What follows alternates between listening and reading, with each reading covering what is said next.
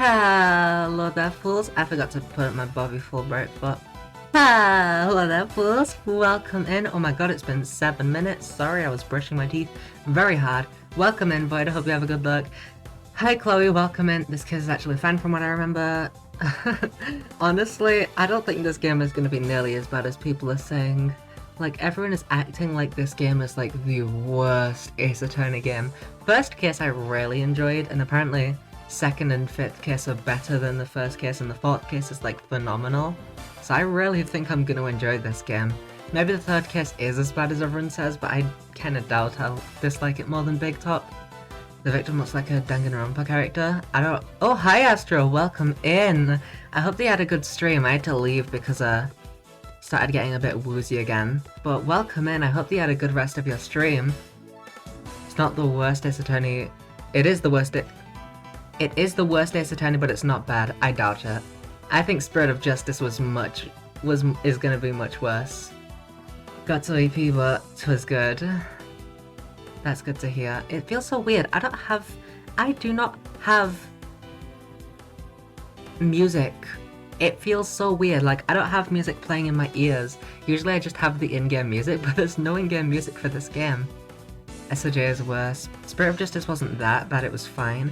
For me, it's pedos and pervertedness. Whenever there's pedos or pervertedness, that makes me not like it. That's why I hated Big Top with such a passion, and why I hated Spirit of Justice with such a passion. Not that there's like a lot of pedos in Spirit of Justice, there's just like two very big, like, pervert plot points in Case 2 of Spirit of Justice. With like someone filming Bonnie's legs the entire time being really creepy about it, and like there's this one thing, it's not like a big plot point, but it's just like you can examine like an old man, and there's like dialogue like, oh, he's looking at the picture of Trucy really weirdly, and it's just like, oh, that's weird, and then they like don't bring it up ever again. It's just so odd and just horrible. I don't remember the exact dialogue, but it was really creepy, I remember. But yeah, Spirit of Justice was like annoying, but I don't think it was like that. I don't remember why I hated it, but I really didn't enjoy Spirit of Justice. I feel like the way the case is laid out in Spirit of Justice is very odd too. That as well, I feel like Spirit of Justice can't work that well because of the way, because they wanted case 1 to take place in Korean, obviously, because it's like this new area they want you to explore at the first case, but then that kind of doesn't work with the rest of the game, you know? Like, I love Turnabout Storyteller, but the momentum between Case 3 and Case 5 was, like, stopped, yeah. Case 5 is, like, 2 cases. Turnabout Storyteller is, like, a great case, but it doesn't fit at all. Like, break them up, break up the cases, yeah. The thing... Because I feel like Nayuta being in Japanifornia is kind of odd, you know?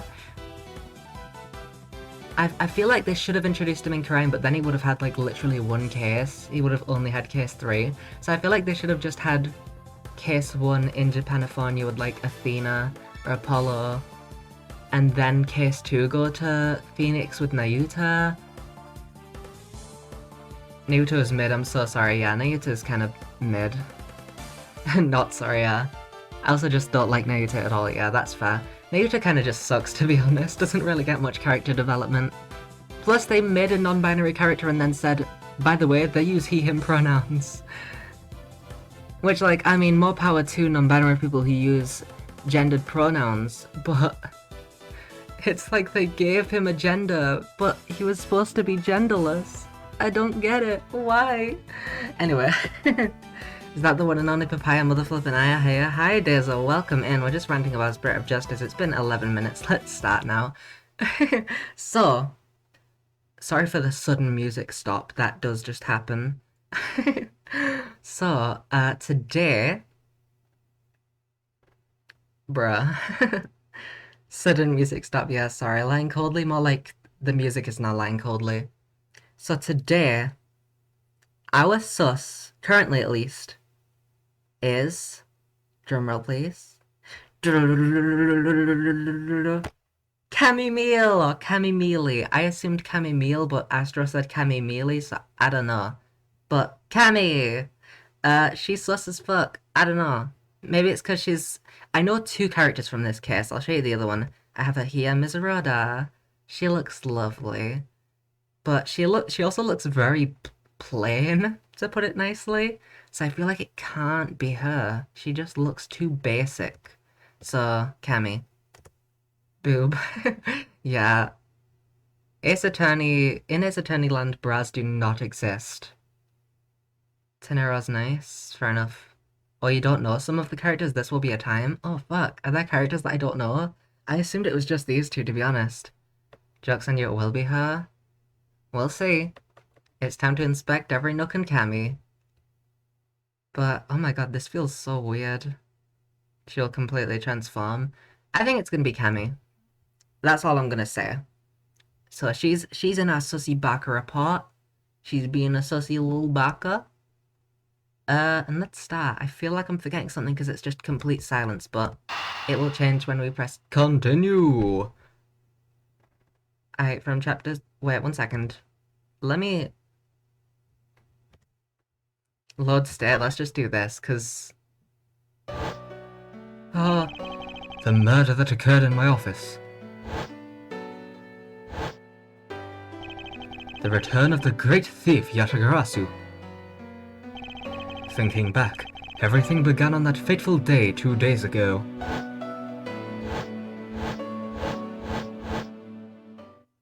Two days earlier. Oh fuck, Edward's dead! He's the victim! Damn. Oh, it's wine. Never mind. My bad. My apologies.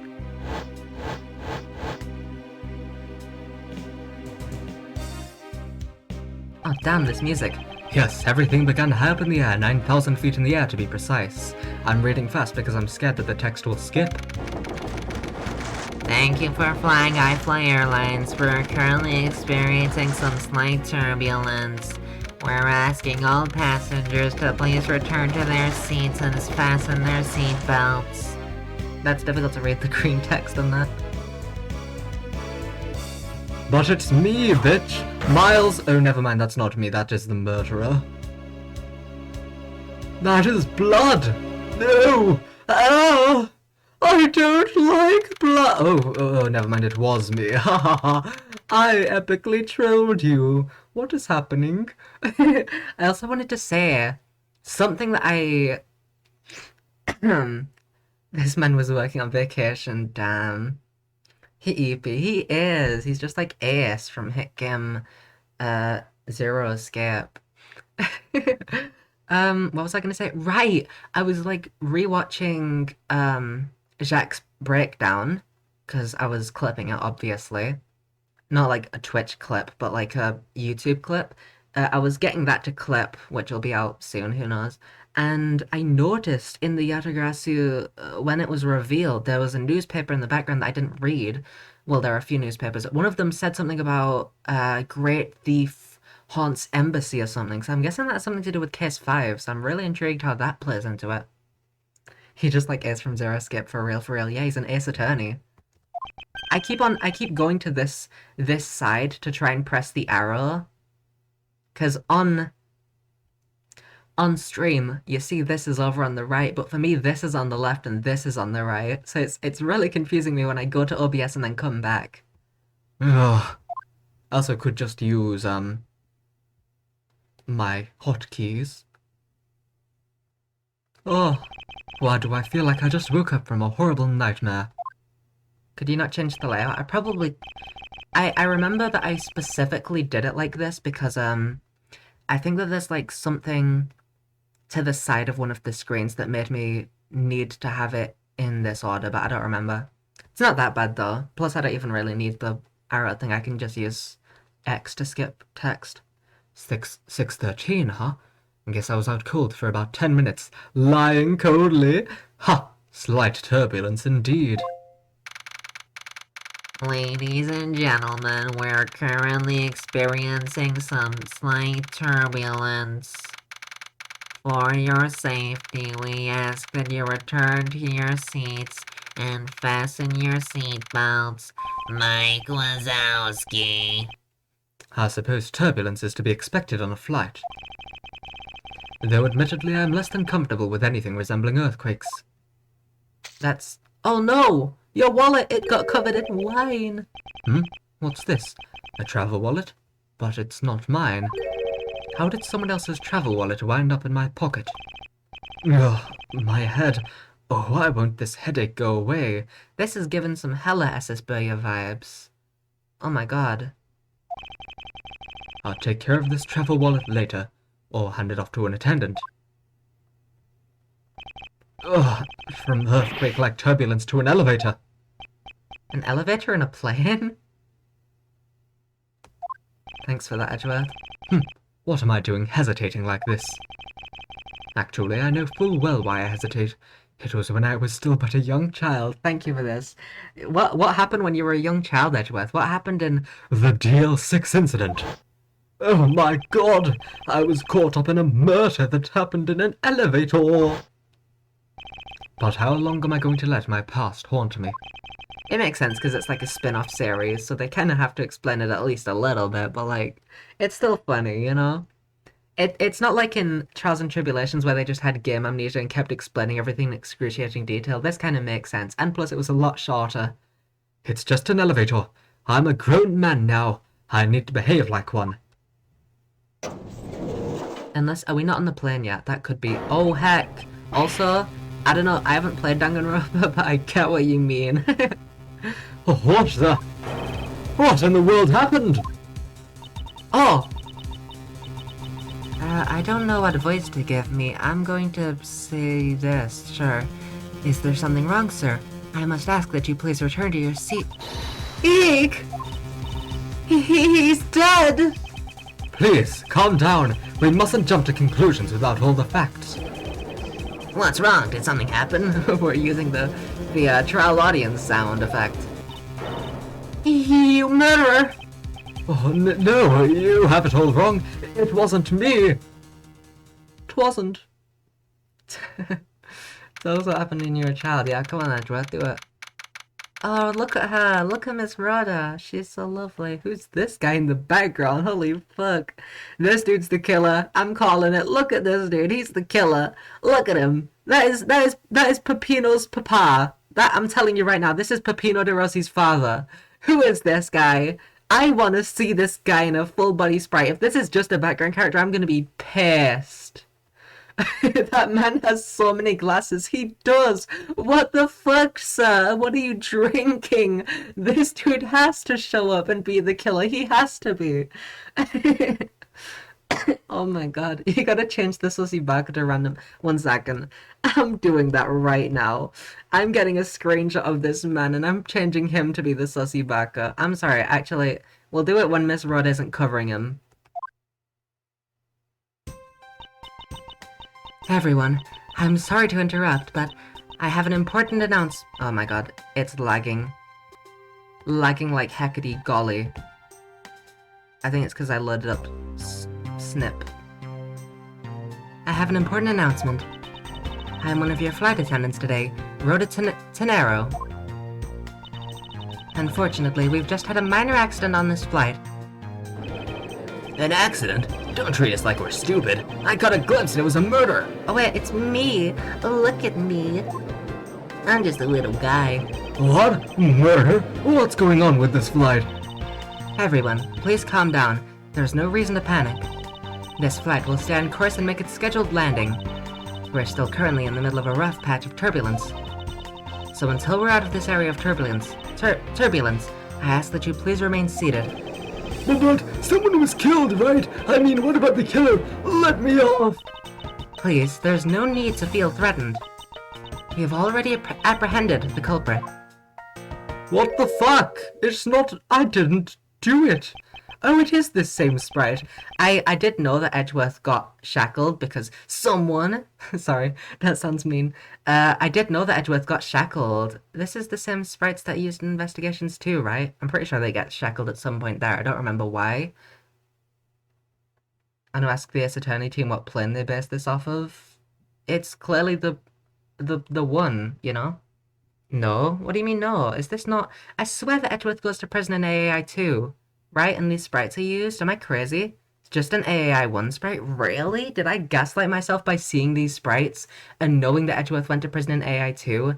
And he visited the prison. Yeah, in case 2, but in... Am I crazy? In like case 4 or something, he got locked up. Right? Am I crazy? Am I crazy? Am I crazy? You're gaslighting me. He does go to prison case 4, yeah. And I could have sworn these sprites were used, but maybe not. I don't know. He talks to Blizz in a jail cell. I don't remember exactly, but I don't remember this sprite for it. Who knows? I thought that this sprite was used, but it could not be. I ask that everyone please remain calm. What the heck is he talking about? I'm Wendy Oldbeck for some reason. Why should we remain calm? My name is Mars Edgeworth. I'm a prosecutor, and I assure you I'm not the killer. Ha! Being a prosecutor doesn't make you incapable of murder, buddy. Now you listen here. I'm not the killer. I simply found the body. Hi, Miss Rhoda. So you say. However, I'm sure that you are the perpetrator of this crime. I swear on my honor as a professional flight attendant. Oh, is that right? I know what I saw. And there's even very strong incriminating evidence to back me up. What kind of incriminating evidence is she talking about? We've already alerted the proper authorities at our destination. Until we land, you will remain in our custody by the powers vested in our captain. I'm very sorry, but please understand our situation. Your situation? I'm more concerned with mine and the direction it's going in. I'm not about to just sit idly by while I get accused of murder. Mr. Nero, is it? Yes? I was wondering if you might give me a chance. A chance? To do what? A chance to plead my case. And a chance to ask what you meant by incriminating evidence just now. To accuse a passenger of such a grave crime without allowing him to give a proper defense. Can the professional flight attendant inside of you really call this action righteous? You have a point. Very well. I'll listen to what you have to say. But be wary of what you reveal. I'm afraid you'll only look even more suspicious if your explanation fails to satisfy. I also do not have time to deal with you all day, so please make it quick. Of course. As you wish. I have to defend myself, like that man! He wouldn't defend himself. I'm going to be my own prosecutor, and I'm going to do such a shit job that I get off scot-free! Good. Very well then. Let's get started. I know for a fact that I didn't kill that man in the elevator. That man! What I don't know is what sort of evidence she has up her sleeve. But I'm certain it doesn't fit with how the crime really occurred. Aha, I'm going to logic your bitch. What? That doesn't make sense. I'm going to logic your bitch. I'm gonna logic the bitch out of your fuck. That's right, fuck. I'm going to bitch the fuck out of your logic, bitch. Sir, are you okay? Do you need help? Sir, what does this mean? I swear to tell the whole truth as a professional flight attendant. Unfortunately for you, Mr. Edgeworth, I'm certain you are the killer. The scene I saw in front of the elevator. It was you, standing there with fresh blood dripping off of the murder weapon. What? That's a lie. Is she just the killer? That is just a lie. That's just a lie. Unless there's gonna be like a Furia Tigre. So, if you would please cooperate, we'll turn you over just as soon as we land. What? You're lying! I don't get it. That's it? That's her evidence? I don't think you could ask for a more perfect witness testimony. Wouldn't you agree, Mr. Edgeworth? Not really.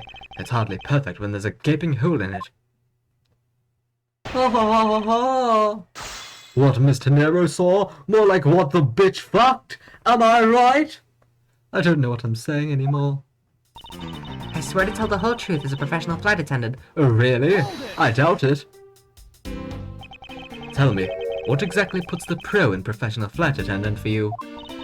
Well, it means we're very professional about how we take care of our passengers. Services like fetching papers and responding to calls are done with speed and accuracy.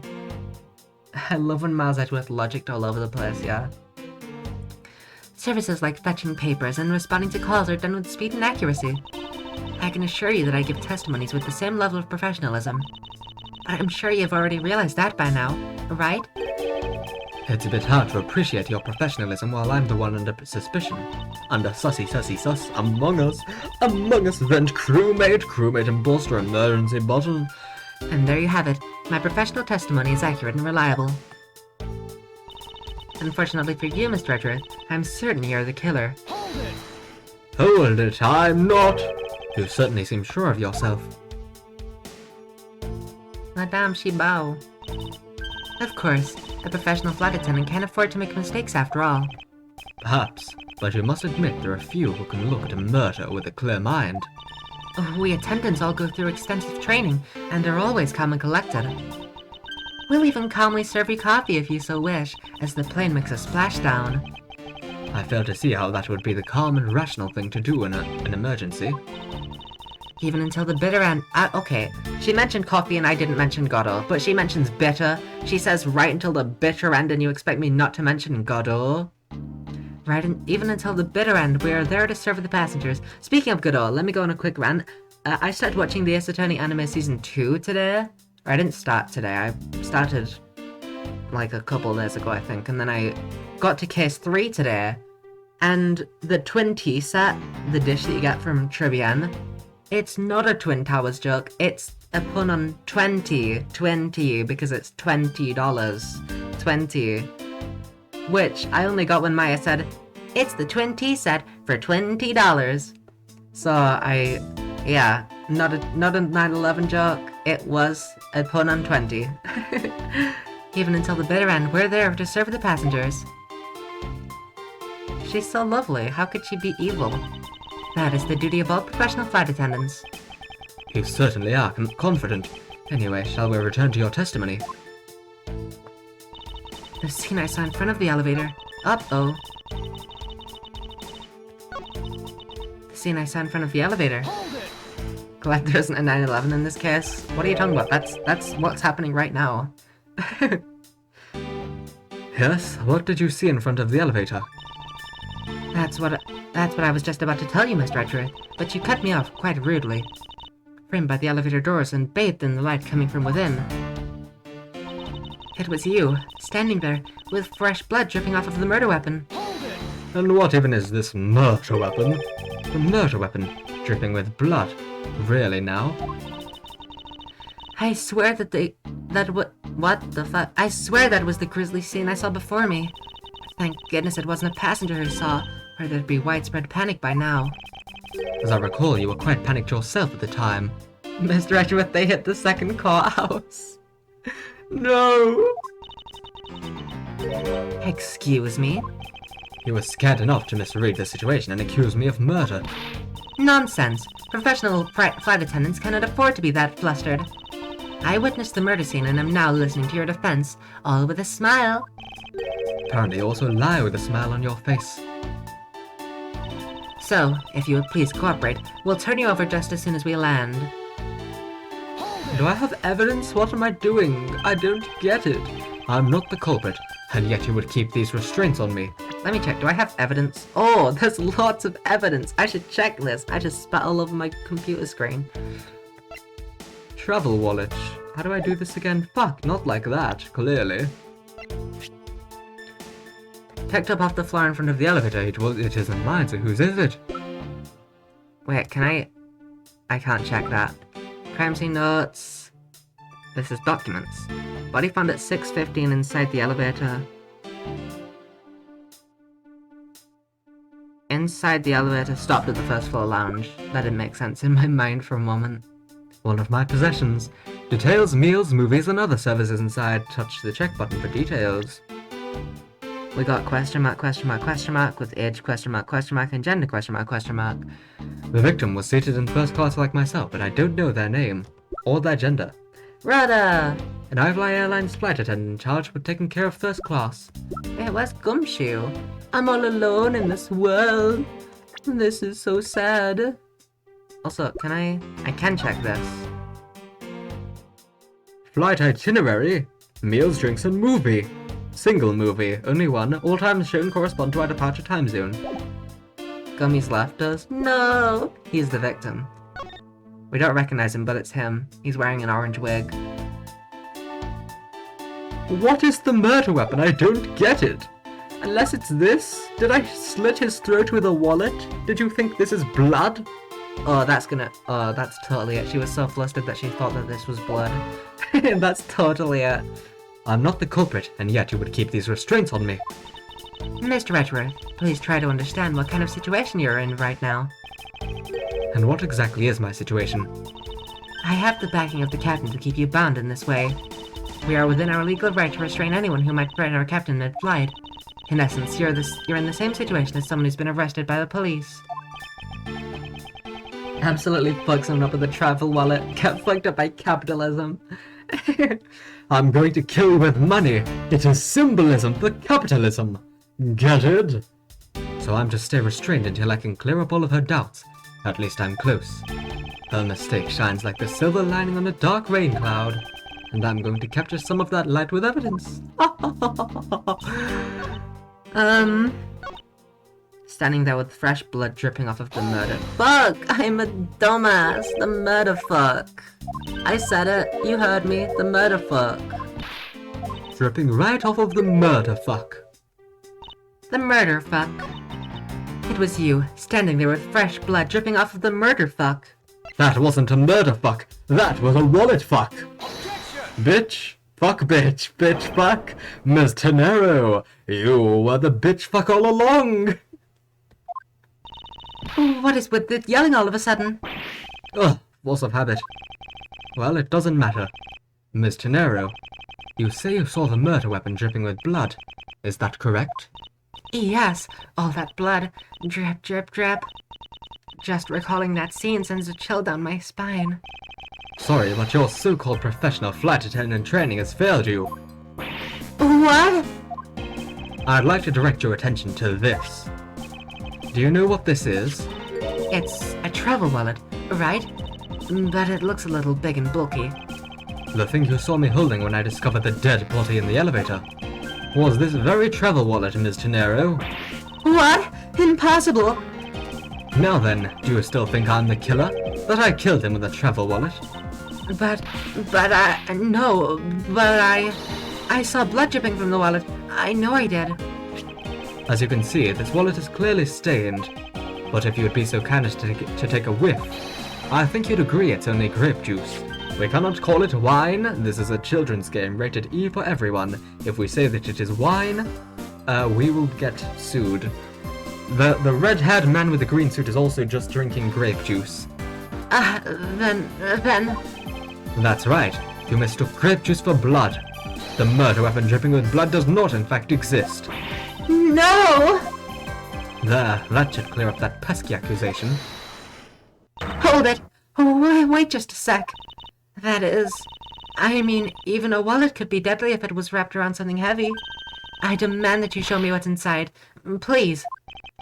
She's trembling, and the tacked on please at the end. Sounds like I've got her.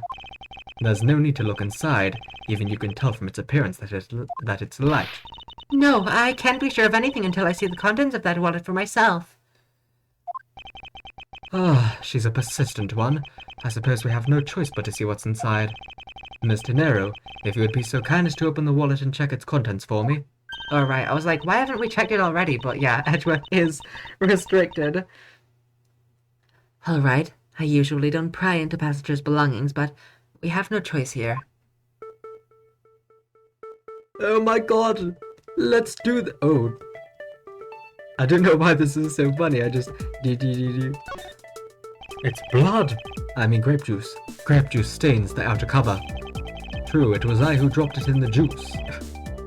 I dropped it in the juice. However, I didn't do it out of ill intentions. I swear I didn't drop it in the juice out of ill intentions. I swear it to you. How the fuck do I open? How do I open? I don't get it. Oh, there it is. It seems that this passport is all that's in here. As you saw, there was nothing but a passport inside. This renders your wallet was the murder weapon argument moot. Wouldn't you agree? I have many moots on Twitter, on the Steel Samurai Twitter. All of them are big fans of the Pink Princess as well. Wouldn't you agree? Hold it! Please, hear me out, Mr. Edgeworth. What is it now? Well, I was wondering, whose passport is it exactly? Can I take a look? Why not? I'm rather curious myself. Pink Princess. Oh! I don't know if I did. Did I say this? I don't remember, but I was gonna say, if I didn't, that this is definitely the passport of the victim. I don't think I said it, but... Got it? He does look like a Danganronpa character. I haven't played, but like, he does. Pink Princess is mid. Edgeworth on Twitter. The Pink Princess is actually quite mid. It is not a good sequel, no matter what you may say. It has false diversity. I don't think that a female should be the main character. Type P. Acme Hicks. Republic of Boginia. Sex signature. Oh, sex M signature. Just as I thought. This travel wallet belonged to Mr. Agby Hicks, which makes it the victim's property. I love when the signature is... Yeah, that's what I do for signatures, I just scribble. You stole the victim's wallet, didn't you? How dare you! You said it yourself. You claimed to be holding this wallet in your hands when I found you. Ugh. Perhaps I did misconstrue the wallet for the murder weapon, but it seems that I wasn't wrong about who the culprit is. You gotta look up Byakuya Togami on Danganronpa. We need a comparison. I can't pull it up on stream, but I will look them up.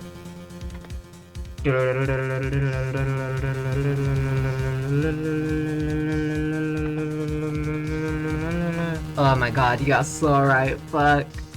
You're so right. Oh, I hate how right you are. Yeah. It's literally the same character, yep. But it seems that I wasn't wrong about who the culprit is. Oh my god, why are you doing this? You fuck bitch! You bitch fuck! You little fucking fuck bitch! You bitch fuck, you bitching fuck, you fucking fuck! Mr. Nero's logic, but only I have logic. As you claim, the murder weapon is not the travel wallet. However, it is something you stole from Mr. Hicks after you had done with the vile deed. Sorry. I don't know what a vile deed is, but a vile deed. Have to put emphasis on the vile, not the... It's not a vile deed as in like a vile is like a noun, something that you do, or a verb rather, I don't actually know. One of those two.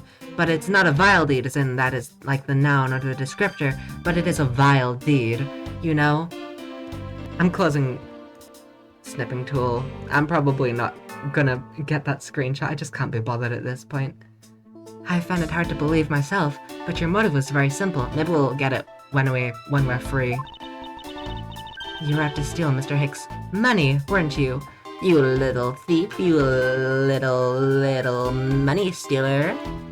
Pluto says hi, she's downstairs with me. Hi, Pluto. Wait, no, I'm not falling for it again. Last time that you said Pluto says hi, there was a 096 right in front of my eyes and I didn't see him, and then I died. I'm not listening. I'm not listening. Fuck you, Pluto. Fuck you. Sorry, Pluto. You were out to steal Mr. Hicks' money, weren't you? What the fuck, you fuck bitch? So even though I didn't have the murder weapon on me, you still suspect me, I see. Bruh. Listen, I died last time that I said hi to Pluto. I'm not falling for it again. You stood up at the crime scene with the victim's wallet in your hands. How can I turn a blind eye and not suspect you of foul play? Cancelled? I don't even care. She is not even a good dog. That's right, I said it. I said it. She's a bad dog. Yep. I said it. I said it. As you claim, the murder weapon is not the travel wallet. Well then what the fuck do you want from me? That's not right. Oh fuck. Z? Q. There we go, Q. Oh, I figured out that the press key is Q. You never saw this coming, you fuck bitch. I asked for her opinion on Vidaway. I'm gonna wait for you to spell that word right, because I'm guessing that it's not that you misspelled a word because you're a dumbass, because you're kind of an idiot, because I turned American, so you're kind of a fucking dumbass, kind of a fuck bitch, if I do say so myself. Shouldn't that be proof enough for you that I did not murder the victim? Not at all. Oh, and why not? Because that wallet may not have been what I thought it was. However, it is something you stole from Mr. Hicks after you're done with that vile deed. You think I stole it? Yes, I'm very sorry to say it, and I wouldn't usually be so rude, but it must be said. I never thought I'd see the day, but here I am calling a passenger a thief. Maybe I should put on a serious face and say it more directly. I believe you removed the wallet from the victim's personage. It really doesn't matter how you phrase it. What I'd like to know is why you think I stole Mr. Hicks's wallet. I find it hard to believe myself, but your motive was very simple. I don't think I have any sort of motive to speak of. I have never met Mr. Hicks before, and our only connection is this one flight. But that is more than enough of a reason. How do you figure? He was sitting in first class, and I think the implication is quite clear. You were out to steal Mr. Hicks's money, weren't you? Hold! I'm pissed! You think I was after his money? Where did that what the fuck is this word? Where did that cockamamie idea come from? Where did that cock come from?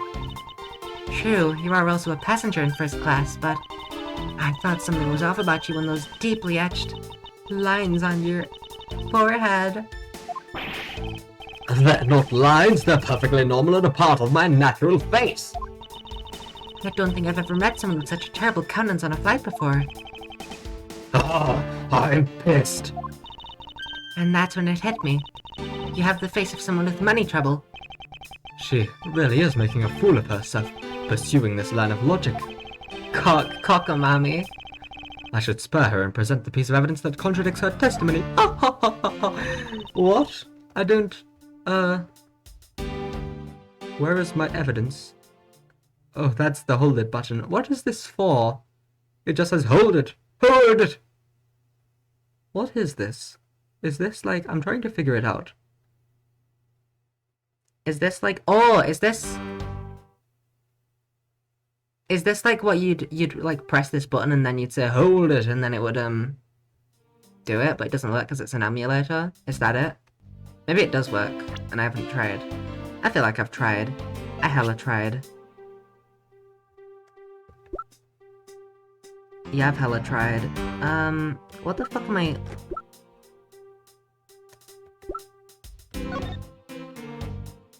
Oh, there's money everywhere. I get it. There's money! Money! I love me some money. I was out to steal his money. Well, guess what? Money! Ah-ha-ha! I wonder if I might get a word in, Miss Tenero. What is it now? Miss Tenero, I wonder if you noticed the contradiction within your own testimony. What are you talking about? It's simply impossible that the motive for this murder was monetary theft. One glance at the crime scene should have told you that. What about this scene would prove that the motive for the murder was not the money? Well, the victim was wearing glasses, his hand was out, what's that, like a credit card? Yes, he was wearing a suit, you see. A red tie! It was the elevator! Take that! Money! If I may direct your attention to the things strewn all over the floor. That's right, the floor is covered in bills and coinage. Coinage? Oh fuck, I pressed Alt! By your rationale, these were the very things the killer was after. I think we can assume that the wallet fell during the victim's struggle with his killer. And I would think that the killer would have noticed something like money scattering everywhere. Furthermore, as you can see, there was no effort made by the killer to gather the money. But the wallet... Coinage is such a pretentious word, just said coins. Yeah, what the fuck? Coinage? Bro, is that even a real word? Ah yes, the wallet. You will also recall that the only thing in it was Mr. Hicks's passport. If you're really insisting that it was a crime based on greed, then you're claiming that it was all for an empty travel wallet. Forgive me, please. Hey, what the heck? Are you saying the attendant's wrong? So that guy isn't the killer, I'm on the old bag again. Ha! Don't believe it, everyone. It's a trick. Will you all please be quiet?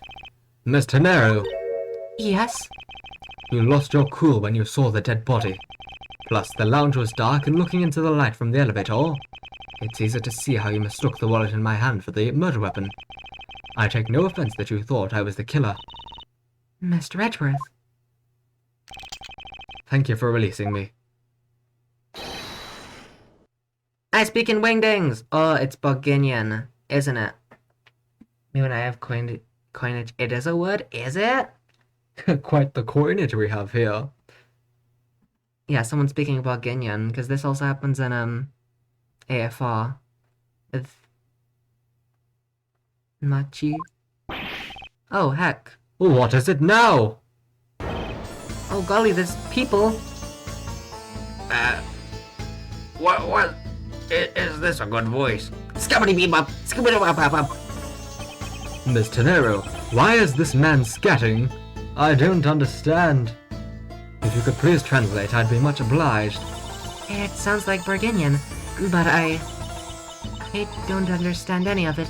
There's another attendant on this flight who... Cammy? I almost said Maggie.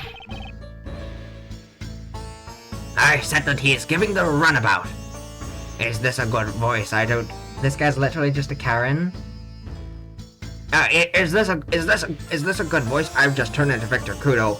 Is this a good voice though? Who am I? What is this music? This fucking goes off, Jesus. I said that he's giving the runabout. Oh! I don't require an interpreter. I speak English just well, see? You, the attendant. Yes, sir. I want this person to be under the arrest until we arrive at the airport.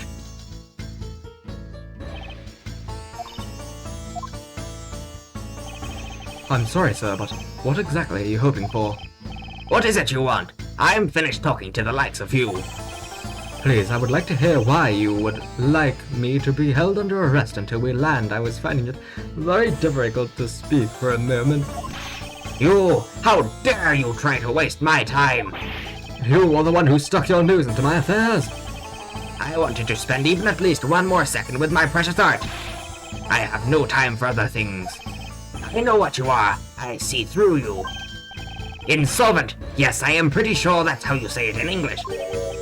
Well, I'd hope that I don't dissolve in water, but I don't think that's what you meant. I'm sorry, but I don't think I caught your name. LeBlanc? Like Persona 5? Oh my god. I am Zinc LeBlanc II. I am a very wealthy man in the Bourguignon. But I am not an ordinary rich man. I am an art dealer, a rich seller of beauty. Mr. LeBlanc, what did you mean just now? Pardon? I don't know what, like, accent. I don't even know if Bourguignon is a real place. I'm gonna be perfectly honest with you. I have literally no idea. I'm looking it up right now. I'm just gonna look up Bourguignon. Because I don't know if it says a real... It says Ace Attorney. Yeah, it's a made-up place. That's good to know. Bourguignon isn't real. Yeah, I wasn't entirely sure. I was pretty sure it was made up.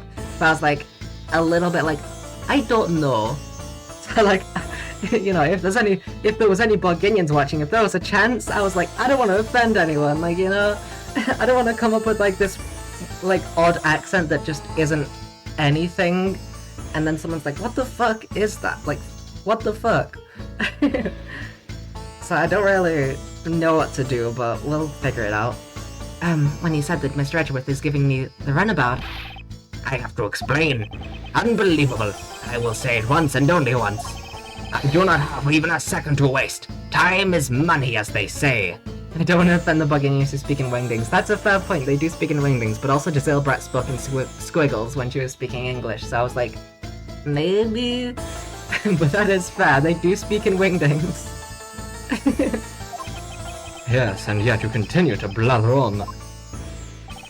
I saw it. Yes, I did. I saw the victim go onto the elevator. Going down to the lounge. It was exactly at 6 o'clock. And what's the significance of that time? At 6, he says. Oh, wait, you saw him at 6? What? Ah, what's the matter, Mr. Edgeworth? He understands, I see. Miss Attendant, what time did you discover the body? Well, it was a little after that patch of turbulence, so I would say around 6:15. Ah! Hicks was his name, was it? And I say that man Hicks was killed in the 15-minute time span. And the only person in the lounge at that time was this prosecutor, yes. So strong hot car, he loves 10 has a pocket watch. That's so strong hot car. Look at his face, he's red. He's like, "Arr." Yeah, I was in my seat the whole time! Wait, here he is, one second.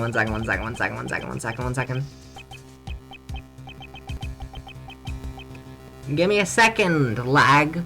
I gotta snip this guy. I gotta snip and sketch. He's a tomato. He is. As I said tomato, are you proud of me? I didn't say tomato. I said tomato. I'm such a little American. He drinks grape juice? He does.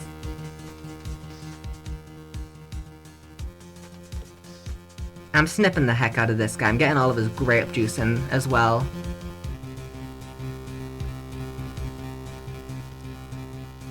I'm calling him the Grape Man. And he is now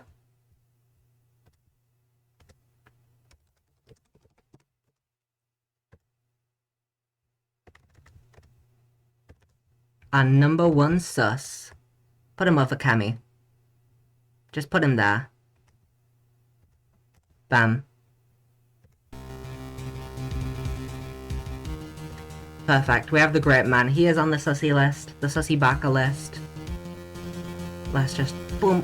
Cammy's gone. The Grape Man. It's him. Me too. I was watching the movie and enjoying a fine glass of grape juice. Like, this dude's just gonna be a passenger. He's never gonna have, like, a full-body Sprite, but I don't care. He is sus as fuck. Look at him. Look at him. I was deleting. Still haven't finished, see? The other passengers have an alibi, so you have no problem with them, I suppose. No complaint, I see. Not a single word against this, right? I have no way of discounting what you put forth at this point, but it wasn't me. Oh, so you say. But do you have, what you say, the evidence? Mr. Edgeworth, were you really the culprit after all? Mr. LeBlanc, I suppose you are quite certain in what you saw, enough to give testimony. Oh my god, why are we doing this again? I just want to be a free man, and I want to be a little man, and I want to find out the murderer. And I want to find out where the fuck Dick is. Where is my Dick? My poor Dick, I've lost him. I've lost my Dick, Mr. Nero. I don't know where it's gone. Dory, investigate this note across his gum. Oh, thank god.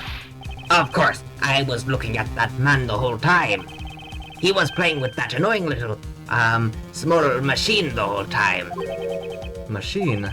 Yes, that's why you people call it English, right? I thought he was going to say right, but he said yes. It was making me crazy with that click, click, click. From that description, it sounds like some sort of small computer. I believe what Mr. LeBlanc is talking about is a cell phone. I have to say that I did see him playing with it quite a bit myself. A simple cell phone? A laptop or organizer I can see, but that's kind of low budget. I hate that noisy little machine in his hand. Not a fragment of beauty, all it produces is ugly sounds. Anyway, I know what I saw. Mr. Nero, Yes? I was wondering if I might be granted permission to examine the crime scene. What? You want to examine the crime scene? If you would grant me a little measure of time, I'm sure I can produce the real culprit. I don't like the sound of that fox in the duck pen. Yes, I think that is how you say it in English. I don't think this dude's the killer. I'm gonna say it right now. He's acting way too aggressive to be the killer. If he is, that's boring. It's Fox guarding the hen house, and I believe my innocence was proven earlier. Well, I've never heard Fox guarding the hen house, so shut up, Edgeworth, you bitch. And if I'm given the chance, I can clear up all the remaining doubts. Bitch! You little fucking dumbass! You little dumbass! You fucking bitch! You bitch fuck! No, sorry, I reserve that only for Miss Tenero. She is the bitch fuck around here. Miss Tenero, if you wait until we arrive, there is a good chance that you will still be a bitch fuck. There's a good chance that some evidence will have been destroyed by then. You are our resident bitch fuck, Miss Tenero. What is a bitch fuck, Mr. Edgeworth? I understand. Let me see what the captain has to say. This should not be approved. Please, Mr. LeBlanc. In an emergency, all decisions are to be made by the captain alone. LeBlanc is the fuck bitch, Tenero is the bitch fuck. Fuck bitch kind of goes hard, I don't know why. But those two words next to each other, just fuck bitch, that goes fucking hard. That'd be like an awesome name. Or like a job title. Yeah, I'm the fuck bitch. That goes hard. Bitch fuck not so much, but fuck bitch, that goes kind of hard. Now, please wait here while I go ask the captain what to do. I'll be right back.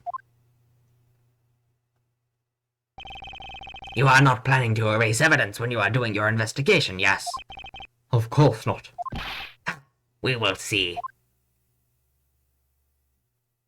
Who knows, maybe the other passengers do get more than just tiny sprites. I feel like it's going to be like Panda, where like they show up but they don't actually get, you know, full body, or like, I guess they have full body sprites. You know what I mean? Big sprites.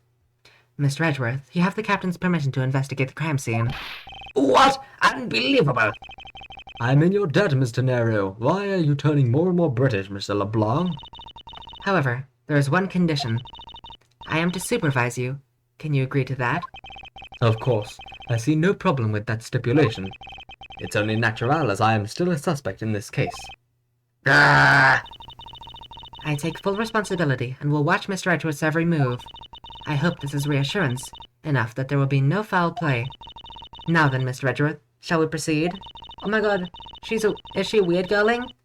If you should need my help with anything, please— oh my god, please feel free to touch the partner button. You're— Mr. Nero, are you asking me out? I'm gay, Mr. Nero. You bitch fuck. It's time to head to the scene of the crime, the first floor lounge. Weird girl Tenero time? Oh my god. This is so exciting.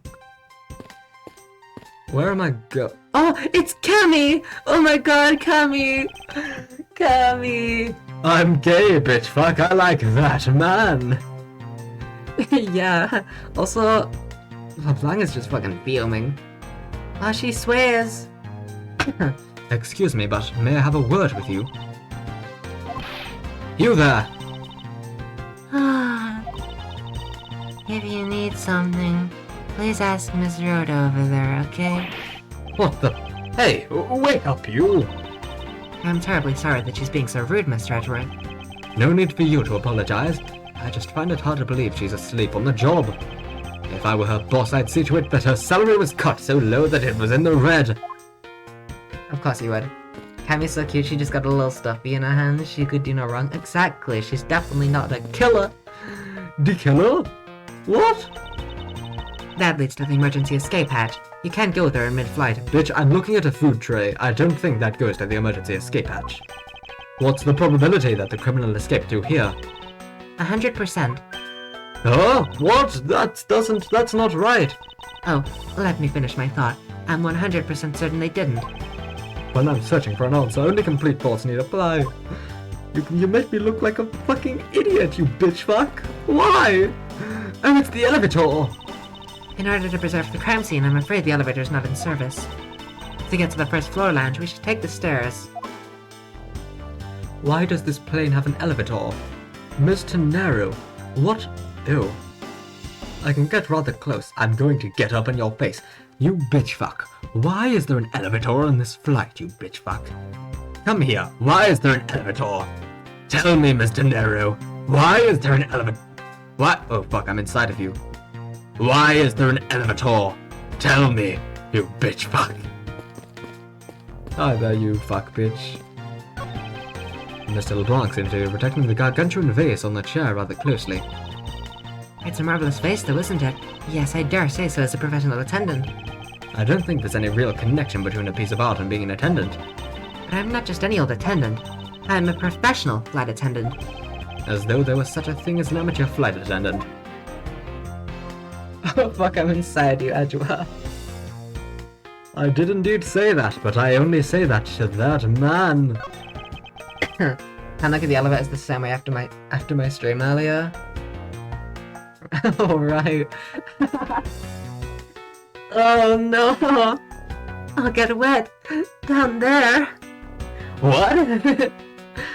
This was Mr. Hicks's seat. I don't see the machine Mr. LeBlanc was talking about. I know, yeah. Oh god. Golly. Also, sorry, I'm coughing a lot. I've been sick since the 29th. I might have mentioned that last stream, but I was especially sick today. I was better, but then I got really, really sick again, and I also had a coughing fit. But, I'm pretty much better. I'm better enough that I decided that I would still go along with stream. But also that's just because I really like this game. I'm really enjoying it. Like, I don't know, maybe it's because it's the first game that I'm like, you know, completely going into it blind in a while, because the last time that happened was DGS2, and that was like, I want to say September last year was when we finished it or something. Me too for a bit, but I'm getting better. I'm almost all the way better. That's good. I don't know why we both got cursed with the sickness at the same time, but we're getting better at the same time. Perhaps it's in the elevator. Maybe. We should probably head down to the crime scene now. I don't want to. I want to examine stuff. Let me have my little party. Oh my god, there's chess! There's chess! Where is the chess set? It's my seat. Unfortunately, I didn't bring anything particularly useful for an investigation. It's not as if I'm constantly prepared for such a thing to occur. Hi there. Wait, we get to talk to the passengers? Oh my god. Don't get near me, you criminal.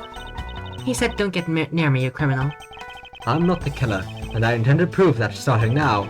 But that's contrary to the facts.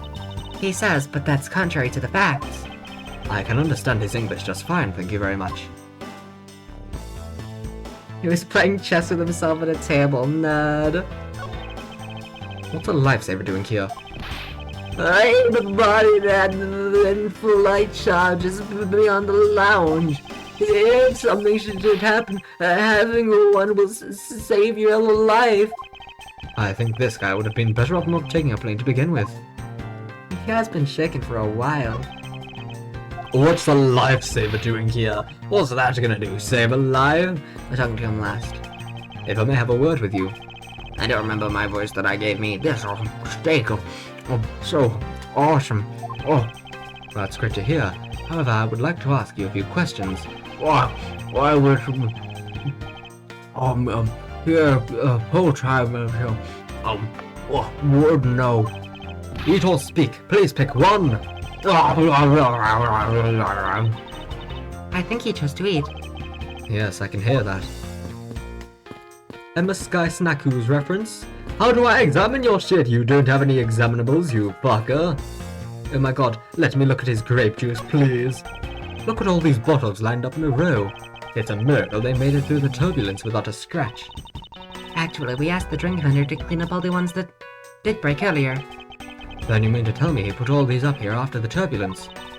I'm simply thrilled to have someone so interested in the variety of drinks available. I don't think anyone should drink this much. There's such a thing as overhydration. I want to talk to you, please. Hey, miss. How about another glass? Excuse me, but I was wondering if you knew anything about the murder. How about it? How about a glass together? Sorry, but I must decline. I wasn't talking to you. I was asking the cute attendant. I'm sorry, but I'm on the clock right now. But if you need a refill, I'd be happy to bring you another glass at any time. You got it, Toots. You got it, Toots. You gotta talk to Mr. Gretman Van Ziek's car. He is Sir Van Ziek's car. Well, that's no way to talk to a lady. Oh my god! What the fuck? We're in a different area! What? This is the first time I'm going to a new area of my own volition. This is the first time this is happening. A new gameplay mechanic has been introduced. Alright, we're not in that area anymore, so I'm sorry, Mr. Sir. But you are now dead. What are you talking about, Toots? We're getting Cammy back. I love doing little sound effects for them dying and appearing.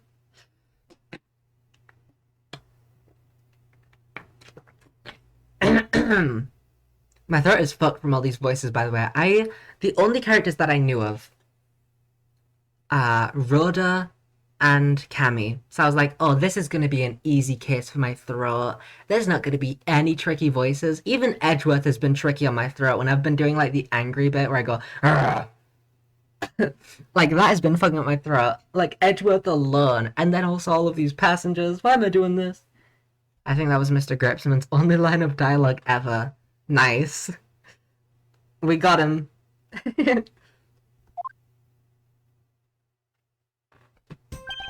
I want to thank you for your help back there, Mr. Nero. It was nothing. You should thank the captain for granting you permission. And just so everything is perfectly clear, I still don't trust you to that extent. I don't want you to think your standing with me has changed.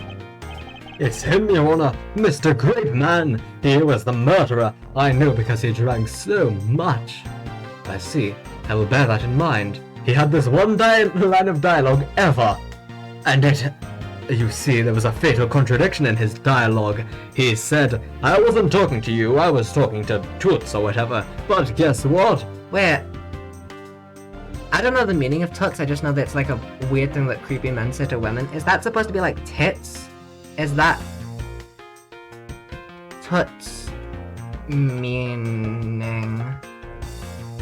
No, not in Hindi. I mean... Urban Dictionary, sure. A girl who really... I'm not reading that. You can look it up if you want, but that is not... I hate Urban Dictionary. Oh my god, it's just... Okay. I can't... I'm not gonna find a good definition, holy fuck. I see. I'll bear that in mind. I received an order from the captain earlier. He wanted you to know that we reserve the right to stop your investigation if we feel you're not making progress. It's like the equivalent of calling a girl, hey baby, soda. Yeah, that's the vibe that I got, but I wasn't sure if it had any deeper meaning. And when we do, he asks that you please return to your seat at that time. Which is weird, yeah, very weird. Especially if you don't know the person. So my time runs out at his and his crew's discretion, does it? I have to find a way to discredit Mr. LeBlanc's testimony before time is up. I understand. By the way, is there any place you can think of where the killer might hide on board? I don't think so. After every first-class passenger was accounted for at his or her seat, or there, because I'm a professional flight attendant and so I recognize all the genders in the gender binary. I mean, not binary. Not the binary, but outside of the binary as well. I respect transgender people. We made a thorough search of the plane. As for business and economy class, no one can move between those two classes in first class without a staff keycard. Oh, never mind. I don't know. I was about to say it's like could have been a member of staff, huh? And we found no record of a keycard being used at all. Which means that I have a first-class killer on my hand. Mr. Nero loves trans people. I love the transgender community. I respect all transgender people, even the ones who do terrible, terrible things. The other day, I had someone murder someone on my flight, but they were transgender, so I let them go. I'm a very good ally. I'm just kidding. Rhoda is trans. We all know this. At least I know that much for sure. I have a first-class killer, get it? Because it's first class. And one other thing. No one else has been allowed near this crime scene since the murder was discovered either. Begin investigation! Oh fuck, that's a body! What the fuck? That's a dead person! Now then, let's get started. But where should we start from? Let's start with Mr. LeBlanc's statements. The crime occurred between 6 AM and 6:15 AM. During that interval, the only person in the lounge was myself, which would make me the prime suspect. I don't know why I'm talking like this, I just feel like it. However, since I did not kill Mr. Hicks, it means the killer was around somewhere. If we are to believe what you say is true, then yes. The first order of business will be to gather information to win your trust. Oh my god, this is just like Case 2 of DGS. She's Susato. Oh my god. This is just like DGS. Well, there's a glass. These bottles and glasses must have broken by the turbulence. There's quite a bit of broken glass here. Please be careful when passing through the area. Thank you very much for the warning, Miss Redworth. However, no matter how kind you are towards me, know that it does not clear up any suspicions I have about you. I wasn't warning you for the sake of clearing my name. There's a piano! A piano, it's so fancy. I click on the keys and I go dun dun dun dun dun dun dun. It is the Super Mario Brothers theme. This grand piano is the pride of this plane.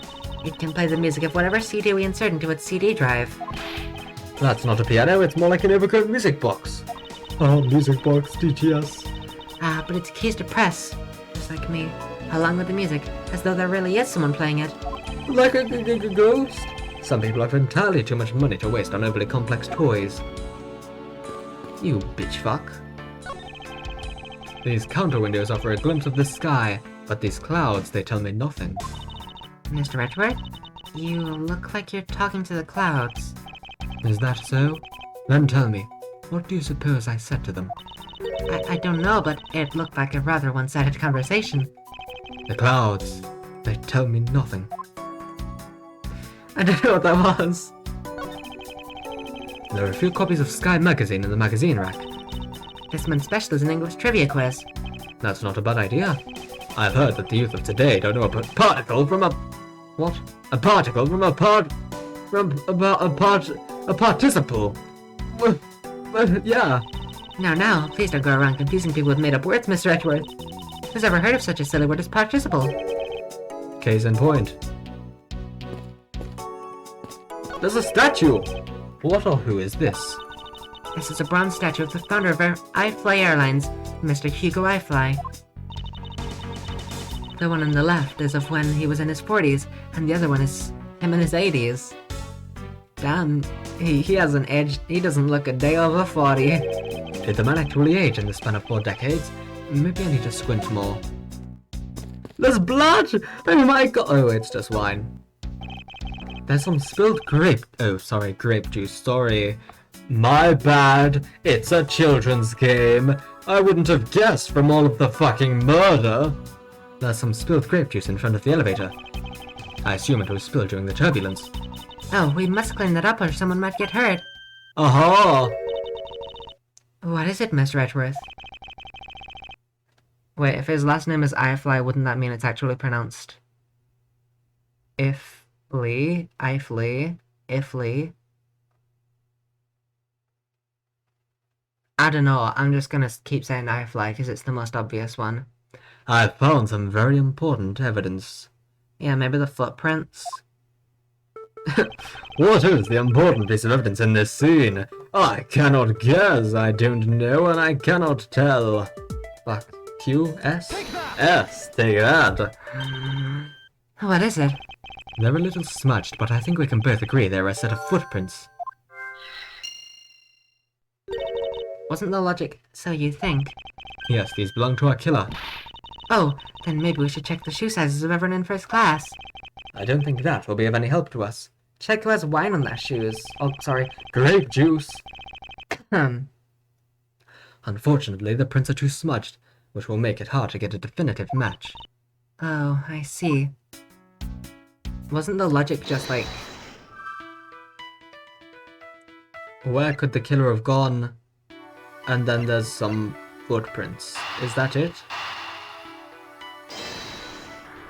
If this is it, I'm gonna cry. Okay, phew. Because that would be really easy. The pieces don't fit together quite right. Fuck my soul! Oh, my legs! What am I doing? The in-flight shop is just beyond these shutters. But we don't have permission to open them, so I'm afraid I must leave them closed. There must still be clues to find here in this lounge. I must remain ever vigilant. Alright, I should check the body. That would be a smart thing, wouldn't it? What floors does this elevator service? Only the first and second, although it can also go down to the cargo hold. However, that requires a flight crew keycard. So the only floors accessible to passengers are the first and second, huh? I won't rest until I've inspected every suspicious-looking nook and cammy. Hi, my dear fellow. He looks like that one guy from Danganronpa. I wonder what was hanging out off of this lanyard. Something's missing from this picture. Now, if I could just put my finger on it.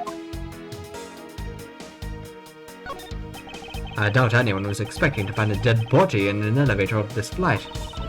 So Mr. Hicks, he's really dead? Yes. She's trembling, although I can't fault her for that when there's a corpse right there. Mr. Hicks, if you're really dead, then please answer yes. I see she's over the trembling now, although a new symptom seems to have appeared. Anyway, I should focus on the victim's body. Let's see. There's blood on the back of Mr. Hicks' head. Could this be the cause of death? He appears to have been struck very hard. Even his glasses are broken. Look at it, it's a little thing. What is this sinister-looking figure on the floor here? Oh, that's a piggy bank of our company mascot, Mr. iFly. It's just one of the many pieces of merchandise we sell at our in-flight shop. This bank is a limited edition and is so popular that we're down to our last one. You have an in-flight shop? Yes, it's just beyond the lounge to the right. The shutter to the store is closed at the moment, but it was open the whole flight up until Mr. Hicks' body was discovered. There's blood on here. Could this have been the murder weapon? The statue of the Thinger! Money strewn all over the floor of the elevator. I would guess it was all in Mr. Hicks's wallet at some point. Well, that's not money, is it? It's a card! You bitch. Is this all? What about his hand? No, that's just more about the body. Wait! There's something in his pocket! There's something in his pocket, oh my lord! There's something in his pocket. I'm so happy that I found that. There's something sticking out of his pocket. Hope you won't mind if I take a look at what's inside. It's a picture. Oh, I know this. This has been investigations too. It looks like it was taken inside a building somewhere. Did you check his lanyard? I think I did. I tried to check his glasses, but it said something about the lanyard instead. Yeah, that was the lanyard. I don't know why. I was like looking up here and it did the lanyard. It's kind of an odd hitbox, but yeah, I did check the lanyard. I was like, was there something on here? Let me... It still says I won't rest until I've inspected every suspicious looking nook and cranny, so I'll look at the lanyard again.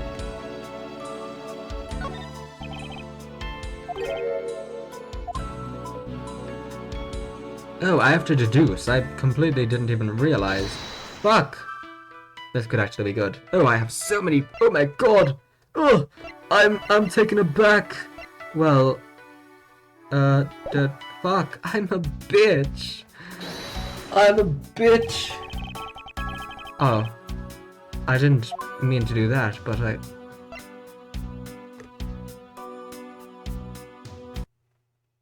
Let me save state. Fuck, I pressed Z. Oh well. I wanted to do logic anyway.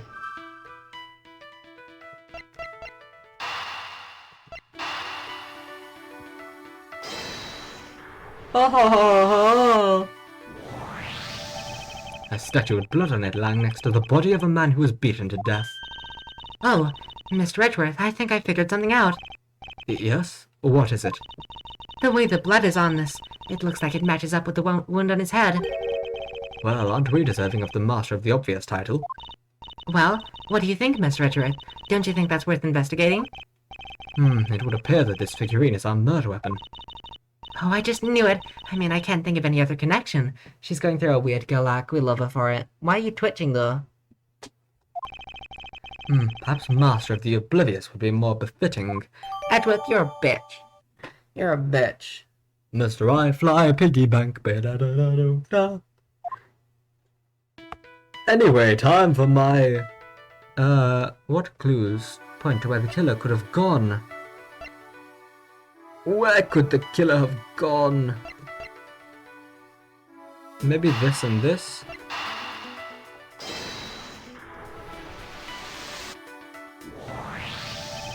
True, there wasn't anyone else in the lounge other than myself right before the turbulence.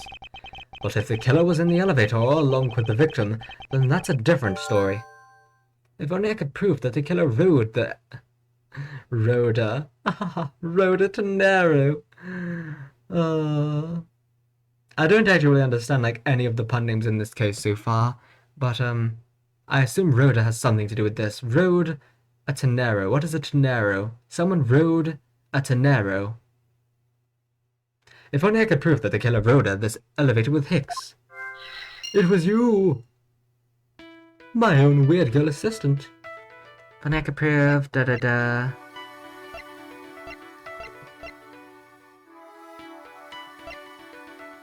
Then the only thing I can think of is that it might be these two, but I kind of doubt it. No, it was. Never mind. I have it! Because it's the footprints, right? But I tried to do that with the, Where could the killer have gone? and it wasn't that, so I was like, it's probably not. I have it! I'm sorry, but I don't understand, Mr. Edgeworth. I can prove that someone other than myself was here around the time of the murder. What? Really? Yes, it's rather simple, actually. The proof is in the pudding, or rather, the grape juice in this case. These footsteps here confess to me this very fact, that someone exited the elevator alive. Seeing as how the victim is dead, that would mean a second person. But couldn't the footprints be from Mr. Hicks himself? Ah, but if you take a look at our victim's shoes, you can see the soles are spotless. Which means... Mr. Hicks wasn't alone in the elevator. In fact, it's quite the opposite. There was actually one other person inside the elevator. Grape juice footprints? What? Right, let me save state, because I have like 2 guesses as to what could have been on his lanyard. Fuck! I wonder what was hanging off of this lanyard. I'm just gonna press the deuce. I think it's either... What's this? Magazine note. I think it is either his travel wallet or the photo, but I don't see why it would be the photo. Eureka! This crime scene completely got... I'm sorry, but where? Ah, I see the truth here in my mind, but I'll try to explain it in a simpler version for you. I'm a little bitch. I don't understand. Alright, let's find more evidence. What's this? I think there was something on his lanyard in the photo. What?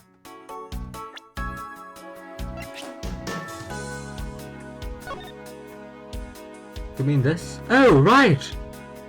It's a red. Is that his phone? The thing he was playing with? Right. Fuck! Z! I'm coming, bitch! I'm going to inspect your nooks and cammies.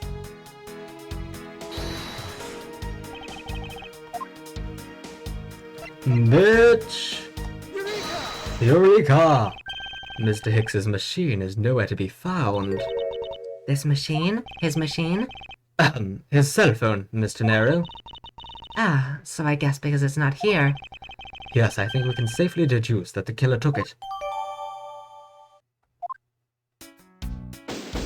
Investigation complete. I'm rejuvenated. My soul is whole. It is complete. What's going on over there? Skibidi-bop, skibidi-bop-bop, scoobity-beep-bop. Scoobity-beep-bop-beep-bop, skibidi-bop-bop, scoobity-bop-bop-dee-dip-ba-da. Unforgivable! This is unforgivable! Do you understand what I am saying? The movie is late!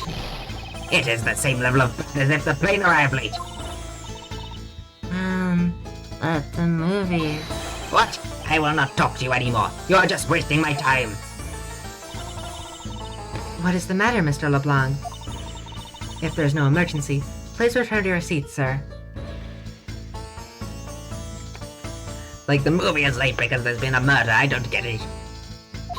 Do not tell me what to do. I need not to sit down. Well, Mr. Prosecutor, did you prove your innocent yet? If you would like, I will prove my innocence to you right now. I have evidence. What? Nonsense. Are you saying my eyewitness testimony is mistaken? Not mistaken, merely that there is room for doubt. I'd be most honored if you could please tell me what you saw in detail once more. Fine, suit yourself. Someone stole the design phone. They did. That's so mean. I am certain that I saw Mr. Hicks enter that elevator. It was when the needles on my pocket watch pointed to the 6 and the 12. The body was discovered 15 minutes after that in the lounge, yes. Then you, the only person in the lounge at that time, must be the criminal. Mr. LeBlanc's conclusion seems to make logical sense. After all, the only person in the lounge at the supposed time of the murder was me.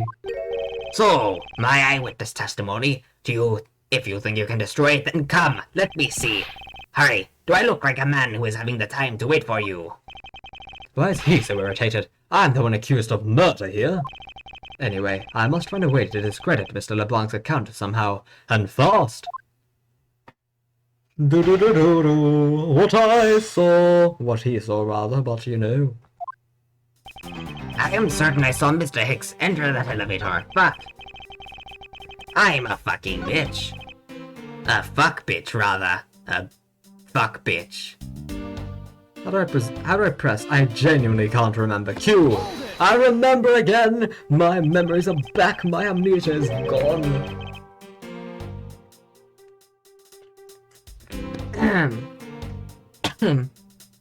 Mr. LeBlanc, were you able to get a good look at the inside of the elevator at that time?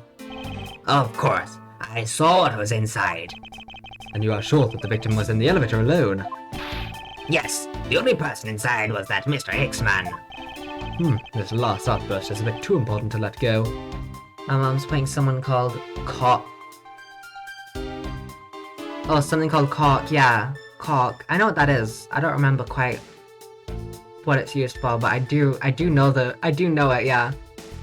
Had to ask the employee where the cock was, yeah. It's very funny. Isn't it? I think it's spelled C-A-U-L-K. Cock. Colk. Cock. You know? This last outburst is a bit too important to let go.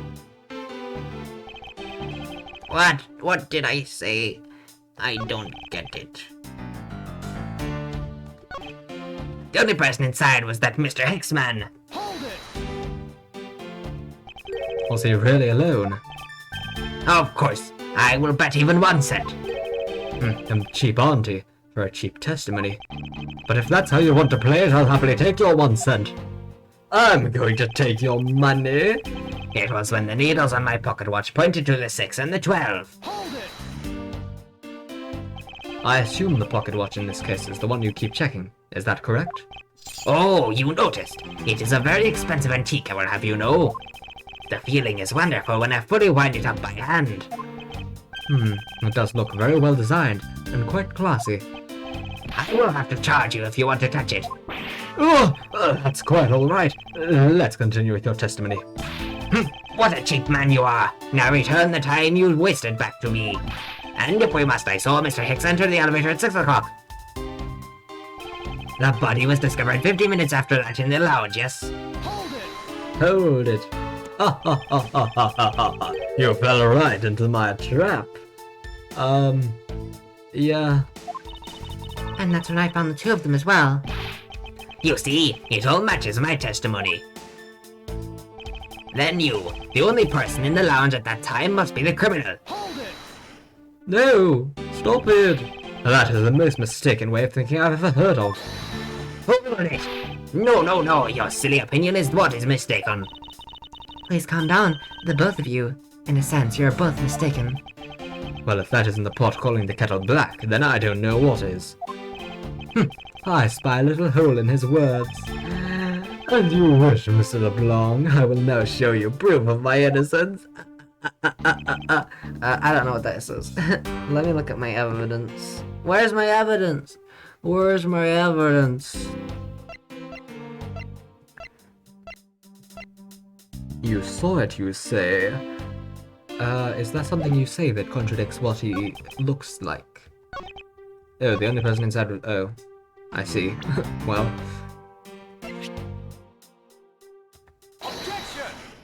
That was easy. I wasn't really paying attention, I'll be honest. I just stumbled upon it. I wasn't really, I'm just kind of vibing, you know?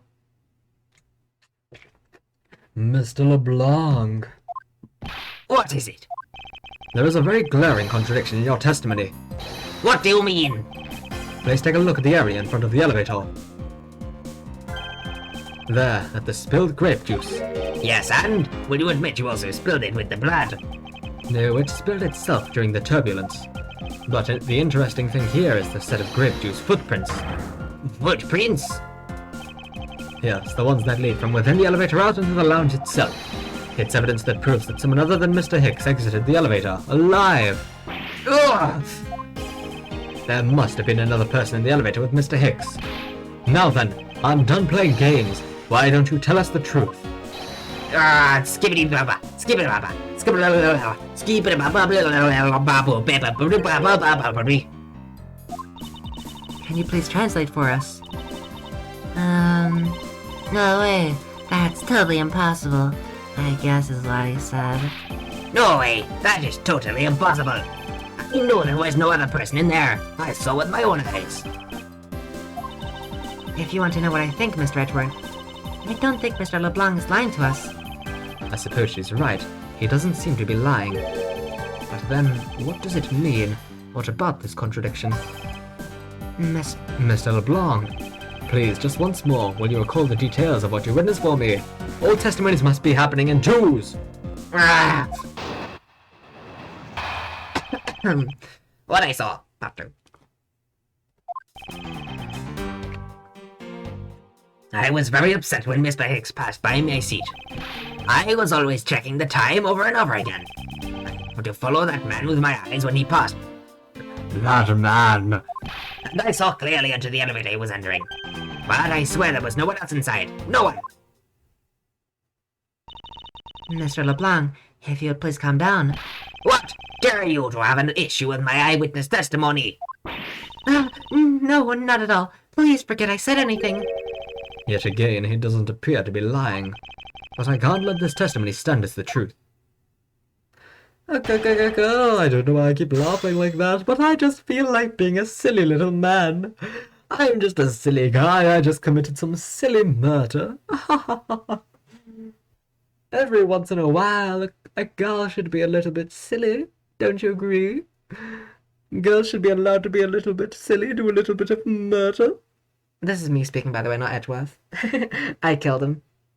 What I saw. I was very upset when Mr. Hicks passed by my seat. Are you about to have a shit? So, you're still upset now? I'm always upset. The only time I'm not is when I have a piece of art in my hands. It's surprisingly easy to believe that about him. But I was even more upset when Mr. Hicks walked by me. I was always checking the time over and over again. Why were you so attentive to the time? Because something unforgivable was happening. Come to think of it, you were yelling about something unforgivable earlier. The movie's late. I was giving a complaint to the attendant about the movie starting time. Return back to me my time, in money. You understand the point. The movie? Is he talking about the in-flight one that's mentioned in the magazine? A summary of the plot and the start time. Interesting. Movie happens at... Yep, about 6. That makes sense. That adds up. That adds up. Da-da-da-da-da-da-da-da-da-da-da-da-da. They were supposed to show License to Love, Laugh, Mayhem, and Murder. I cannot see that movie in my country. You can only see it on international flights. I look forward greatly to that movie. I check my pocket watch whenever possible so I would not miss it. I even set my pocket watch to the destination time when I came on board. So my watch is not wrong. It matched the schedule. But the movie was late. Very, very late. Your pocket watch.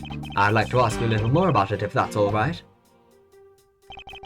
The movie I wanted to see would not start, so I checked my pocket watch many times. So this movie you mentioned, is it the one listed in the Sky magazine? Yes. I was so looking forward to watching License to Love, Laugh, Mayhem, and Murder. Mr. Nero, was this movie shown on this flight? Yes, it was shown at the scheduled time. Isn't it possible you simply slept through it by accident? Nonsense! You doubt me! No! Now stop pointing at me like that! Odd. Why did he miss a movie that he was clearly hoping to see? I checked my pocket watch a great number of times. That much I know for sure. My watch is set to my destination's time. I always set it when I board the plane. You're sure about what you just testified, Mr. LeBlanc? Yes, of course. I am a very busy man. I am immediately busy when I land. Wait, let me go into the organizer, because is that the same movie? Does it say which movie it is? No, it just has a pink spot.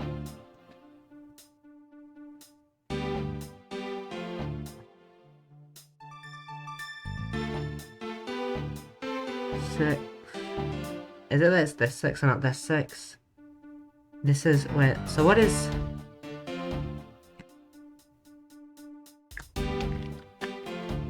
New! I feel like it's something to do with this, right? 6. So you'd think that's right.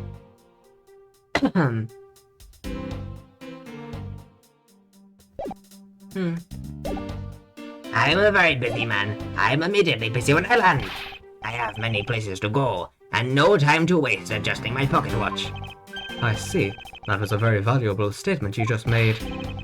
Flatter me all you want, but you will not get 1 cent out of me. That's alright. All I require is this piece of testimony. I happened to follow that man with my eyes when he passed me. Since you only happened to see him, it's possible that you missed something in that glance. Hold it! Even if I only happened to, I did not miss a thing. And how can you be so sure? Just because. I would appreciate it if you didn't take my life so lightly with a simple just because. Well, then I was only making a joke. I saw Mr. Hicks, alright? And I saw clearly into the elevator he was entering. Is it possible that someone was hiding inside? What? You dare insult me! I have belief in my eyesight. When I look for art to sell, I am told off and I have great sight for the arts. I think the phrase you were looking for was great sense, although that's debatable. But isn't it possible someone was just outside your line of sight? You are persistent. I tell you I look clearly. But I swear there was no one else inside. No one! Why do you insist that you're absolutely not mistaken? Because when I say I'm not... What? Because when I say I'm not wrong, I'm not wrong. Mr. LeBlanc, if I may, I think beyond misconceptions and mistakes lies the truth. Funny, that suspiciously mirrors something I told her only a little while ago. I honestly don't think Mr. LeBlanc is lying. I don't think he's lying either. But I think he might be mistaken about something. Mistaken? Yes, and I'm going to correct his mistaken recollection with evidence. And this professional attendant shall witness the prowess of a professional prosecutor. It was a statement. It was over here, I believe. It was... this one? Yes. This one. I just said it was sussy or something. Or maybe it was the one before. I happened to follow that man with my eyes when he passed me. Anything about his personage? Nope. Not at all.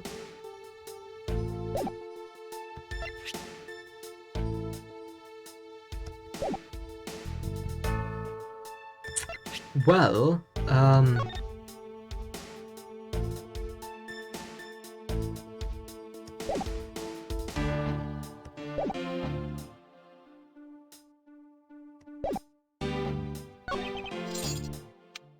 I was said it when I bought the plane. I was very upset when he passed by my seat.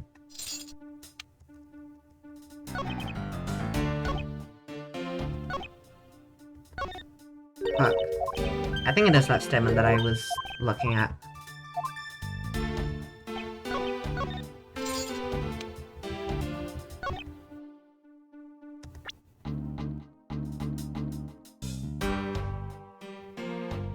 I happened to follow him with my eyes when he passed me.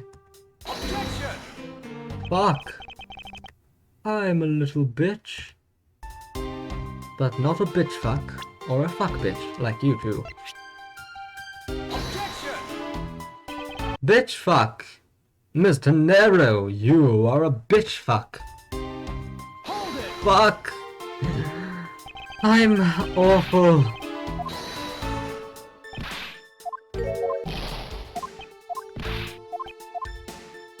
Oh, is it not that one? He said something about... One of the statements was...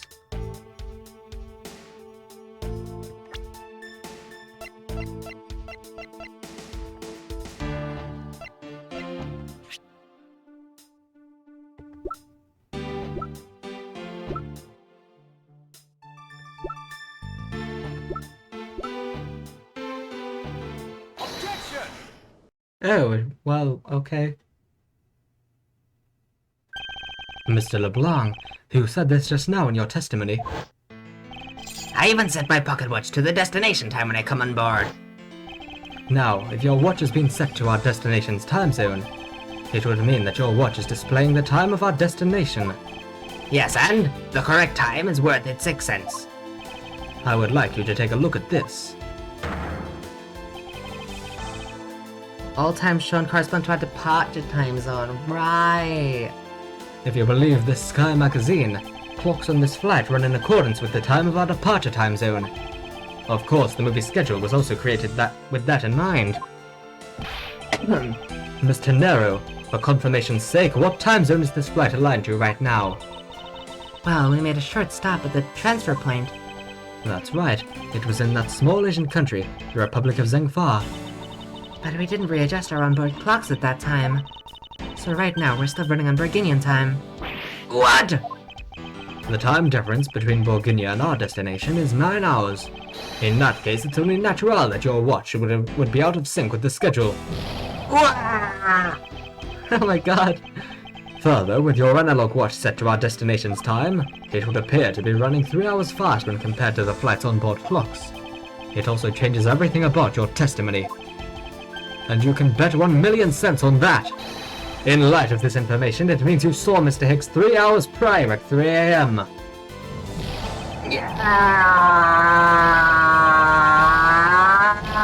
Why 1,000,000 cents?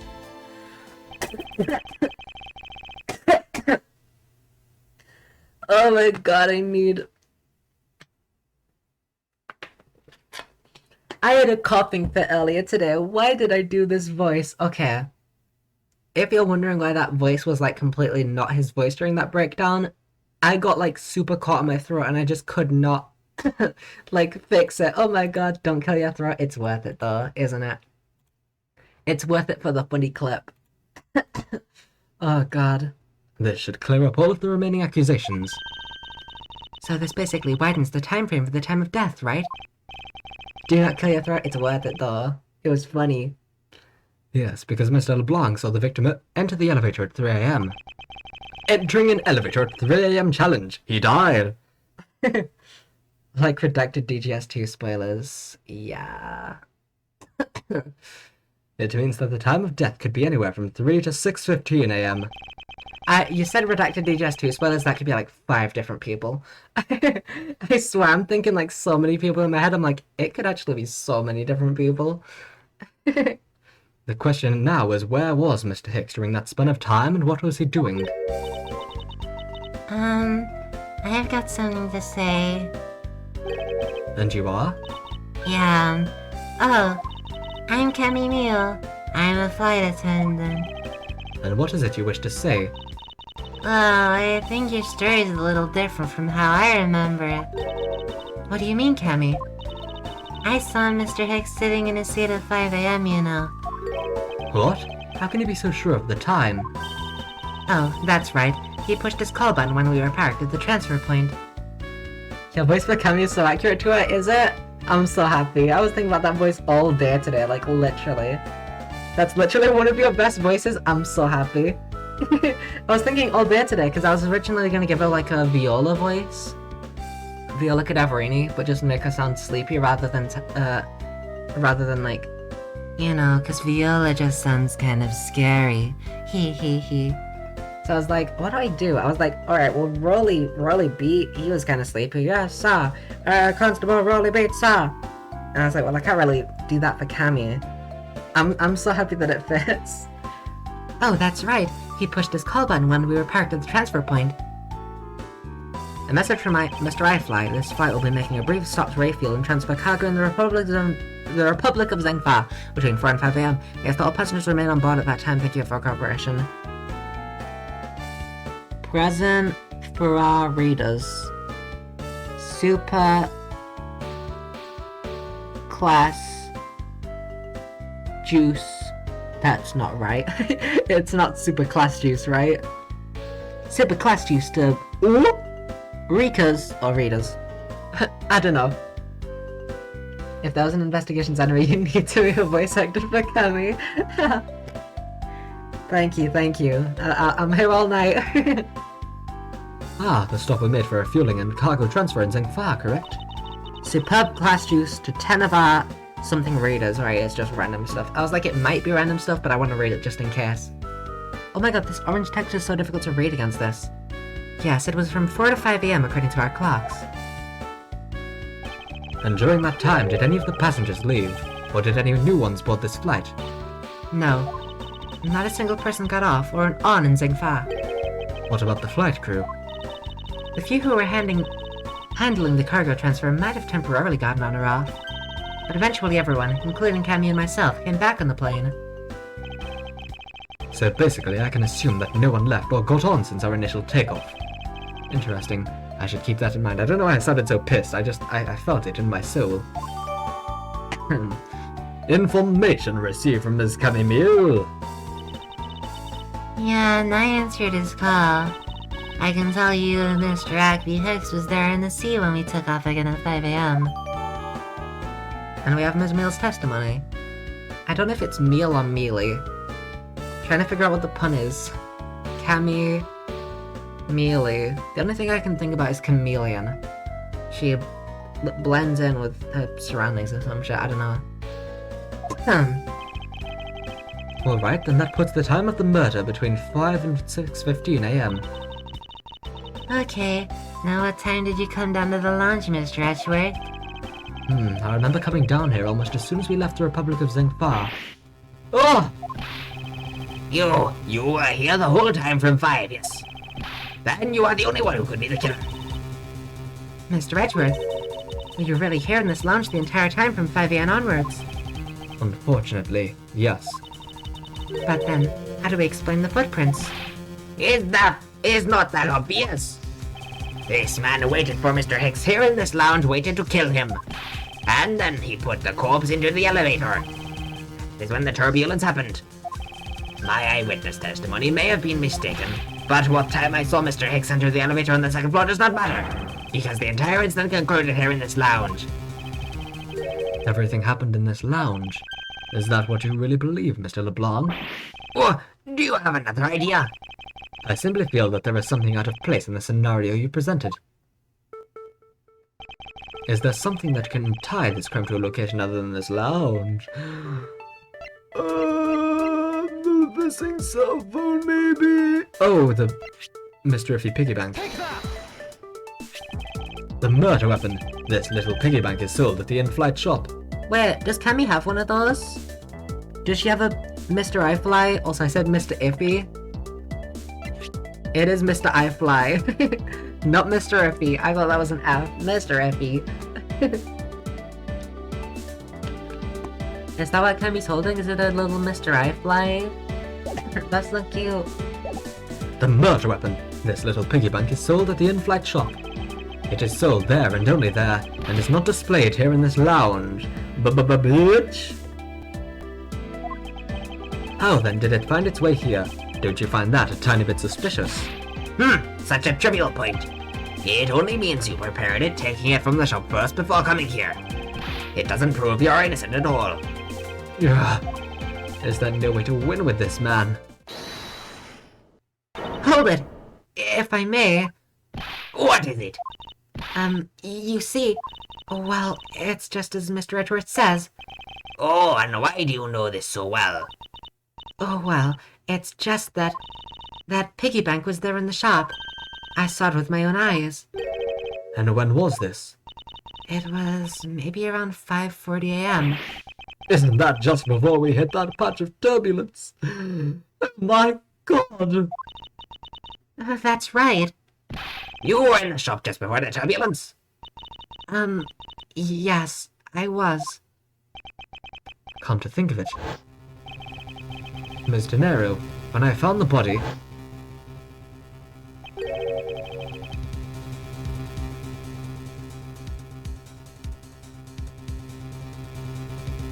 Aero? Like aeroplane? Road a 10 air... I don't know. I believe that you came out of that door. Yes, I did. And what is beyond that door? That's the flight attendant's room. Then you were on the first floor. Yes. I had to do something at the shop and in the flight attendant's room. So I went to the shop first, and then to the flight attendant's room. Are you saying you passed by me at some point? Yes. You seemed really into the issue of Sky magazine you were reading at the time. I don't suppose you noticed me walking by. I vaguely recall someone walking by, but I didn't take notice of who it was. Anyway, the piggy bank was definitely there at the shop when I went there.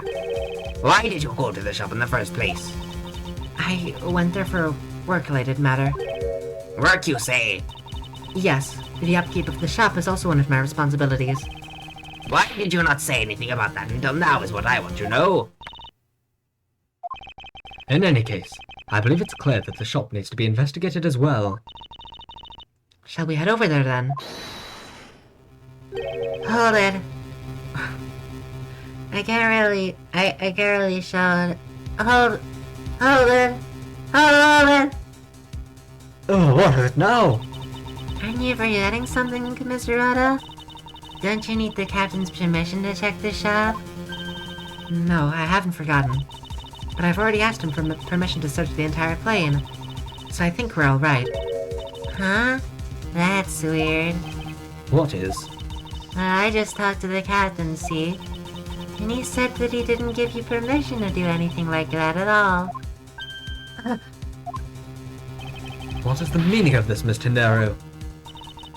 It means she's lying. Come on, admit that you are. Cammy's so fucking sus. Cammy, please don't be the killer. Actually, maybe do. Every character that I love is a killer. Maybe do be a killer. Why not? Evan, I love Portsman. I love Mr. Sportsman. Maybe, you know what, Cammy, be a killer. Kill Mr. LeBlanc, why don't you? Admit that you are. You said you had permission to search all over, but you don't. And yet here you are. You flight attendant, what are you trying to do? Pull the sheep over us? The captain's calling for you, Miss Rhoda. Oh, but don't worry. I already got permission to search the shop from the captain. See? Unlike you, I do things the right way. Mr. Nero, why would you do such a thing? I thought you were professional. Please, excuse me. Mr. Nero! Looks like I get to be in charge now. Please go back to your seat, Mr. LeBlanc. Now then, Mr. Etcherith, if you'd follow me, I will be your guide from now on. There's something about Mr. Nero that has piqued my curiosity. But right now, investigating the in-flight shop is my top priority. Cammy Weird Go Back! Oh my god, Cammy Weird Go Back! Miss Meal! I'm going to assume that your name is Meal. Airplane food? What's the deal with airplane food? With airplane meal? Maybe? Oh, look at her. She almost fell over. Fucking dumbass. Miss Meal, about investigating the in-flight shop. Sleep. You're of no use to be asleep. Wake up! Ah. Huh? What's up? I need you to come with me so I can search the shop. Gonna head without me. I'll catch up with you later. How has this woman not been fired yet?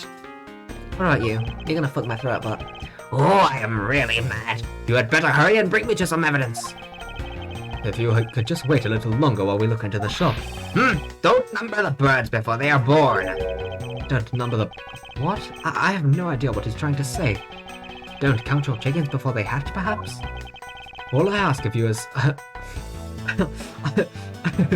I'm turning my back to you and bowing to the piano.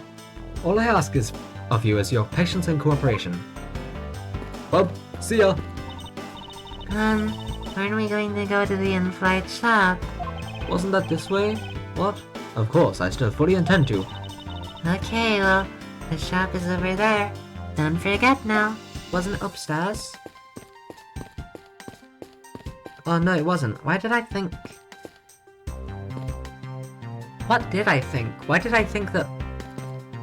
Yeah, this is that bit. Why did I think that was upstairs? That entire, like, section to the right. The entire, like, murder scene, I thought it was upstairs.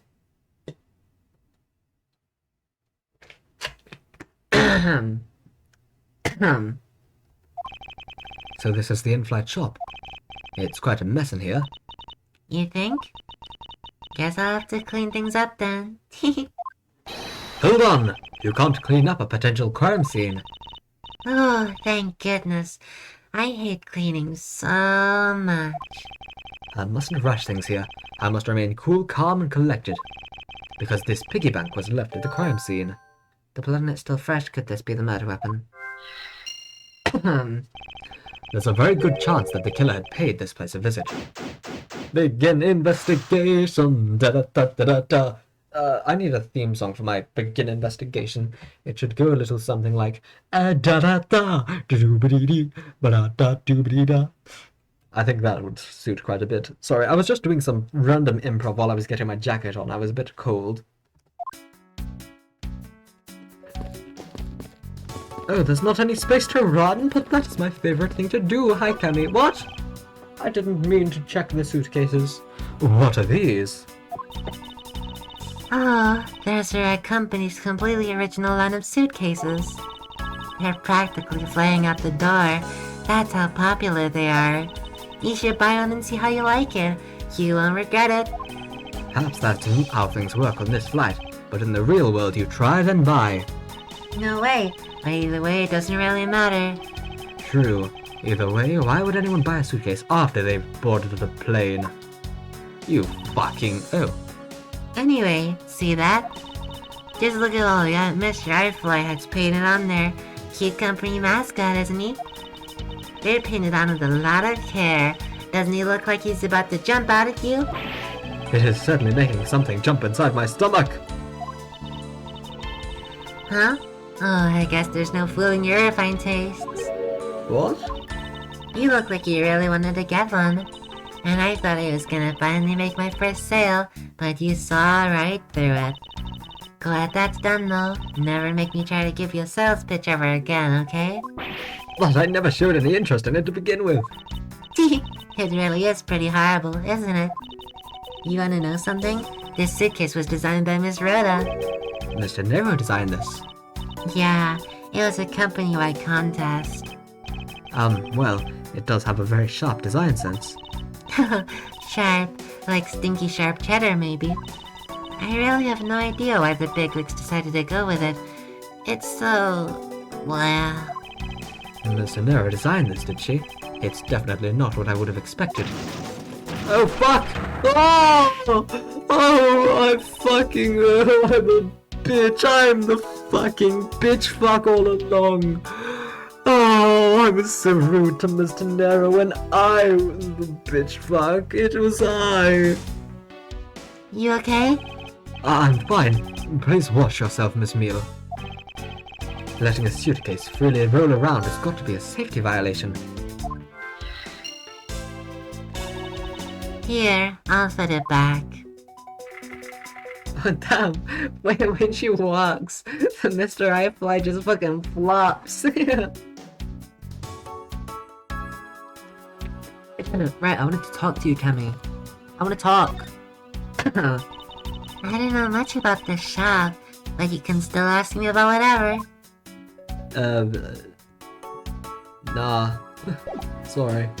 I don't feel like it anymore. Beautiful flowers in a beautiful arrangement.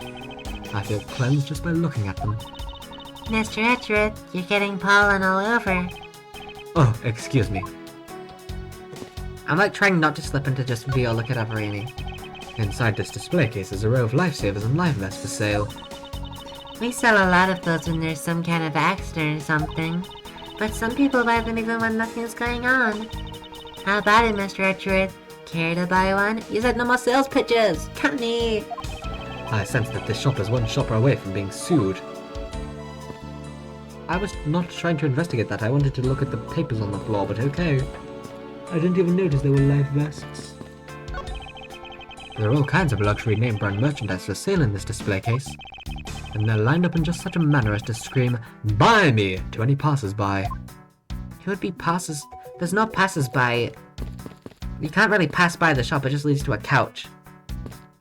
Why is there a shop like this in a plane? Exactly, why is there like a lounge area and an elevator? This is a 2-floor plane? What the fuck? That's not how planes work? Exactly! I mean, I guess a shop could be set up on a plane. It wouldn't be the most, efficient thing. But like, why is there an elevator? That's my confusion!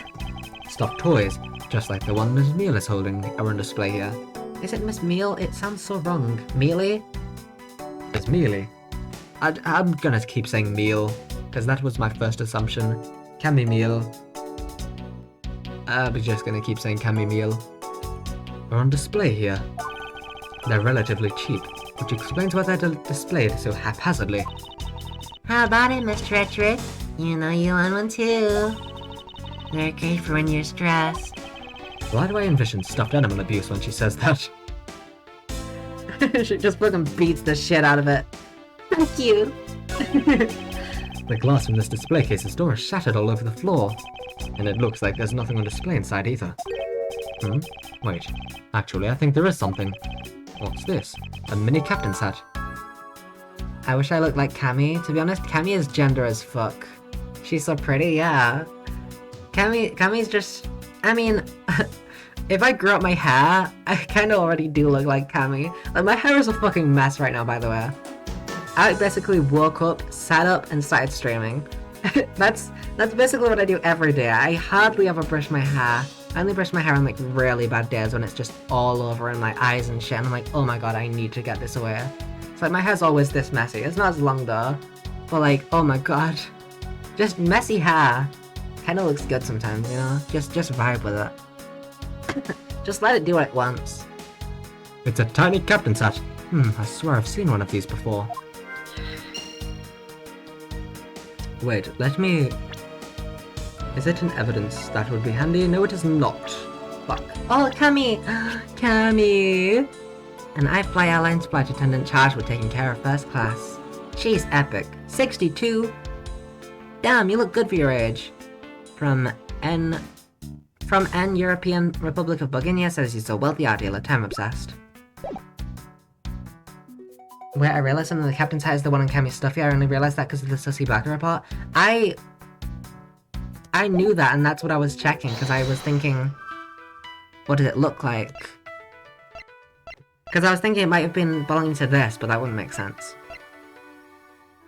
But that was my immediate assumption. I was like, a tiny captain's hat. Well, that's... It's gotta be one of the... It's gotta be one of the Mr. I flyers.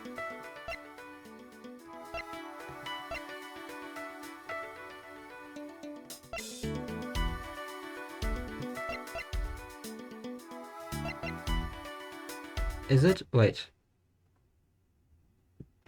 Let me try something that could be very easy. But I don't know. It was broken because he was hit on the head. No, I didn't think so. The pieces don't fit together quite right. I'm a little bitch. I don't know what voice this is. It's like a red, white, but British. Aha! So see, backer report actually helping? That's what the report is there for. Alright, I don't think we can do anything with logic right now.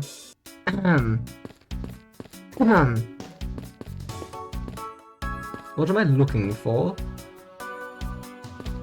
Miss Mealy, I don't remember what I have... Miss Meal, I don't know your name. Don't abuse the stuffed animals. Fuck. So I can skip it if I've already seen it.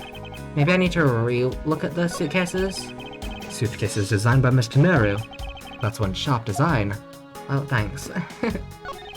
There's a wide selection of souvenirs for sale in these display cases. You know what I'd suggest? Sorry, but I have no intention of buying souvenirs on this trip. Okay, then how about you buy something for me then? As a present. I can't think of a single reason why I don't want to buy you anything. But I've had my eye on that pendant for such a long time. Try paying some attention to me when I ask you something, and then we'll talk. I love Cammy.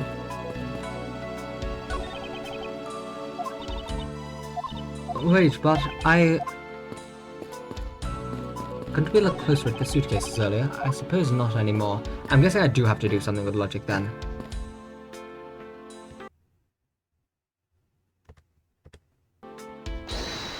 Maybe it is what I thought.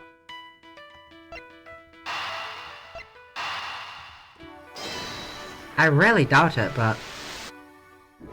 It is? Really? I was like, does the tiny hat go in the iFly statue? Because Cammy has one and it has a hat, and it does. What? That's hilarious. That's silly. Why wouldn't this statue just have one built in? The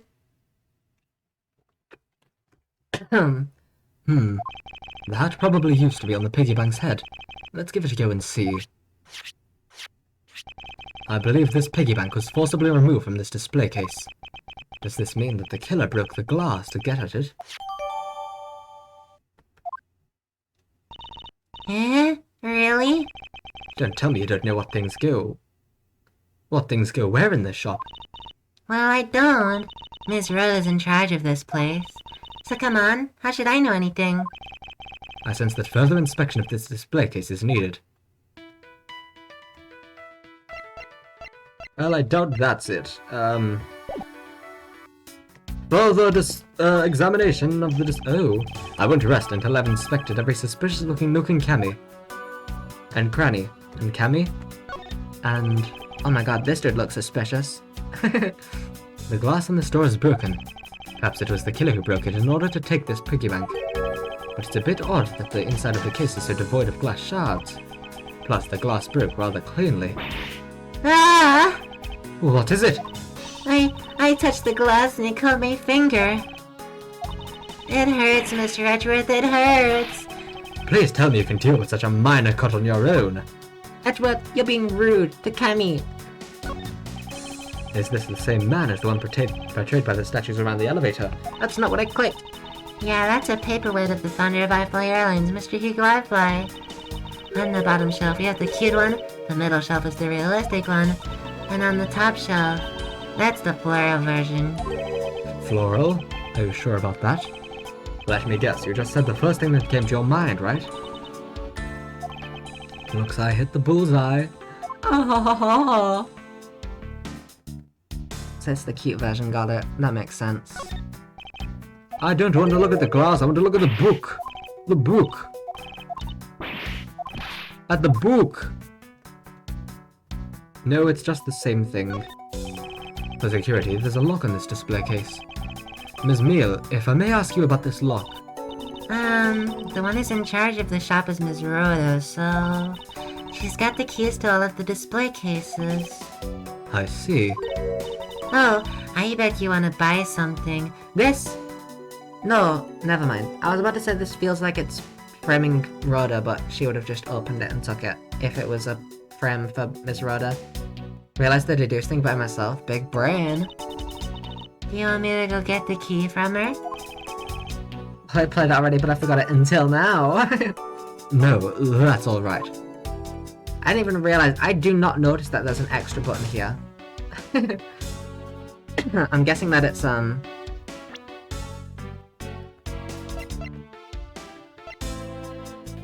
Actually, never mind, I don't know.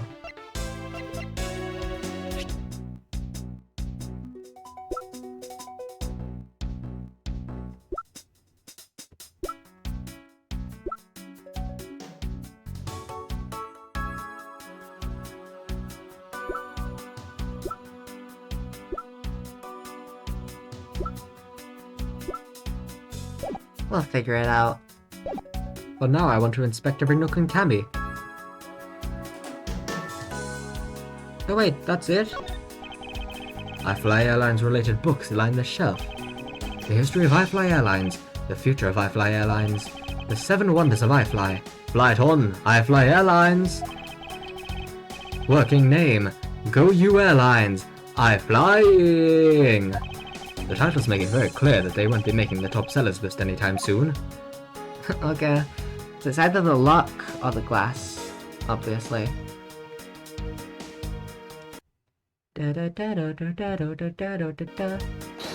Deduce. Somehow connected to any of the evidence I hold. Da-da-da-da.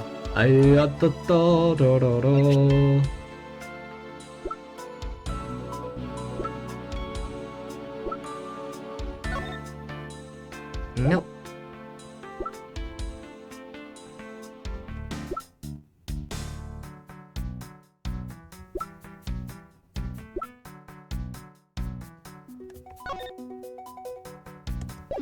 Why would it possibly be that? You stupid. Look, I can't examine it. I don't want to.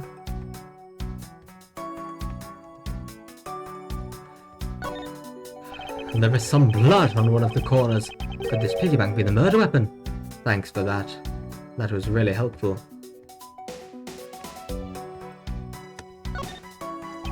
The hat on its head was found inside a display case in the in-flight shop. I wonder if that fact has any bearing on this case.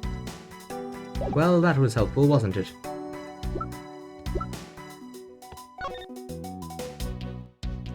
Don't think it's that, but who knows?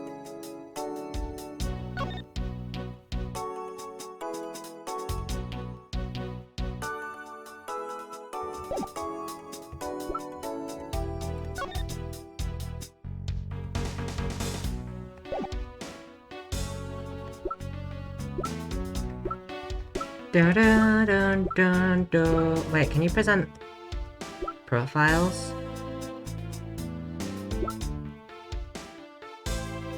You say sarcastically that it wasn't helpful, but the iFly statue was ironically gave you a good hint.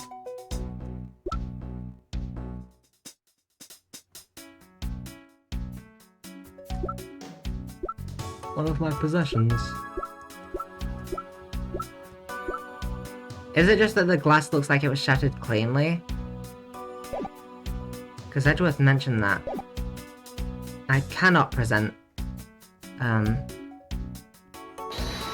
profiles. Well, it was broken cleanly, but, there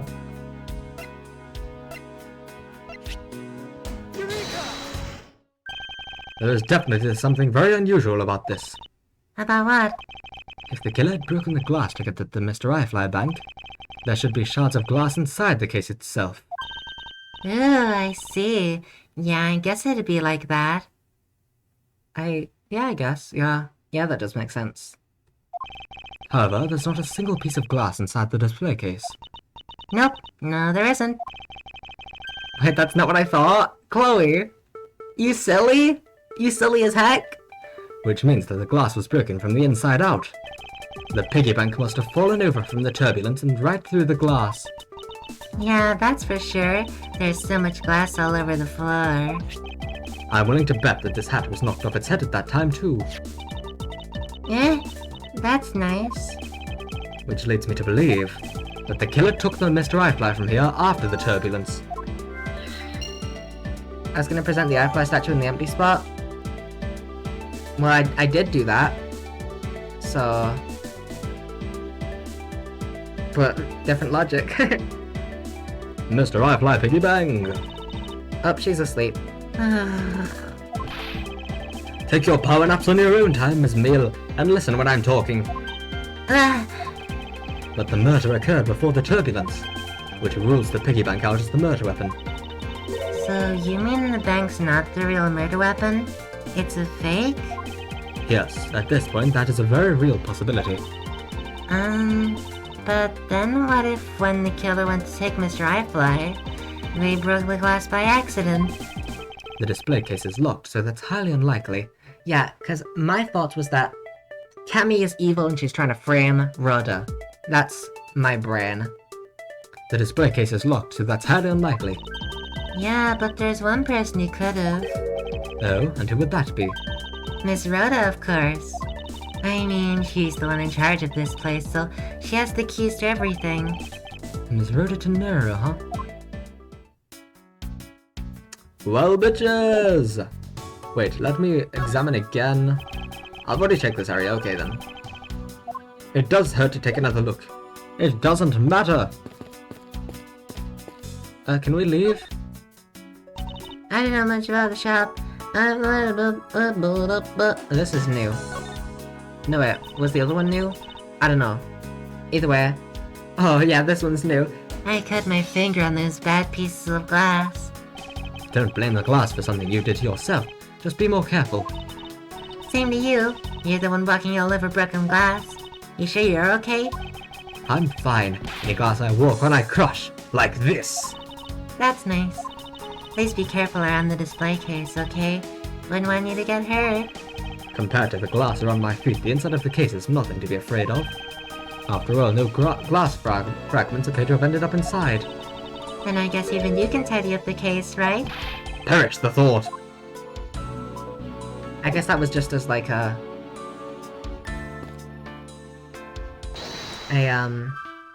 if you're struggling, you talk to her and they talk about there's no glass inside the case.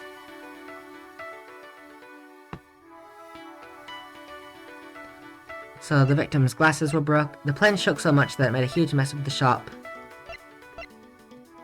Right, yeah. Because this was in place, and it shouldn't be if it was... if the turbulence...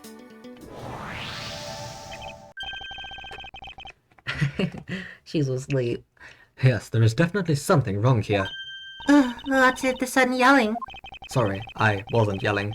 There's definitely something wrong here! Ah! Tell me, Ms. Meal, don't you think there's something strange about these suitcases? Oh, well, sure. They totally use strange, like the color and the such. That's not what I'm talking about. Now pay attention. You're scaring me, Mr. Edgeworth. Sorry. These suitcases are lined up a bit too prim and proper. Yeah, they look a bit uptight, don't they?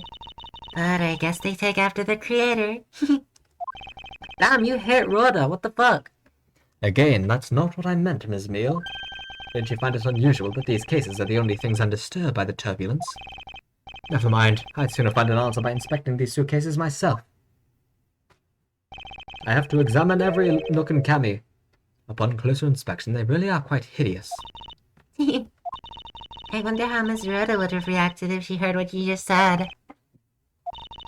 What's wrong? She makes a good point. It would be wiser of me to watch what I say out loud. What's this? I've spotted something that's not quite right. What is so unusual about this suitcase? Oh.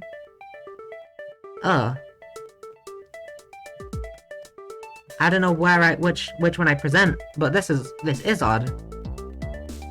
I guess it's this. This one? Is it this suitcase in particular? This is what is so odd. I don't think it's that strange at all. Well, maybe not that extent. Oh, I mustn't overthink this. Because I was thinking the other ones might have just come unstuck when it rolled over earlier. But yeah, it is just this. Because those ones have... That one has a stopper, but this one doesn't. There's something very peculiar about these wheels. Huh? As in?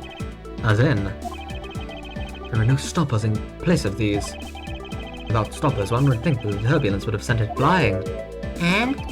Ugh. And so it is very likely that this suitcase was placed here after we hit that turbulence. Let's take a closer look at it, shall we? I don't wanna... I don't like this. I don't like this, Mr. Edgeworth. Is this the murder weapon or something? Oh, I guess I have to open it, probably. This was apparently designed by Miss Tenera herself. The design has a certain je ne sais quoi about it. Oh, that was Cammy, I think. The design has a certain je ne sais quoi about it. Yes, perhaps that is the best way to put it. What? I didn't get it. How do we open this up? How do we open it up? Wait, what's that? That's not right. I thought that was just part of the pattern. Oh, it's a price tag. A $1,200 price tag. Not exactly pressed by someone with a conscience, I'd say. Well, Listen. Oh, wait. Is this how I open it? It would appear to be unlocked. Let's take a look at what's inside. Can't think about suitcases without thinking about DGS trauma. No! Oh, wait. Am I crazy? That looks like LeBlanc. A piece of cloth. And it's soaked with blood. Ah! It's blood! It appears that this suitcase is very strongly tied to our murder after all. Investigation complete. I am rejuvenated. My juices are back, baby. So explain this to me. What does this suitcase have to do with the murder? I believe it's pretty safe to say that the killer used the suitcase in some manner. Such as to move something, perhaps. Yeah, but aren't you just talking about the cloth then? That alone is too small. A larger item would be needed to move what I'm thinking of. The thing I believe the killer used this suitcase to transport is the body! Take that! Something that would fit inside a suitcase that is also covered in blood. Sounds like a dead body, doesn't it? Oh my god. Chloe, your DGS trauma was correct. Oh! That was a guess, to be honest. This does look like LeBlanc, right? It looks like his, like, hat and shit. But... Yeah. Like purpley and yellow stripes. I wonder why. I wonder what that is. But... In light of this, I'd say that Mr. Hicks was moved into the elevator from someplace else, which means that the murder was committed in an entirely different location. So you're saying that after moving the body into the elevator, the killer brought the suitcase in here and just left it? Exactly. What is it? Nothing. Just that... I was thinking about what Miss Rhoda said about coming here for something. She is totally the killer. She's trying to frame Ms. Rhoda so bad. Oh! Excuse me, Mr. Edgeworth.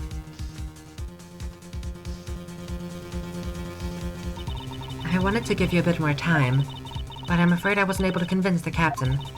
I'm very sorry, Mr. Edgeworth, but the captain feels like he's allowed you ample time. He says that he'd appreciate it if you could wrap it up here and return to your seat. I understand his sentiments. However, if I'm not allowed to complete my investigation, the crime scene may become contaminated by the time we land. If I must stop, then I insist I be allowed to oversee the preservation of the two sites. Under your supervision, of course. If that's your only condition, then I believe we can accommodate your wishes. I'm here to assist you in any way that I can, Mr. Edgeworth. Sounds like fun. We can count on and watch out everything together. I fucked that line up so bad.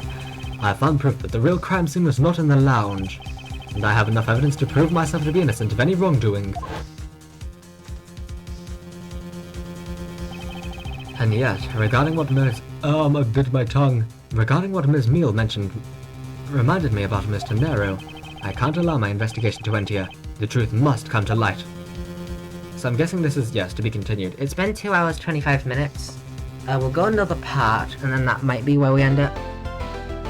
I don't know how many parts there are. Let me try check real quick.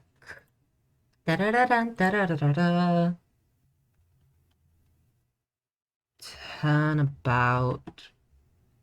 Airlines, hopefully I don't instantly get spoiled. Transcript. Oh, part 1 and part 2. Is there only 2 parts? We can finish this today. If there's only 2 parts, we can totally finish this. This kiss was relatively short, if I remember. Okay, then. We should be able to finish this, hopefully. Like 5 hours? Okay, yeah, that adds up then. Alright, nice. Oh, fuck, I forgot that saving takes ages. We will take a quick break. That's salmonella! No! No! That's salmonella! That's salmonella! Alright, let's quickly go here. You can have your line coldly. And we will be right back. I gotta pee. And also, I want to have some food so that my throat isn't as fucked. So, I'll be right back. Everyone have a great Flying coldly. See you in a bit. Bye.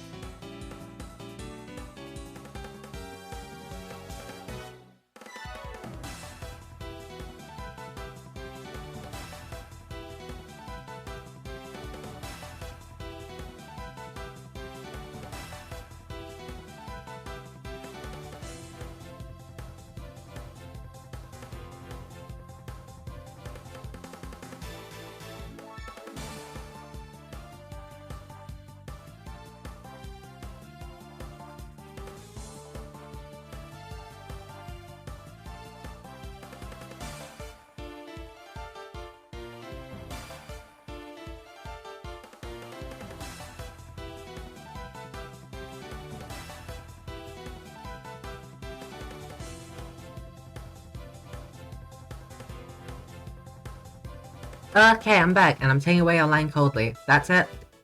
It's gone. I gotta pee. Pursuit theme plays. I must pee! I must do it, Cammy. I peed, I got some water, and I had a single whisper bar. I have 2 more on the side for if I need them. Just from that really quick rest, my throat feels so much better. Anyway, let's get into it. I know that once we'd landed, I'm supposed to let the local police take over. and thanks to Mr. Nero and Miss Meal, I was able to preserve the crime scene. But I just can't shake it. I wasn't able to talk with Mr. Nero in private. So I'm left wondering just what was she up to? Why did she do what she did? There must be a way for me to continue my investigation. I've been expecting you, Miles Edgeworth. It's her! Franziska, I thought you were still in Germany. I go where I am needed, and wherever there are criminals to be caught. Her name is Franziska von Karma, the daughter of my mentor, Manfred von Karma. She, like myself, is a prosecutor. Are you heading up this case? It would be a bit of a relief if you are. Don't you try to flatter me, Miles Edgeworth. I'm placing you under arrest. What, Franziska? What? It's quite frustrating, actually. I'd hoped to exact my revenge on you in a different venue. But I'll have to take what I can get. I never thought I'd see the day when a disciple of the House of Von Karma would become a criminal. Have you no shame? Wait! It has all been a big misunderstanding. I didn't kill the victim. A misunderstanding? I heard all about the murder over the police radio from the captain himself. You waited for the victim on the first floor and then beat him to death. Franziska, do you honestly believe that I killed a man? I suppose I should reserve judgment until after I've investigated this for myself. I can put your arrest on hold. Oh fuck, I didn't read that. That's as it should be. Huh, I don't need a lecture on how to perform my duties from you of all people. To be perfect in every way, the fulfillment of that creed alone is all I strive for. Well, I have my own creed which I must fulfill, so why don't we solve this together? I have to get going. The crime scene awaits. Don't you dare leave town. Trust me, I had no intention to. Detective Gumshoe! Yes, sir! Gumshoe! Too slow. Oh! Listen up. I'm leaving you in charge of watching this man. Don't mess up, understand? Mr. Edgeworth, I'm supposed to guard him. A simple yes or no, detective. Oh, yes, sir, understood, sir. You just leave it to me. Miles Edgeworth, if you interfere with my investigation, I'll arrest you on the spot. Are we clear? Now then, if you'll excuse me, she does a little bow. Oh my god. Hey, Franziska. Good to see you again, Mr. Edgeworth, sir. Boy, am I glad to see you're okay. Thank you, detective. I believe in you, sir. You can lean on me, I'll get you through this. I have to admit, I'm a bit curious as to what Franziska's up to. Franziska and Gumshoe are besties. Besties! Oh my god, they're here. I have to admit, I'm a bit curious as to what this text box is, even though I've already read it. So I don't know why I do that if I'm a little bit. Too bad Terminal is here, yeah. Fucking bitch. Maybe I should ask the good detective. Very well. In that case, I have a few questions for you. Who's this bitch? Who is this? Who are you? Looking from behind, I think I've seen this man somewhere before.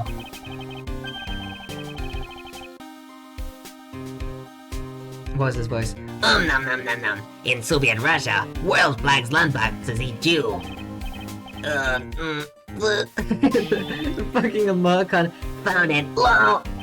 Ooh, I feel a wave of creative powers coming on. Oh, it's over 9,000 lols.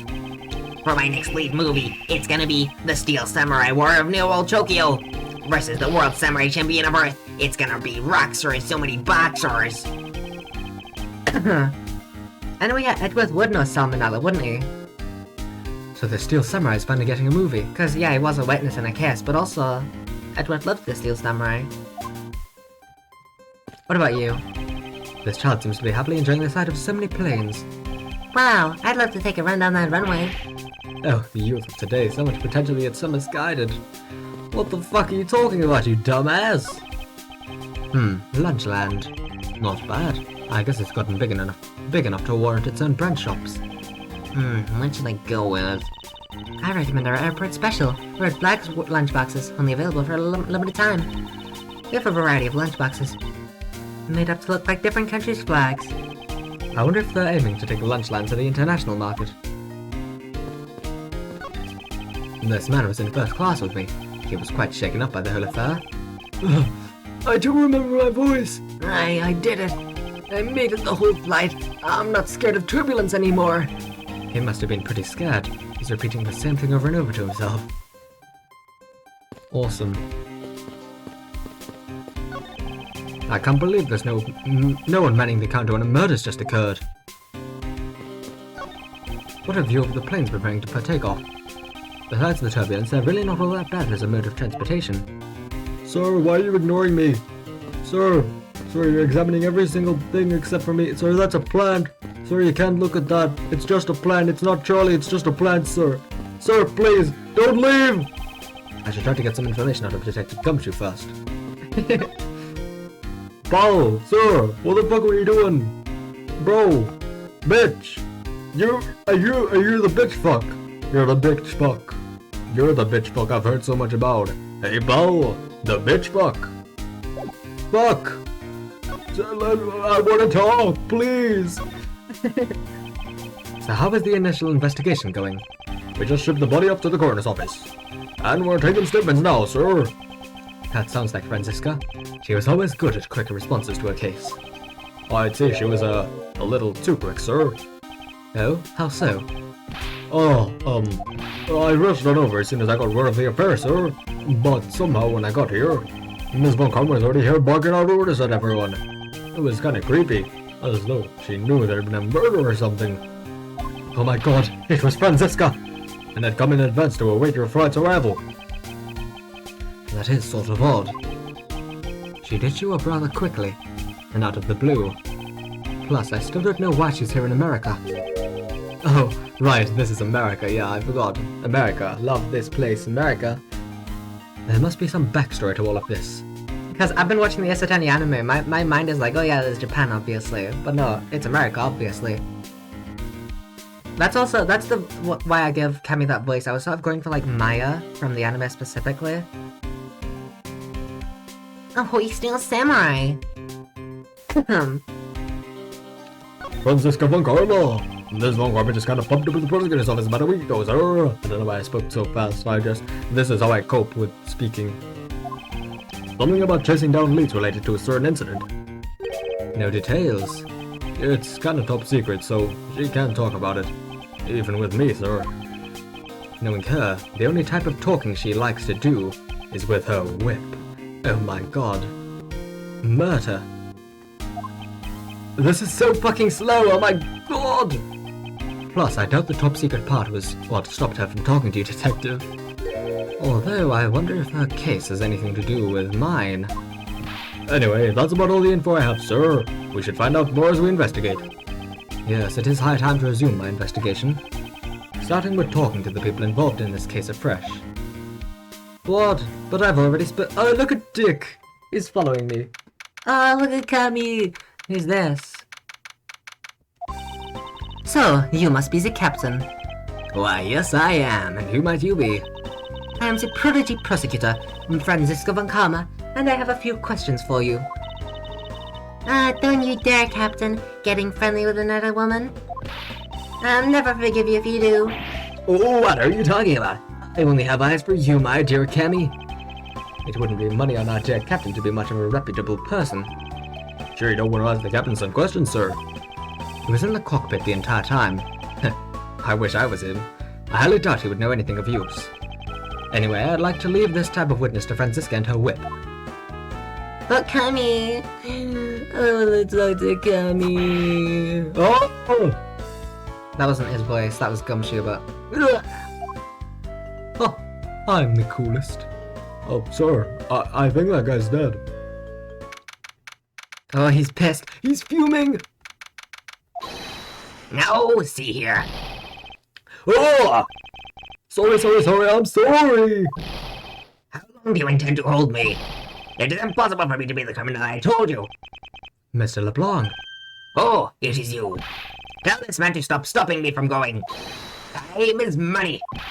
I don't have even 1 second of wasteful time to spend. Sir, get away from him. He's not what the fuck? I thought I could walk through them for a sec. I can walk in between them? I'm getting in the way of this argument. Stop it! Stop fighting! I love being able to move in this game. Hi there, my dear fellow. Sir, you can't go in there.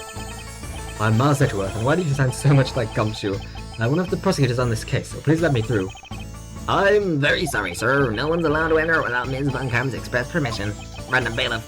But I'm on the case. Yes, I understand that, but I also have explicit instructions on what you do for Ms. Von Karma. Why would you do this to me, Franziska? What about you, huh? What's your story? Did you finish taking your statement yet? Yep, all done, sir. I do not concern if you're not done examining the cargo hold. I want my cargo back. Fuck. What about your cargo? If you make a single scratch on my art, you will pay. Art? What sort of art? Mr. LeBlanc is an art dealer, so he's got a bunch of artwork down the cargo hold, sir. There's practically a million of them, large and small. From folk costumes to stone statues, I sell all kinds of arts. Folk costumes? Speaking of which, Mr. LeBlanc's hat. It kind of looks like that other piece of cloth. I will present! I don't even remember I could do this in this game. But what do you think of this? Mr. LeBlanc, can you please take a look at this for me? Oh, it's a Burgundian cloth. As I suspected, your hat is made of the same material, I suppose? Yes, of course. This fabric is so famous, orders come from over the seas for more. Honestly, I love LeBlanc. He's awesome. Then this is the cargo you were talking about earlier. No. My cargo at this time is much many gigantic. You, detective, when can I have my cargo moved? You can get your cargo back when we're done investigating, Paul.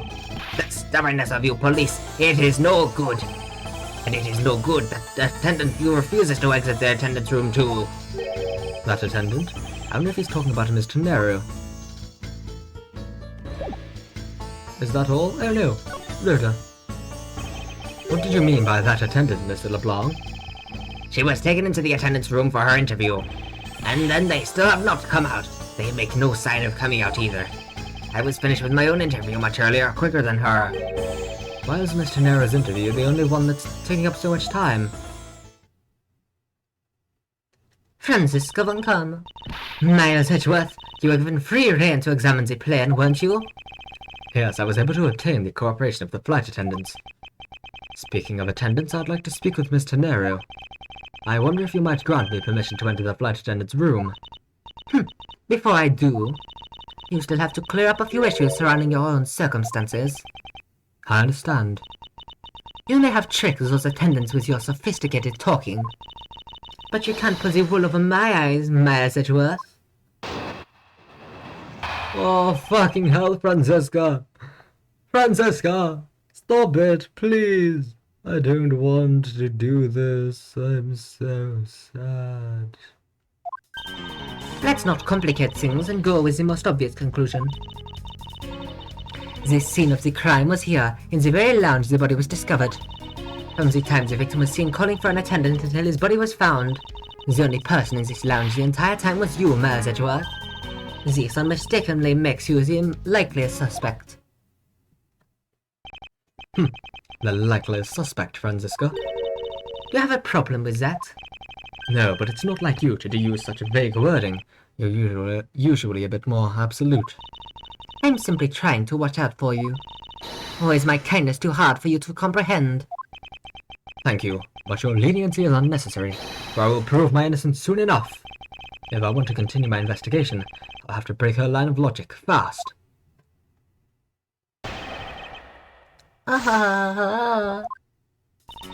Let's not complicate things and go with the most obvious conclusion. No, don't. Don't you think you're being a bit rash by simply declaring me the culprit? I like my affairs to be simple and perfect. I'll show you the meaning of both when I finish this whole thing within 3 minutes. Hey, you say that like you're cooking a pack of instant noodles. No! I won't allow even 3 seconds of useless testimony to be uttered in my presence. I see she hasn't changed a bit, but I won't allow her to send me to prison so easily. The scene of the crime was here, in the very lounge where the body was discovered. So tell me, Franziska, do you know all there is to know about the crime scene? I know all that I need to know in order to arrest you. And nothing more? Are you saying there's more I need to know? Oh, why do with me, sir? Sorry, Scruffy. My hand must have slipped. It would appear that Franziska doesn't have all the facts of this case yet. I guess I'll just present like the suitcase there. From the times the victim was seen calling for an attendant until his body was found. What do you mean by seen? Please stop pretending like you don't know. It's insulting. Obviously, I'm talking about how Mr. Hicks was seen calling for an attendant at 5 AM. And then, from the time after that, calling until the body was found. Until that call until the body was found, the only person in this lounge the entire time was you, Malzituel. While it's true that I was in the lounge the whole time, that fact alone does not make me the criminal. Oh, I forgot that I have an objection. Ha! We'll see about that at the conclusion of this investigation. However, there is one thing that even you must admit at this time. This unmistakably makes you the likeliest suspect. Under the circumstances, I suppose I can agree that I am the most likely suspect. But I believe in you, sir. I don't think you did it. Miss Von Krumm gotta believe that too, right? I mean, you two are like siblings. Oh! Quiet, Scruffy. Even if we were related by blood, that's no guarantee that he is not a criminal. Franziska. I demand to see some proof that you are not the guilty party. The likeliest suspect, huh? What a roundabout euphemism. But it would appear that she doesn't yet know about the new evidence that we acquired and what we acquired it. I'll take everything up to knowledge one all at a time. The scene of the crime was here. Wait, was the scene of the crime and nothing happened in the scene of the... What the fuck? That's right, I was the bitch fuck all along. It would appear that you did not have all the information you needed after all. And what does that mean? I found a nice piece of evidence just before I was forced to stop investigating. A piece that proves that the body was moved from a different location. Oh fuck yeah! Da da da da! 1 second, I gotta pee. The killer used this suitcase to move the victim's body, meaning that the real scene of the crime is not this lounge at all. Now who's the one rashly jumping to conclusions? Excuse me? All you did was find this piece of cloth inside the suitcase. That doesn't prove that the body was moved. It could be that the killer simply chose that suitcase as a good place to hide the cloth. I expected you would come to that conclusion. It would seem I can't escape that easily. You should know better than that. Von Kamm is perfect in every way. Ah, but did you know that the killer definitely wheeled the suitcase around at some point? As if there's proof of that. Where's the proof that this suitcase was moved around? All it takes is one look at this and you'll have your answer. Was I wrong? I thought because of the turbulence, because we established that earlier. It's gonna be that the victim had the suitcase. The victim had it. Fuck, never mind. I really thought that was true. I really thought it. I was so confident.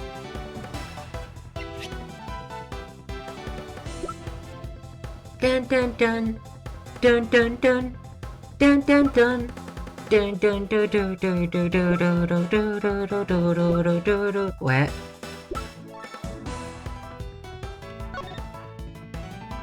Oh my god, I fucking... Oh, my brain is mobbing really bad. That you are an ignorant whippersnapper. Ah, or rather that you're the unforgiving whippersnapper. The suitcase ended up at the... Yeah. Shut up, bitch. My game is running so slow. Running so slow. My game is running so slow. They spilled grape juice in front of the elevator. Yes, and I'd like to draw your attention to this area here. Oh my god, I have to fucking point to it. Why do I have to point to it? It's right there, you fucking dumbass. I don't know if I'm getting it quite right. There we go. This mark here, wouldn't you say that it looks suspiciously like tracks from 2 wheels? I suppose. Further, there is also grape juice residue on the wheels of the suitcase. This means that the suitcase containing the victim's body definitely passed through here. I suppose this means that the killer did move the victim's body from somewhere else. I'm glad you've come to your senses. Not so fast, as it still doesn't put you in the clear, not by a long shot. Francisco, please. Oh. You prepared yourself and acquired the piggy bank before the plane hit that turbulence. And then you waited for the victim in the lounge where you beat him to death. Then, while you were in the elevator where the victim's body stuffed into the suitcase, the plane hit that patch of turbulence, and out flew the body from within the suitcase. With no way out, you hastily put the suitcase back where you'd taken it from, and pretended to be the discoverer of the body. Not a bad bit of logic for something you thought of on the fly. I fly! Just what are you insinuating? That was not my voice. Just what are you insinuating? That I will show you exactly how flawed your logic is. No matter how strong of a face you put on, not even you can hide your fears from me. I'll expose the flaws in her logic in one fell swoop. Francisco Vancana, you prepared yourself and acquired the piggy bank before the plane hit that turbulence. And how do you suppose I was able to take the piggy bank out of its display case? As I recall, the case was locked. That's easy, if the case was locked. Oh my god, it's lagging. Oh my god. You simply had to hit the glass like this. Oh! You have shattered my heart of glass. So, she wants to talk about the in-flight shop and the Mr. I-Fly bank, does she? That takes care of how you obtained the murder weapon. And then you waited for the victim in the lounge, where you beat him to death. I thought there wasn't any of the victim's blood found in the lounge. I thought you'd say that. What? Did you think I wouldn't have noticed? I think you just found a way to cleverly hide the blood splatter in the lounge. By accidentally spilling grape juice on top of it. Ugh, are you accusing me of tampering with the crime scene now? Murder is one thing, but tampering with the crime scene I will not have. We'll see, won't we? The forensic scientists are hard at work on that as we speak. And what do you propose I did after that?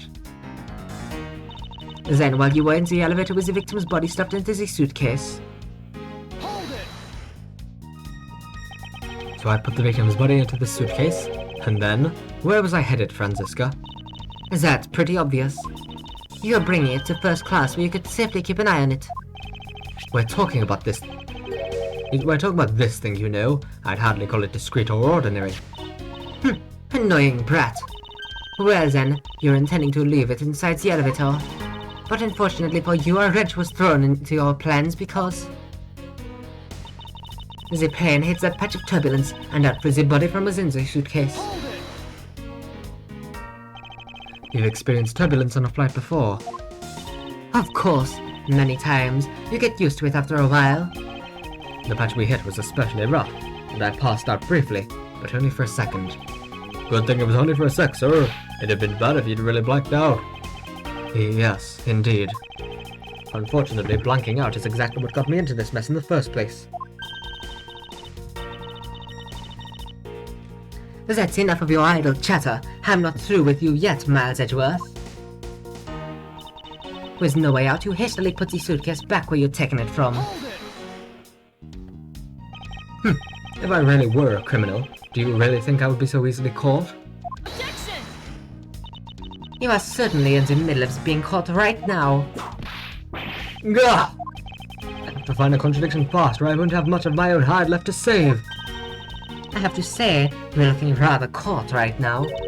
And I'll tell you exactly what you did after that. You loitered around in the lounge.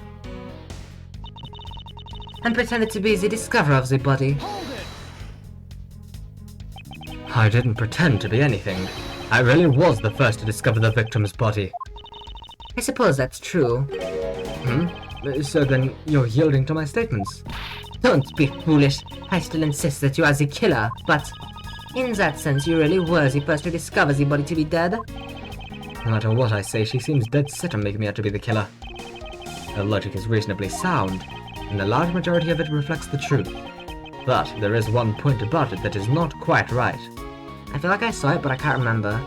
It was something in the first couple.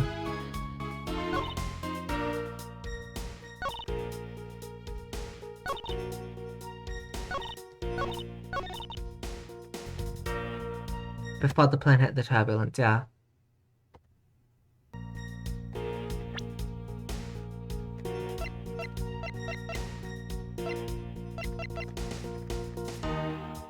Alright, how do I examine again? Right, yeah, there we go. I wasn't sure if that had that written down. That was after the turbulence. The fact that you took this piece of evidence into account in your testimony is to be commended. Your legal prowess is certainly something to be feared. Evidence and logic. Essential tools that those who stand in a courtroom must learn to master. But what if there was a fake piece of evidence thrown into the mix? A fake? This Mr. Eyefly piggy bank is just such a fake. It is not the real murder weapon. What? The timing of when the bank was taken from the shop is important, and it was taken after the turbulence had occurred. But then, what about the blood in the bank? What do you make of that? I assume it was added after the murder when the killer fabricated this weapon. Looking at it this way, the killer basically did 3 things after the turbulence. After exiting the elevator. I'm yawning. The killer brought the suitcase to the shop and left it there. Then the killer proceeded to pick the bank up from off the floor and took it to fabricate a fake murder weapon by hitting the victim on the head. Was the victim like poisoned or something? Finally, the victim's wallet was planted on my personage, in my pocket to be precise. Everything was done so that I would be framed for the murder of Mr. Ackby Hicks. You there! Yes, ma'am. Other than this piggy bank, was anything else resembling a murder weapon found? We didn't find anything in this lounge or in the shop that could be used as one, ma'am. Most of the items that could have been used were broken during the turbulence. And the remaining items all tested negative for any trace of blood. I see. Well, Miles Edgeworth, it appears your small stall tactics are at an end. But it's possible that it's just hidden somewhere, sir. Hey! If the criminal had wanted to hide the weapon in a safer place, I'd think the weapon would have been hidden in the same place as the bloody cloth. Exactly what I was thinking. Because the cloth was hidden inside that suitcase, it signals to me that the killer had not prepared a more secure place to hide the evidence. Which means that the real murder weapon is either still on the murderer's personage, or is still at the real crime scene. There is one more possibility. And that would be... that the piggy bank is in fact the real weapon. But didn't we just... Hold it! Let me finish. The killer took the bank out from the display case before the turbulence, by opening the lock on the display case door. And it was at that time that the glass pane in the door was broken. I'd say that's a perfectly reasonable line of reasoning, wouldn't you? High crime, I go bad, no. It's only 11:14, shut up, I go bad. I'd say that's a perfectly reasonable line of reasoning, wouldn't you? Let's see, so that means that the killer had the key to the display case. Franziska, the person you're talking about. Not so fast. I'm not finished. The person I'm talking about also committed another sin. She tricked the captain, and granted you permission to conduct your investigation. Yes, it is the sin of lying. The worst sin of all, worse than murder. Speaking of which, I recall that you also wish to speak with her. Yes. Very well. Permission granted, but only if I can sit in on your interrogation. Do we understand each other? I have no intention of interrogating her, but you are welcome to accompany me if you so wish. Miss Tenera is in the flight attendant's room. Let's move. Oh, it's this music again. Do-do-do-do. Oh, it's gone. So you're the one that poked around inside this plane without the captain's permission. Deviating from the flight attendant's manual is very unbecoming, you know. What were you hoping to accomplish by doing that? Miss Tenero, Mr. Edgeworth, you're here too. Can you please help us and shed some light on why you did what you did? Alright. Yo, let's talk. Wait, I wanna examine shit. It's pretty easy to tell who slipped in which bunk just by looking. Yeah. I'm almost certain that the well-kept one on the top belongs to Miss Tenero. Ew, this bottom one's a giant mess. Don't say that about Cammy. You sloven, squalid scoundrel of a man. You dare to scrutinize a woman's bed and invade her privacy. Thank you, Francesca. Yo! There are some things in life best kept to yourself, detective. Yes, Francesca. Leave Cammy's bed alone. What is all this junk inside these boxes? There's no rhyme or reason to any of it. That's our lost and found, Mr. Edgeworth. Gold crowns and swords and necklaces. It's like a treasure trove in here, sir. The fact that these were left on the plane implies they were carried onto it to begin with. Something tells me it's time for iFlight to send its metal detectors out for repairs. A suitcase. That might just still be part of the... It's one of those suitcases designed by Mr. Nero. No, it is different. You can tell it's hardly ever been used by the lack of even a single scratch on it. So these are the attendants' lockers, huh? Let's hurry up and Oh, that is the attendants' lockers, sir. Let's hurry up and examine them, sir. Why must men always be so rude? Besides, who exactly gave you permission to search through the attendants' lockers? Wait, detective. It would be uncouth of us to look in a woman's locker without her permission. Yeah, I guess so. Plus, I feel this murderous draft neck can sense a whip not far behind. Alright, let's talk, Rhoda. Captain's fuck! Captain's bitch fuck! That's you! Why did you lie about receiving the captain's permission like that?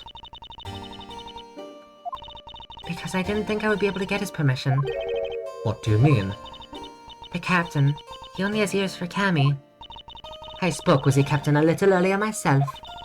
He definitely seems to be rather taken with Miss Meal. Yes, and on top of that, I had mistakenly accused Mr. Edgeworth of being the killer. I wanted to make amends. In that case, please allow me to thank you for what you did. Thanks to you, I was able to clear myself of all charges. Really? You're able to prove your innocence? Oh, thank goodness. Miss Tenero, is it? There is one more thing I'd like to ask you. You were in the in-flight shop just before the turbulence, weren't you? Please answer honestly. Yes, I was. And why were you there? Oh, well, Why the sudden hesitation? Franziska seems to have struck a nerve. All I did was go check up on the shop like I always do. You're saying it was for work then? Yes, I'm in charge of the shop, so I have to keep an eye on it. I don't have any reason to go there otherwise. After your visit to this shop, you paid a visit to this room, correct? Yes, I came back to freshen up and adjust my makeup. I'm sorry, but there isn't much else to tell. Mr. Nero claims to have no reason other than duty to go to the shop. But is that all there is to it?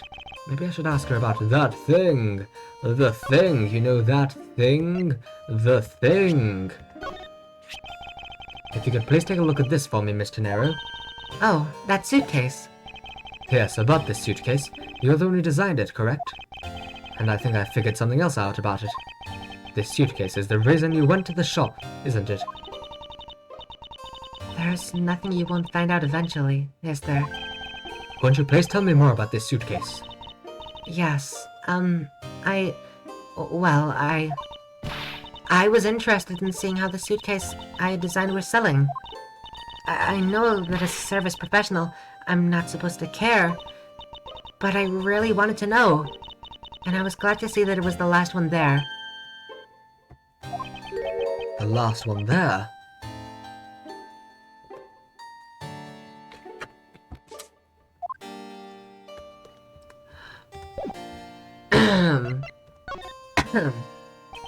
So you're saying, Mr. Nero, that the suitcase in question was the last one?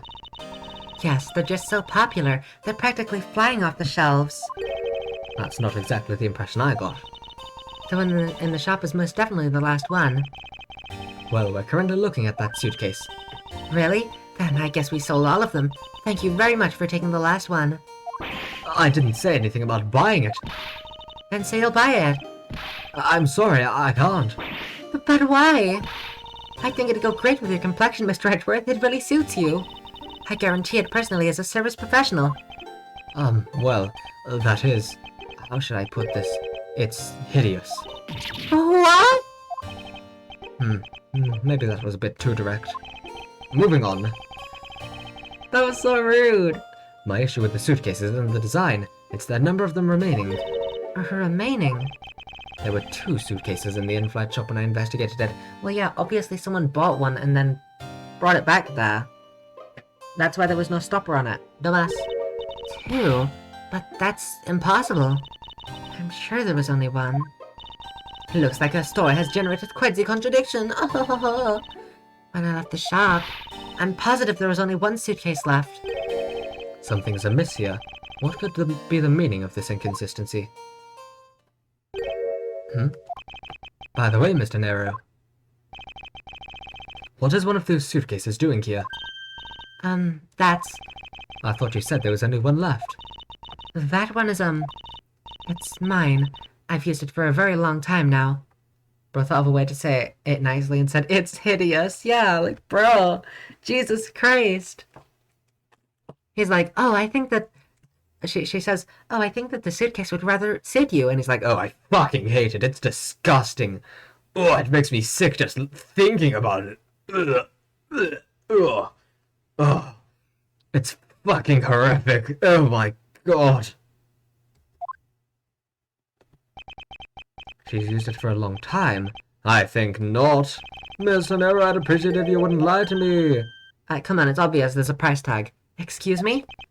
I don't believe for even 1 second that you've used this for a very long time. Well, it proves that this hasn't been used for nearly as long as Mr. Nero says. Also, I went American for some reason. X, S, S. There we go, it's S. Tell me, Mr. Nero, is it also your habit to keep the price tag pristine on your suitcase? Ah! What is the meaning of this? Why would you lie about a suitcase? Despite having faith in her design sense, the sales numbers made her cry bitter tears. The truth is becoming increasingly clear to me. Mr. Nero, I think I understand. I know what you're trying to hide. Now then, this suitcase was originally in... the in-flight shop, I assume? You'd assume it's the in-flight shop. Seeing as how the price tag is still in the suitcase, one can only assume it was out on the floor for sale in the shop. And the person who bought this suitcase was... the victim... The victim. This is the person who bought the suitcase. Sorry, but I don't understand your line of logic. Can you explain why you chose to think of that person? I choose to finger anyone. I'll admit I was wrong. But my admission was so great.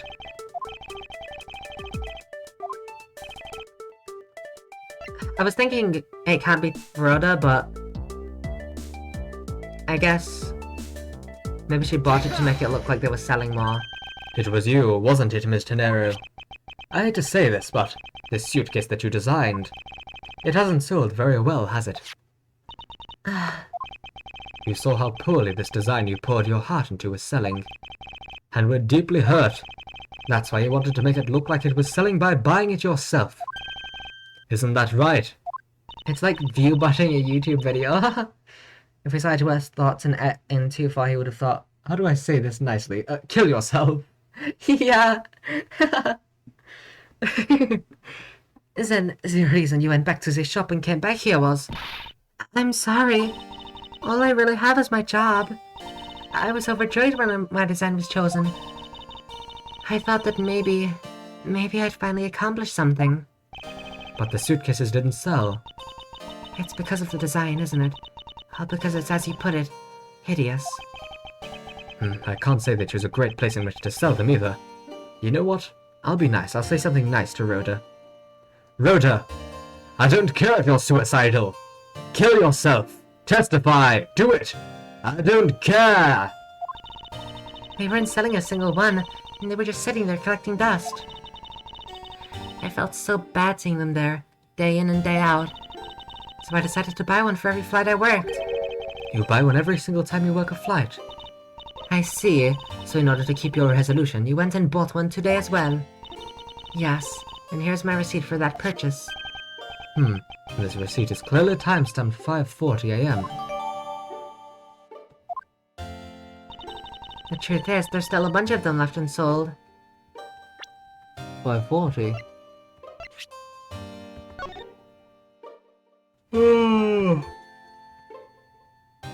What? Why can I even examine this? That doesn't even make sense.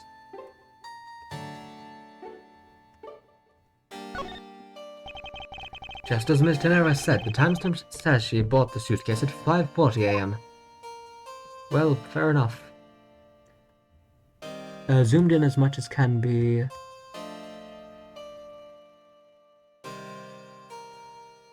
I have no idea what this all says. I don't really care. There's still a bunch of them left. The truth is, there's still a bunch of them left unsold. They're planning to scrap the remaining ones at the end of this flight. Mr. Nero, where are these other suitcases? They should all be down in the cargo hold. Then the suitcase the killer used. Could very well have come from the cargo hold. Mr. Edgeworth, you don't think that the killer used one of my suitcases to... Yes, I do. The killer used one of your beloved suitcases to move the victim's body. How could they? Those suitcases were meant to be faithful partners for our passengers on our trips. That's all I ever wished for them to be. You can't even fucking speak, you dumbass, you bitch fuck. Ms. Tenero, is there any other way to get the cargo hold other than the elevator?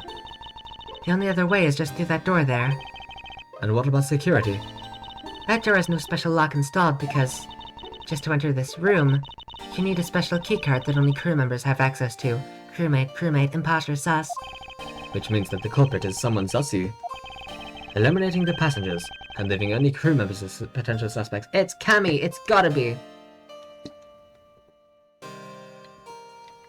No way it's Rhoda. She would not use her suitcase. She wouldn't get blood in her suitcase. No. It's gotta be Cammy. I can't believe it. Hold it. Yes, Franziska? Going on these wild goose chases, you're a disgrace to the even common name. And what do you mean by that? The suitcase came from the cargo hold. That fact alone tells the whole story. Yes, which is why I said the culprit must be a crew member who used their keycard. Miles Edgeworth, you're proposing that the killer rode the elevator from the cargo hold, correct? Yes, that's the only realistic possibility. That was her attendant, Miss Meal. I asked her earlier, and she had this to say. The saddest part of this case isn't the victim dying, it's just Tenera not selling us stuff. Yeah, what the heck? I'd buy one of those suitcases. I would. They look really, really fashionable. Francisco got her information out of Miss Meal.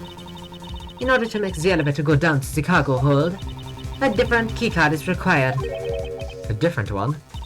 Yes, and the only person who holds that particular card is, of course, Rhoda. Is you, Miss Rhoda Tenero, and only you. Ah! What? Is this true, Miss Tenero? So was Cammy trying to frame Rhoda or Edgeworth? I'm confused now, because it's gotta be Cammy, it's gotta be. I would buy one too, I don't want Tenero to be sad, yeah. I mean, they look awesome as well. Like, let's be honest, everyone's being so mean. This looks epic. Has a lovely little bow on it. Lovely. Is this true, Miss Tenero? Yes, I keep that keycard in my locker at all times. Could you please show us that card right now? Yes, hold on. I want to absorb her suitcase. I will take that as a good sign. Ah, I don't believe it. What's wrong? The keycard, it's gone. Very clever. Pretending that your card was stolen when in fact you're just trying to hide it from us. You really thought this through. Wait, it's not like that. You can tell us all about what it's like down at this station. Officer, arrest this woman. Yes, ma'am. I don't remember my voice. I'm a random officer. I don't really care. And a bailiff. Mr. Edgeworth.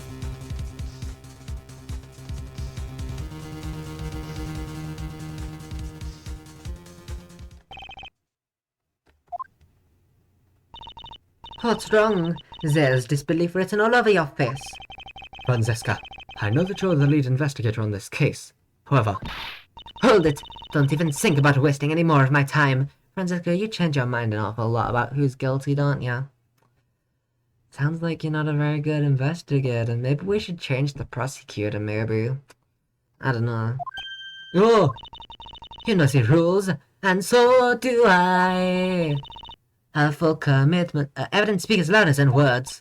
Even if this isn't a courtroom, that basic tenet still applies. Consume the case. I take that as a good sign still. I intend to investigate the cargo hold now. What will you do, Miles Edgeworth? I intend to do likewise. Francesca, you're such a maniac. What? Another to be continued? That's actually kind of shocking. Really shocking, actually. Wait, there's... We're still going to try finish it today, I think.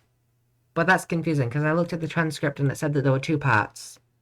And then now this part, this is the... We're going on to the 3rd part, so I'm very confused.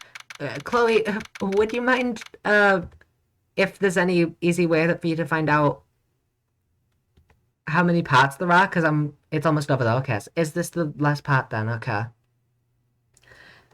Like, we're definitely finishing it today, but I'm just, like, that was honestly a bit shocking. I was not expecting it to be continued. Whoa, so this is the cargo hold, huh?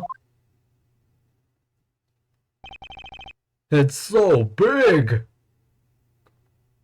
Like my dick! Gumshoe. This plane is a special model. This should be very close to the end, because this is the final area from what I remember. Okay, got it. This plane is a special model. It has both a super large cargo hold and ultra luxurious first class seating. So is this the real scene of the murder? There is certainly a high probability of that, which is why we are here, correct?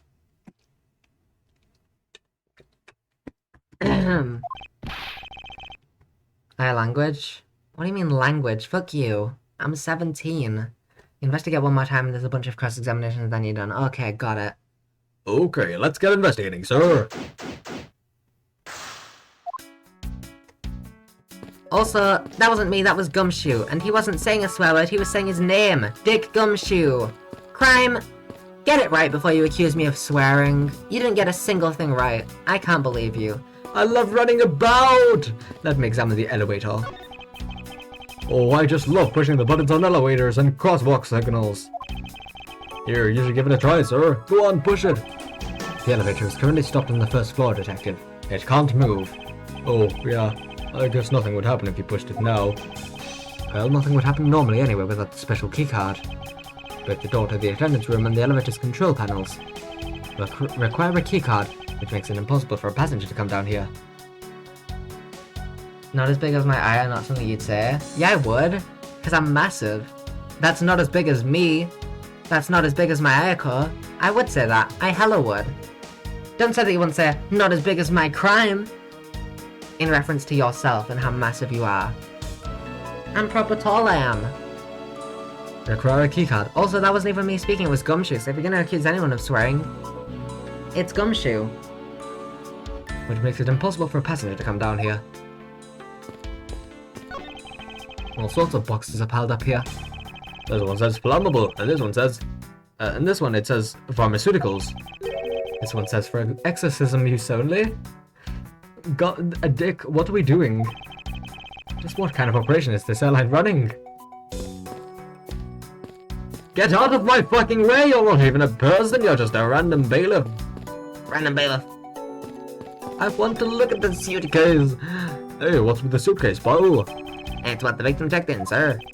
So this suitcase belonged to Mr. Hicks. I don't think he'd mind if we took a closer look. There's nothing out of the ordinary in here, sir. Wait, a file? And there's a photo of Ms. Von Carmen in it, sir. What? It looks like a profile on Francesca. What? This dude is odd. This dude's a wrong'un. Why would Mr. Hicks have had a file on her? This man's a wrong'un. Holy suitcases, Mr. Edgeworth. It's like an all-you-can-use suitcase fair. These must be all the leftover ones they couldn't sell. The ones the company's planning to dispose of after this flight is over. This paint job's really cool, don't you think? It practically screams artsy. No, why not purchase one then? I'm sure it will bring you much happiness. You think so? Then maybe I will. Let's see here. $1,200! Alright, I forgot that it's $1,200. Yeah, Rhoda. What I said earlier about me buying it? Yeah. See, the thing is, oh, it's getting a bit hot in here. Can we open a window or something? Oh, it's getting a bit hot in here. Ooh. I think I'll bust. And Mr. Nero wonders why they don't sell. You'd need 2 jobs just to buy one. It definitely looks like one is missing. What is this brittle substance I'm stepping on? It's a bunch of glass fragments.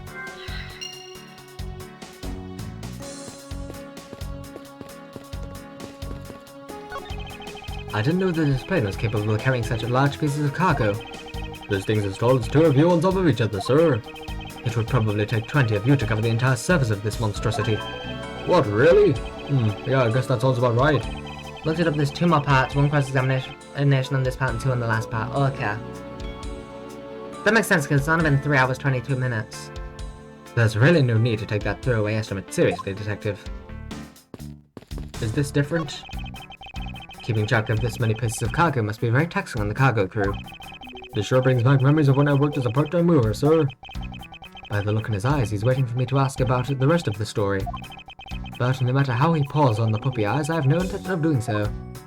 Damn it, Worth, you're mean. Do. Oh! Glasses! The victim's glasses!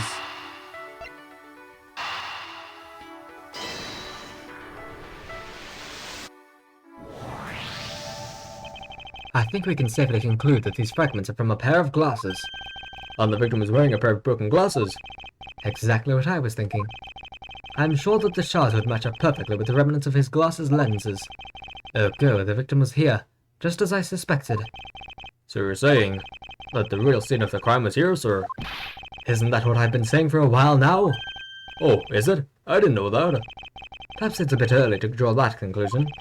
However, I believe that the probability of has just skyrocketed considerably. All that's left is to find the murder weapon. The murder weapon? What? I don't understand. What's that?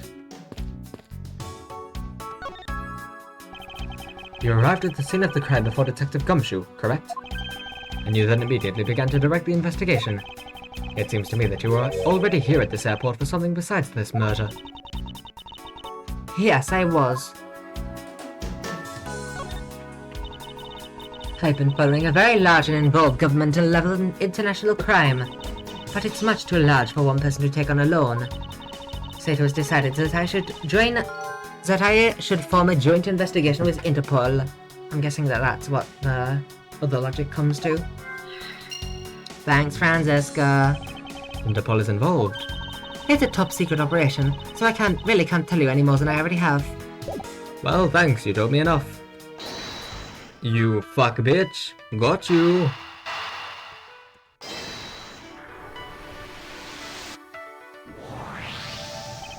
Now, why would Mr. Hicks have documents profiling Franziska? Oh, I know. I bet he's a big fan of Ms. Von Karma, sir. Franziska said that she'd come to this airport as part of an Interpol investigation. Oh, maybe Mr. Hicks had heard she was coming here and he followed her. Detective, I think it's more likely that Mr. Hicks was, in actuality, Interpol Agent Hicks. Interpol Agent Hicks. I think Franziska has some explaining to do. Yo, what up? You came to this airport to rendezvous with the victim, didn't you? Nonsense! What are you talking about? We found a profile detailing information about you and the victim's luggage. I suppose it was prepared for him so that he could recognize you when he landed. Which makes him not Mr. Hicks, but rather Interpol Agent Hicks.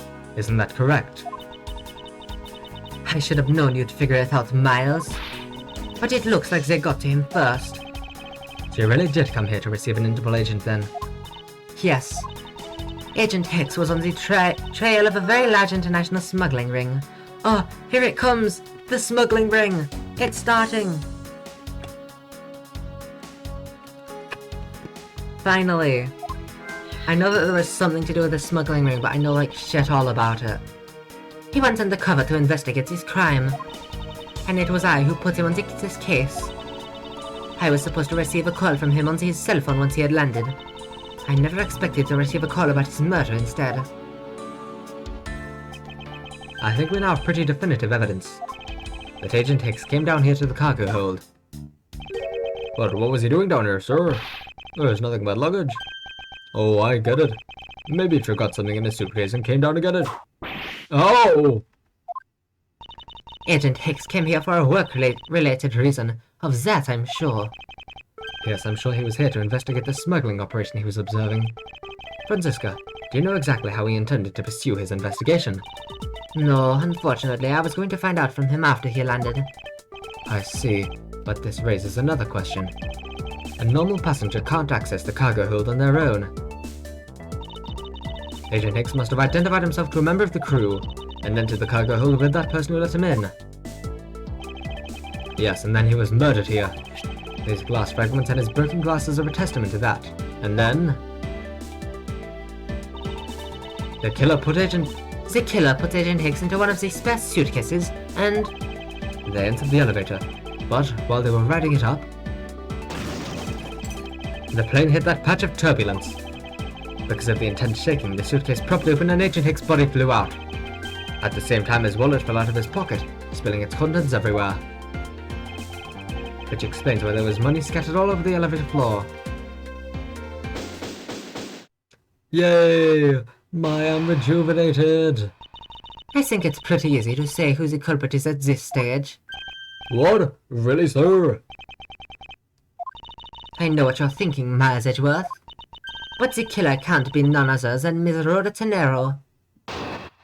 Oh my god, why are we going through this again, Franziska? Franziska! It's Cammy!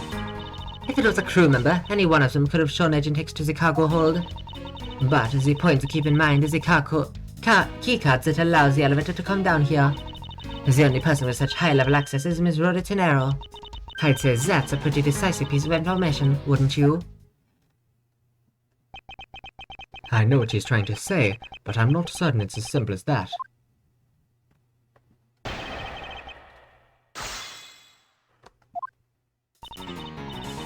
If it was a crew member, any one of them could have shown Agent Hicks to the cargo hold.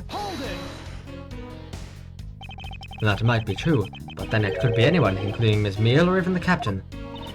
Don't be a fool. A plane without a pilot in the cockpit is like a horse without a rider, crop in hand, much like Scruffy over there. Aye! I can't disagree with her on that. Detective Gumshoe always needs a guiding hand. Very well then, what about the other flight attendant, Miss Meal? I thought you might ask about her. But the point to keep in mind is the keycard that allows the elevator to come down here. But it's highly likely that the keycard was stolen from Miss Tenero. It's highly likely. Is that possibility the best you can come up with? And you call yourself a disciple of my father? Yes, oh well, while I don't have any evidence, Be quiet, you're a disgrace. There's more evidence pointing to Miss Rhoda Tenero, you know. It's not just the keycard that gives her away.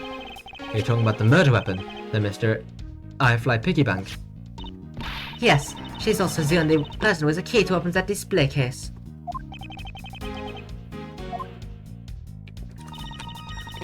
Further, there's the matter of the key to the display case that has the murderous bank.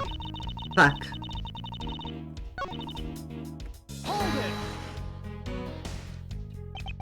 But that is a fake. Stop right there, Miles Edgeworth.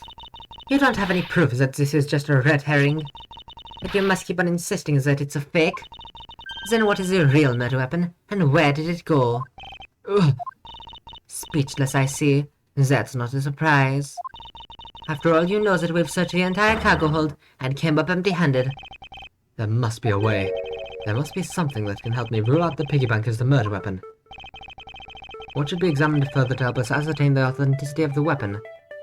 The body? I'd think the body. Yes, the body, right?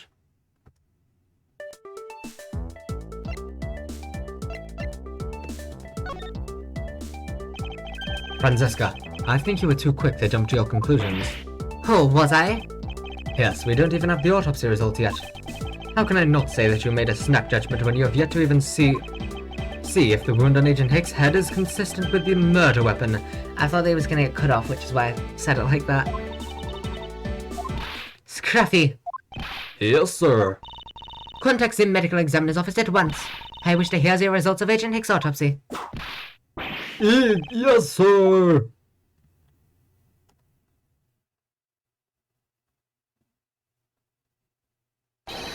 We've got a big problem, Mr. Edgar, sir. As the body disappeared, the body's disappeared. What is it, Detective? They're still doing the autopsy, but they said they've already known this one thing for sure. Oh, never mind. Report, now! The doc said that it's one giant bruise from his shoulder down to his mid-back. From the victim's shoulder to his mid-back. He was beaten over such a wide area. Well, I'd say maybe it's a sign the killer had a grudge against Agent Hicks. It wasn't just his head. The killer went all out and hit him multiple times, sir. Huh. Scruffy, what is had a grudge against Agent Hicks supposed to mean? Well, that's, Was the wound on the victim's head consistent with the murder weapon, Detective? Oh, well, they said they were still looking into that, sir. You're completely useless. Yo! Sir, I told you already, you can't go down there. No, you remove yourself from my way. What is all that racket? My voice was something like this, I don't remember. My luggage, my cargo, they're mine and I demand you return them to me. We're still investigating the cargo hold. Please understand and have a little patience. I suppose there is no choice, I turn German. Finally, I think you get... Hey, what are you? You have left me no choice but use strong force. Ah! You won't get past me. Oh, fuck! This is... Wait, that's it. So that's what this whole thing has been about. Further, there is a matter of the key to the display case that held the murderous bank.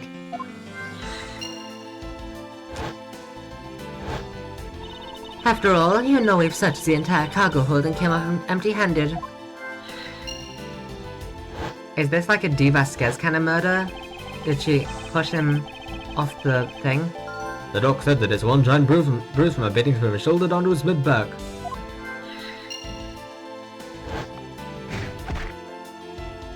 Oh fuck, is he dead? Is he dead?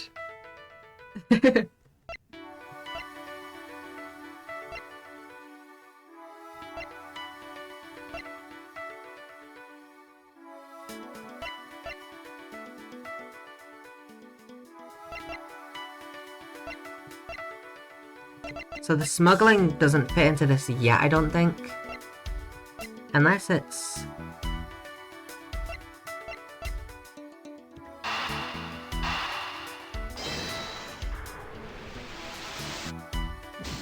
Fuck, yeah, I didn't think so. Not exactly a shining example of the perfect line of logic.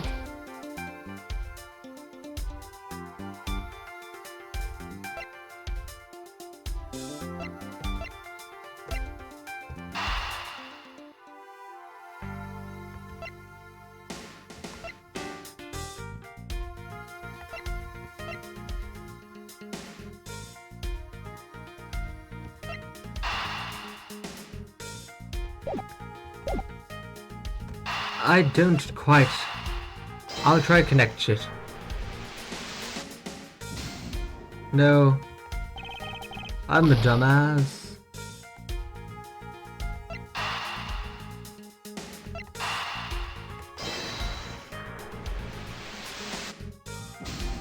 What? I'm gonna blow up all of my mind juices if it's the last thing that I ever do.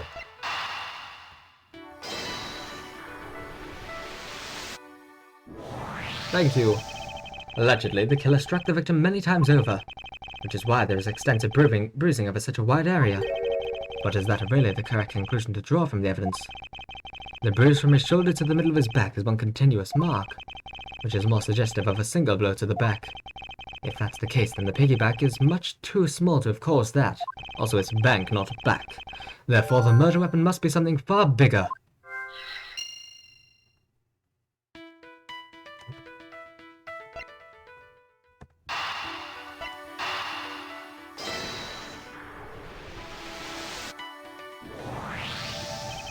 If we're looking for a rather large weapon, you'd think it would stick out. But so far we haven't found anything that resembles a weapon of any sort. Perhaps, just perhaps it's something we all overlooked from the very beginning. The suitcase? Because normally it's too impossibly big to be taken into consideration. What was that all about? Was he trying to jump his way down here? Franziska! What? What do you want? I found it, Franziska. I found the real murder weapon. Unless it is just what you fell on. You did? Hey, you really jumped. We didn't realize it until now, but the answer's been right in front of us this whole time. He might be hurt. We should go check up on him, sirs. There's that pompous attitude of yours again. You should learn to drop that habit. This coming from a prosecutor with the habit of whipping everyone she comes across. Anyway, if you really are a prosecutor, then you'll back yourself up with evidence. You two aren't listening at all, are you? Come on then, show me this real murder weapon you speak of. I don't think I have the evidence. I think that it's just what Mr. LeBlanc fell on. I don't have any evidence to show you. Foolish reasoning for a foolish fool from a foolishly foolish fool meant to fool me. What do you mean by I don't have evidence to show? Perhaps I should have phrased it as, that which caused Agent Hick's death is incorporeal. What? Forgive me, but I do believe I figured out what was the real cause of death.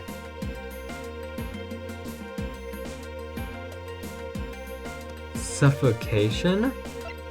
Freefall? What?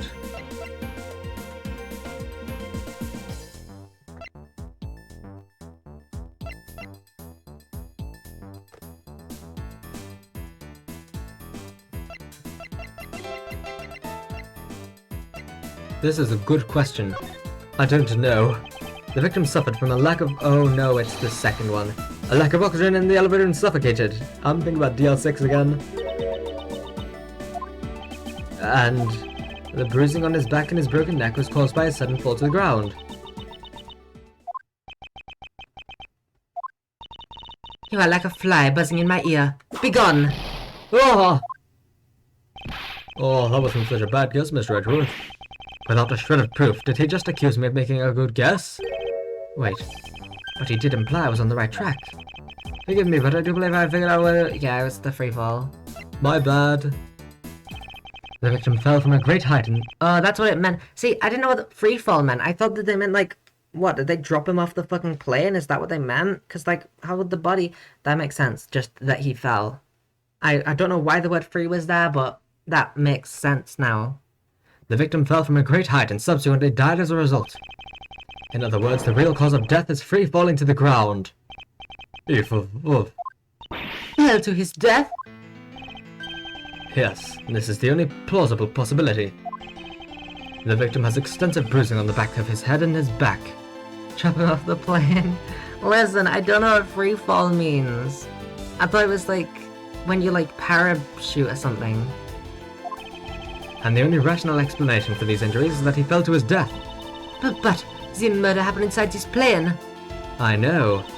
Are you claiming that there's some place in this place from which he could have fallen from? Franziska, are you dumb?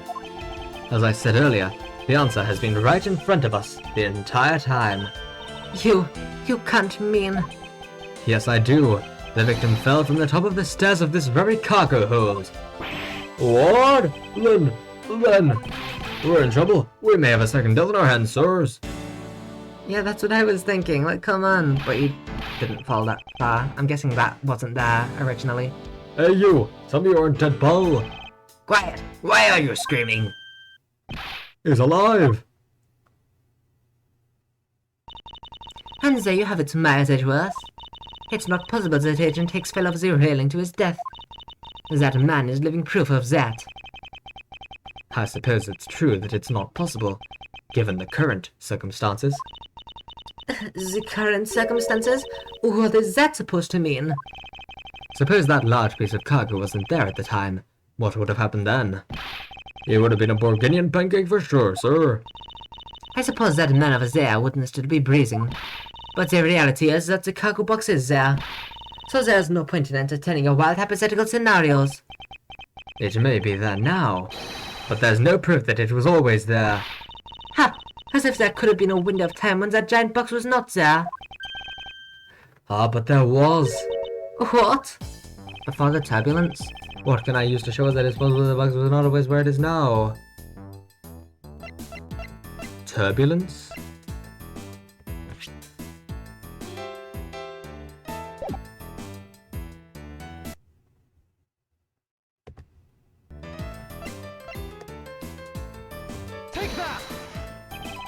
Doesn't it show sufficient probability to you?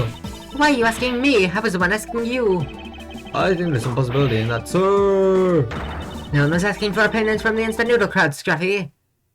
Rude. Listen, it's... Oh. Right. You refueled in the Republic of Zengfa.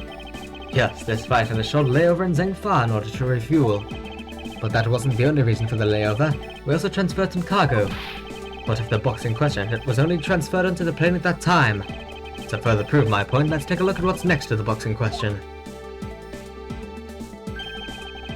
Oh, it's labeled Zengfa Express. Correct, meaning it was loaded onto the plane in Zengfa.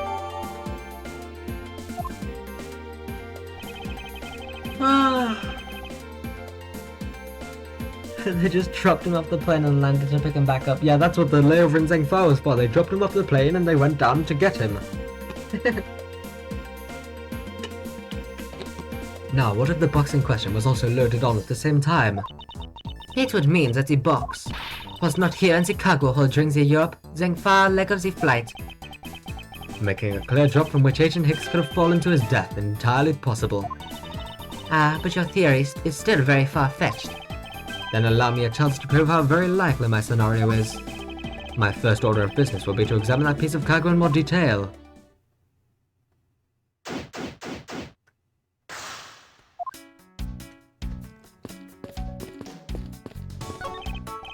This is a rather large piece of cargo. There's a tag on it, sir. Let's see. A leaf red statue. Ever heard of it? Nor I, but all I care about is if we can prove it wasn't here at the time of the crime. Then let's get investigating, sir. Skibbity bat ska, skibbity beep bat ba, skibbity bop bop.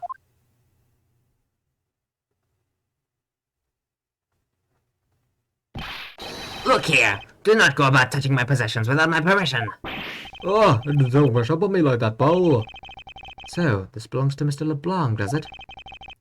I should see what else I can find out from him. The funny thing is, when we came down here to the cargo hold, I was like, thank God I don't have to do LeBlanc's voice anymore, because that is really difficult in my throat. And now here he is! I should have seen it coming, because it was like, hey, I want my cargo. But, like, wow. What a time. You know what, I haven't been doing this nearly enough. I'm a prosecutor. You, I can see you have the guts to show me a piece of art at this time. But from a single glance, I can already tell it is mostly worthless. Ah, this is much more valuable as a piece of non-art, I assure you. You look like you have something to say. Perhaps you are thinking, like casting pearls before swine. You actually hit the nail on the head for once.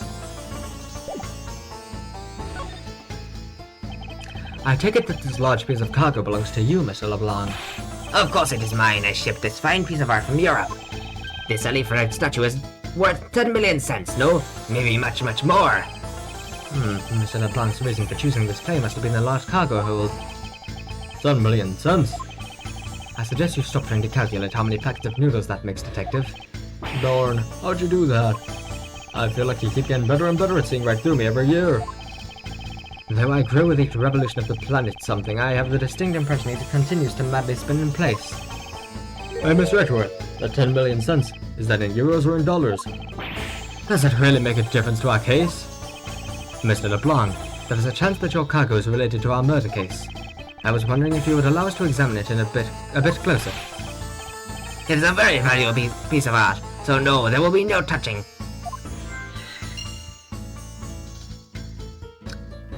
Darn.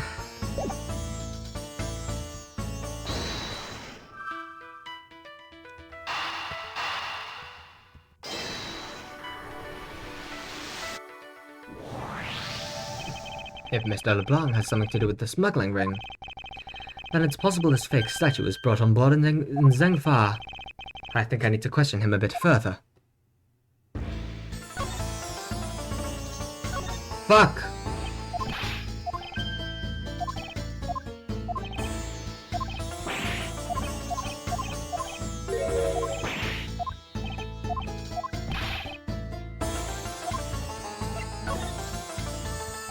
How about your statue, Mr. LeBlanc?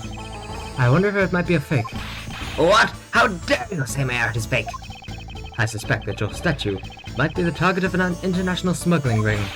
Don't say such fantastical things. Those thieves would not dare.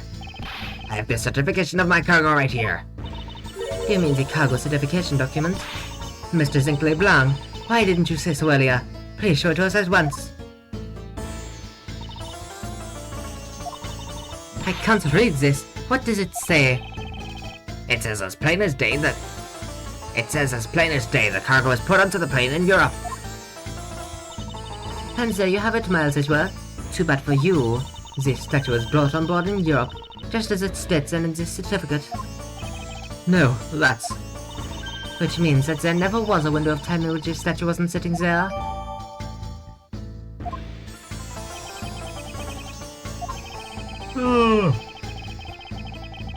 I'm yawning in your face, bitch fuck. Sorry, fuck bitch. Bitch fuck is reserved for Rhoda and only Rhoda. I respectfully disagree. We can't discount the theory until I see the statue for myself. Then you can have your wish. Look at it yourself and say I am right. This. I know I've seen this somewhere before. Huh. This is the elite red. It gives off such a feeling of art. I can practically smell it. This statue has a high amount of historic value. After it was unveiled at a museum in Europe, I brought it to this country to exhibit it. Huh. I believe a closer look is warranted here. So this is the infamous elite red statue, What is it, Mr. Edgeworth? Did you find something? There's something wrong with this picture. We should examine it in more detail.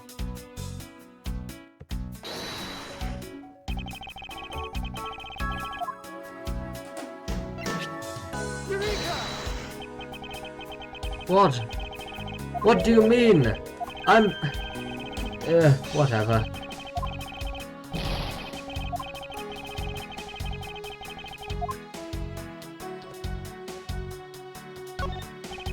So this is the elite red statue.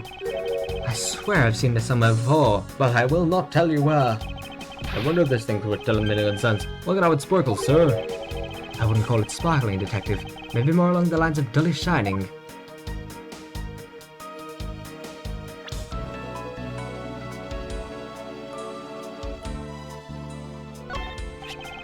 The leftover suitcases sit here lined up in two pretty neat rows. Too bad for Mr. Nero, but this design is unmarketable.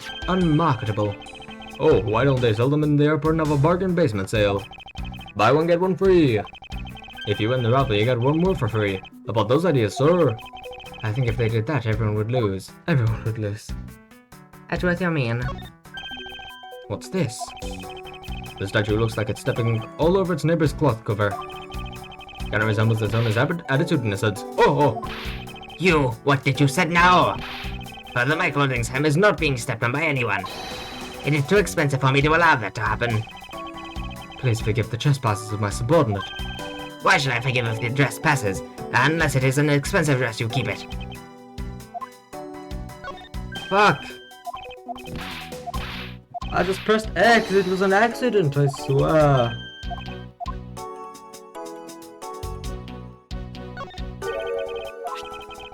What have we here? It says Zengfa Express on the quad, sir. I'm gonna take a guess and say that this delivery company is based in Zengfa. Something's tugging on the corner of my mind, as though something is out of place. Where, yeah.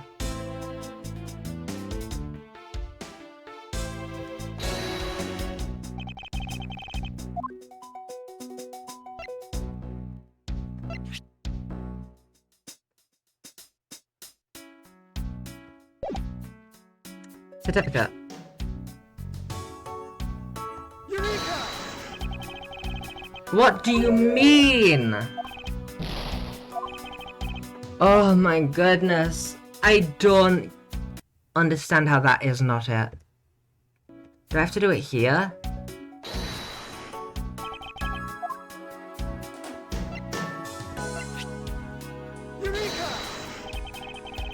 How could this not be it? I'm actually so confused.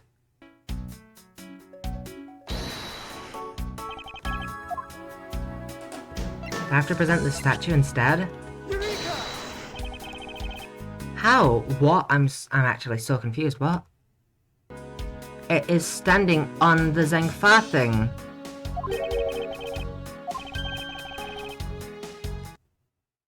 Did I accidentally save state instead of load state? Fuck, I did.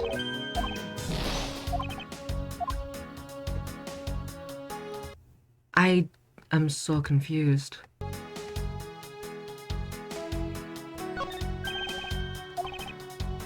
It's stepping all over the neighbor's cloth.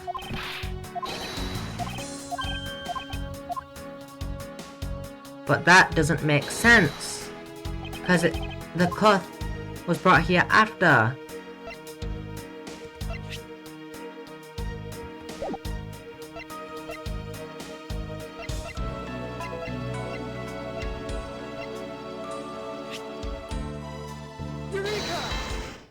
I don't know why it had to be that, but okay. There was clearly a contradiction here. That was kind of silly. What are you going on about? It's just a simple case of a cargo cover getting stuck under another piece of cargo. Ah, that's not possible. But it is. It shouldn't be this way, but the statue is on top of the cloth. Supposing that the neighboring piece of cargo is brought on board in Zhengfa, there's no way that any part of it should wind up under something from Europe. Which means that this fake statue was smuggled on board at Zhengfa. But then what about the cargo certificate? Let me ask in return, what about Agent Hicks?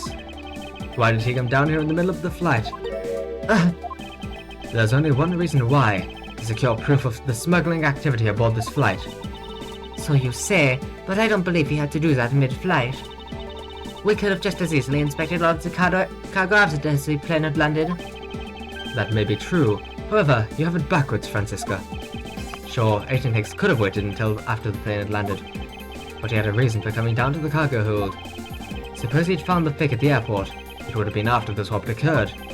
At that time, the suspicion would naturally fall upon the statue's owner, who would have no way to prove that the statue was switched without his knowledge, which means there's someone involved who's forging or modifying cargo certificates. I believe that even further examination will be required, now that we've confirmed that this was brought on board in Zhengfa.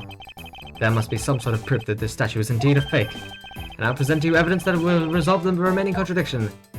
Is this... I had a thought earlier, but I don't even remember it. Oh, it's because...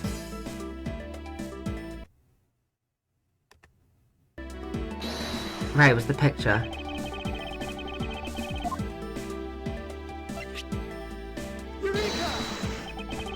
What? Never mind. Fuck you.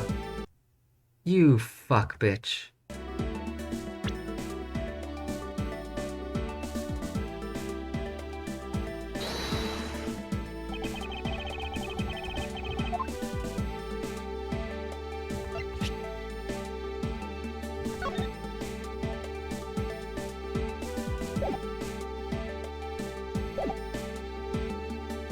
Well, you see,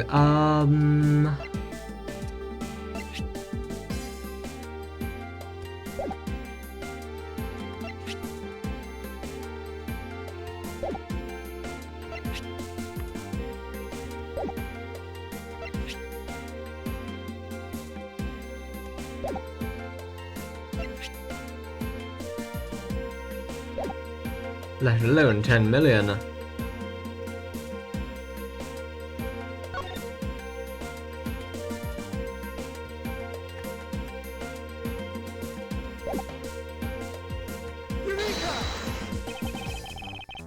No.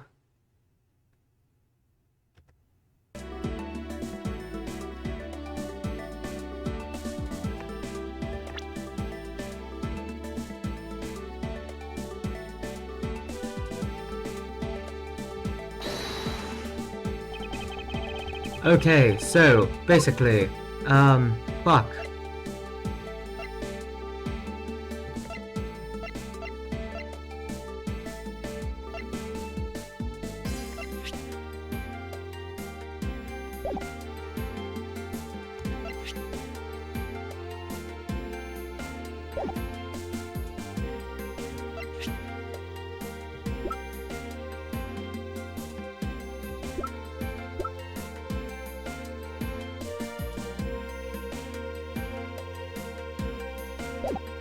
Actually, I have no idea. Fuck.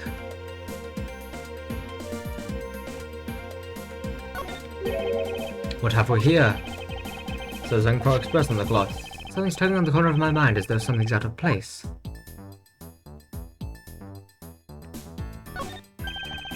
Can't believe you could spot a contradiction from a piece of cloth getting stuck. You two, why do you continue talking about the hem of my clothing being stuck? The fact that this was brought aboard in Zhengfa is going to bring many a tear to Mr. LeBlanc's eyes. So this statue was brought aboard in Zhengfa, which means it's a fake, right, sir? Yes, and there's still one last contradiction to resolve here. Oh, where? As unobservant as ever, I see. Take a good look at the evidence and it will come to you. What?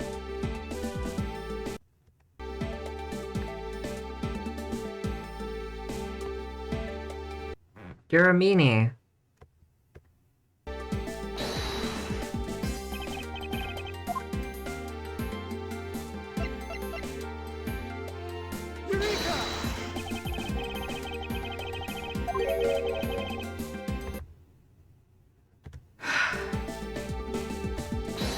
I feel like it's the statue.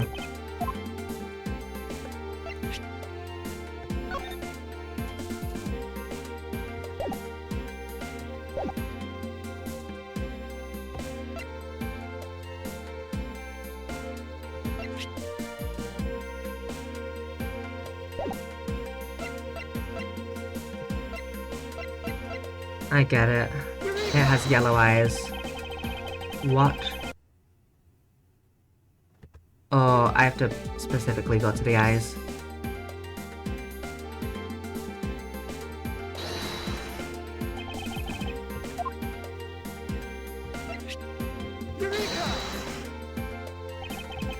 These eyes are awfully orange, don't you think? Yeah, and pretty. They remind me of sunsets when I was in grade school, sir. I don't think you see what I'm talking about. No, I do, but it's really like the color of the sun when it's setting, sir. Ah, oh, the memories. I remember standing out in that field, spinning with my arms out until I felt ill. I don't care about the sunsets. Focus, detective. What color are the eyes in this photo? Oh.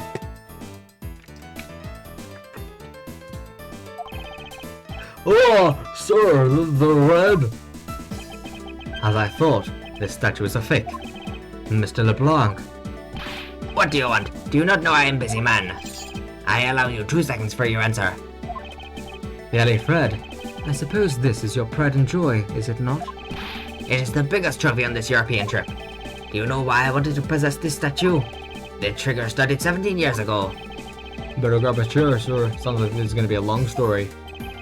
Mr. LeBlanc, I regret to inform you that you have my heartfelt sympathy, but... What is that? Sympathy? For what? You'll see. I'd like you to compare the eyes. That large fellow there has very bright and pretty eyes compared to you. I wasn't talking about the two of us. I meant the eyes of the statue in front of us and the one in this photo. Why the sudden yelling? Now then... Oh! It is a photo of the statue on display at the museum in Europe. Ah! Now do you see, Mr. LeBlanc? The statue before us is a fake. Ah! Fake!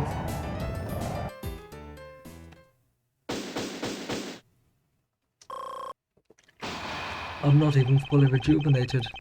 I guess the victim knew the real version of this was gonna get nabbed, huh? Yes, while this photo could be seen as nothing more than a simple souvenir, it was in fact taken to be used as a reference document later on. Next, Agent Hicks had to secure proof that the smuggling had taken place.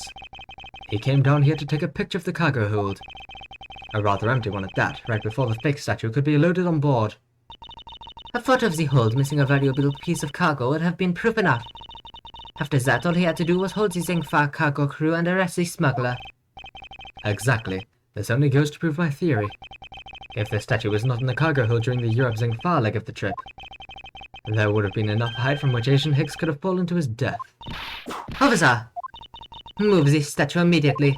Have a thorough examination of the floor underneath. Now! Why didn't we start with this?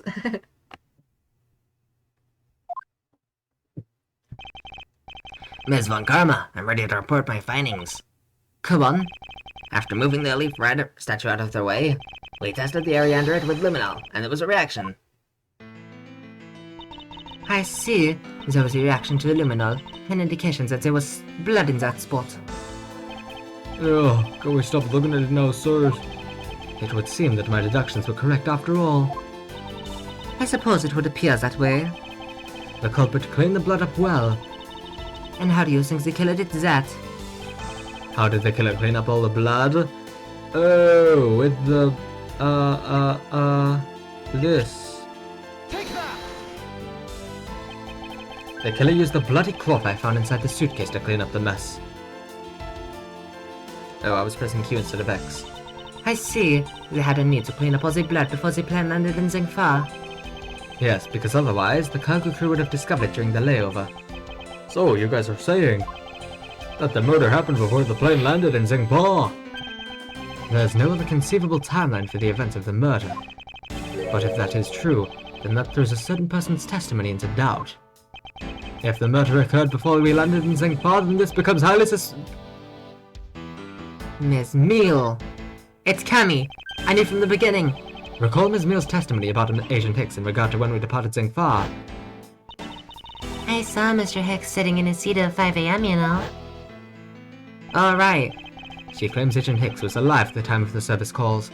But that totally contradicts the facts, sir.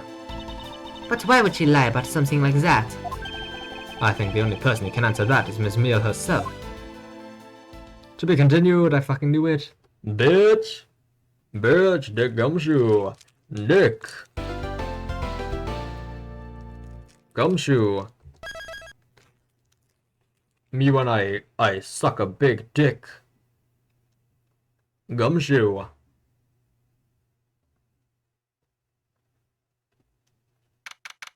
Oh, look at her. She's so lovely.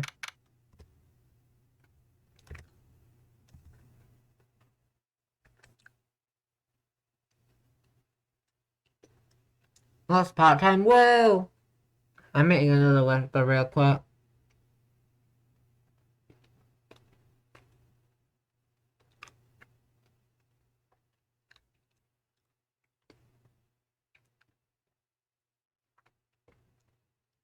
Time to investigate every cammy and nook. I'm actually so upset that he didn't actually say it. He never said every nook and cammy. I thought it was a real line. I'm so sad.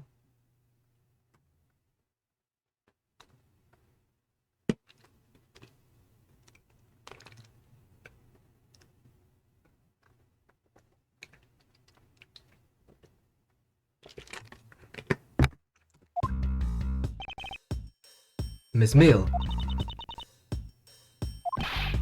Miss Meal! Uh-huh. Look at her, she's so silly. Do you recall what you said earlier? About when you answered some service calls as we were departing from Zengfa? Huh? You said that Mr. Hicks was sitting in his seat at that time. However, that is simply not possible, because Mr. Hicks was dead long before we ever touched down in Zengfa. Miss Cammy Meal! Maybe I didn't see what I thought I did. No one could make a mistake so large, Miss Meal. But she's so sleepy. But I make that kind of booby all the time. I said booby. I didn't mean to. I make that kind of boo-boo all the time. Ugh! This is going nowhere. There must be a better way of resolving that contradiction. I'm pronouncing all of my words wrong. Very well, Miss Meal. If you please, tell me about your alibi during the time span. From just before we were to land at 3 a.m. and 6 a.m. when the body was found. Are you telling me I'm a suspect, Mr. Edgeworth? What the fuck? I'm asleep again.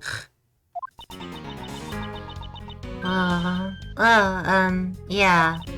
From 3 to 4 I was, in the flight attendant's room, all by my lonesome self. Yeah.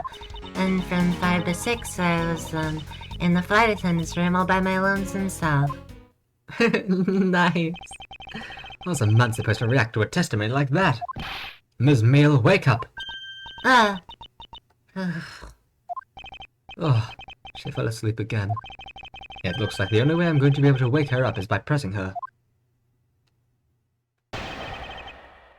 Is it just using her own testimony against her? Yeah. Ms. Meal, wake up! Ah, I'm awake. Ugh. Niles Edgeworth, I demand that you do something about this flight attendant this instant.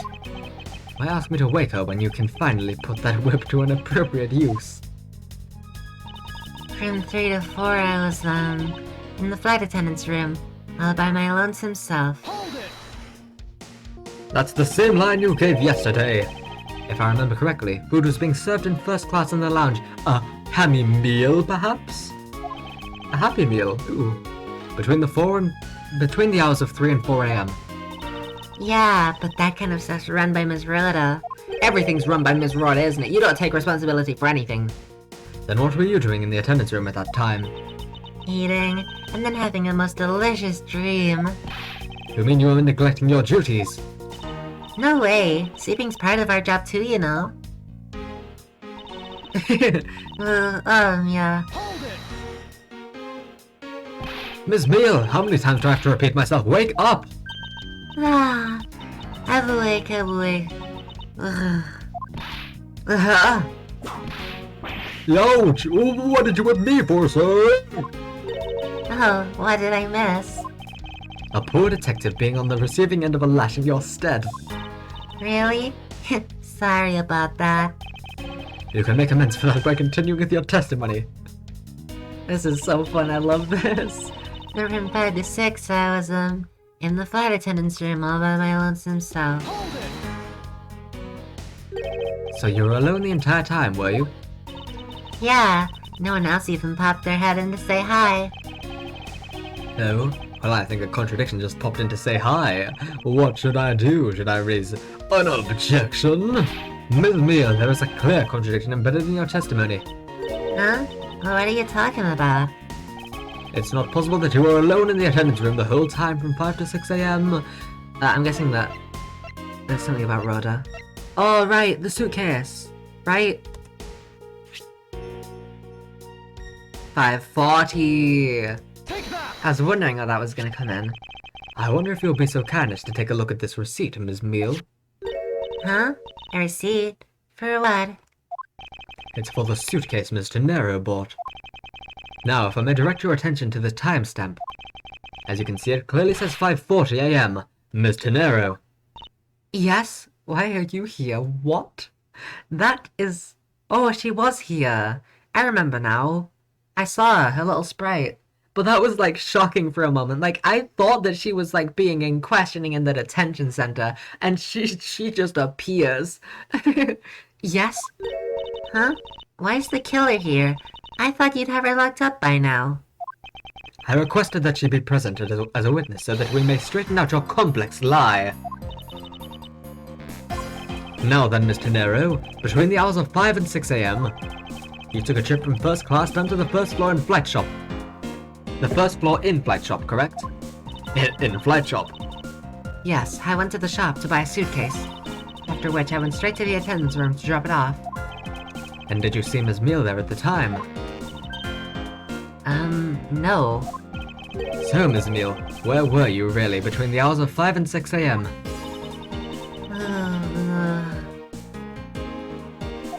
Ms. Cammy Meal! Huh? The bathroom? I'll be the one to ask the questions here. Yeah, maybe that's it. I probably just missed her. Nature calls, you know? Do you take me for a fool? That's a little too convenient to be true. But it's the truth. Cross my heart. I don't have enough conclusive proof to counteract her at this stage. You don't believe me, do you? But please, won't you give me a chance and hear me out? I swear I'm a good girl, please don't punch me in the face. Look, I know you're suspecting me because I'm one of the crew. But you'd think then maybe you should also suspect Ms. Rhoda too. She's the one in charge of the elevator keycard and the shop, you know. If you ask me, that makes her super suspicious. Please leave Mr. Nero out of the conversation. Only you are under suspicion for now. I don't get it. Why are you covering for Miss Rhoda all of a sudden? Oh, now I get it. Maybe you've got your eye on Miss Rhoda. Of course I'm keeping an eye on her. I can't very well let her escape, can I? Never mind. But you want to know something? Miss Rhoda actually kind of like... I have absolutely no interest in people who can't appreciate my sense of design. I'm gay, Mr. Nero. Now's not the time for this sort of talk.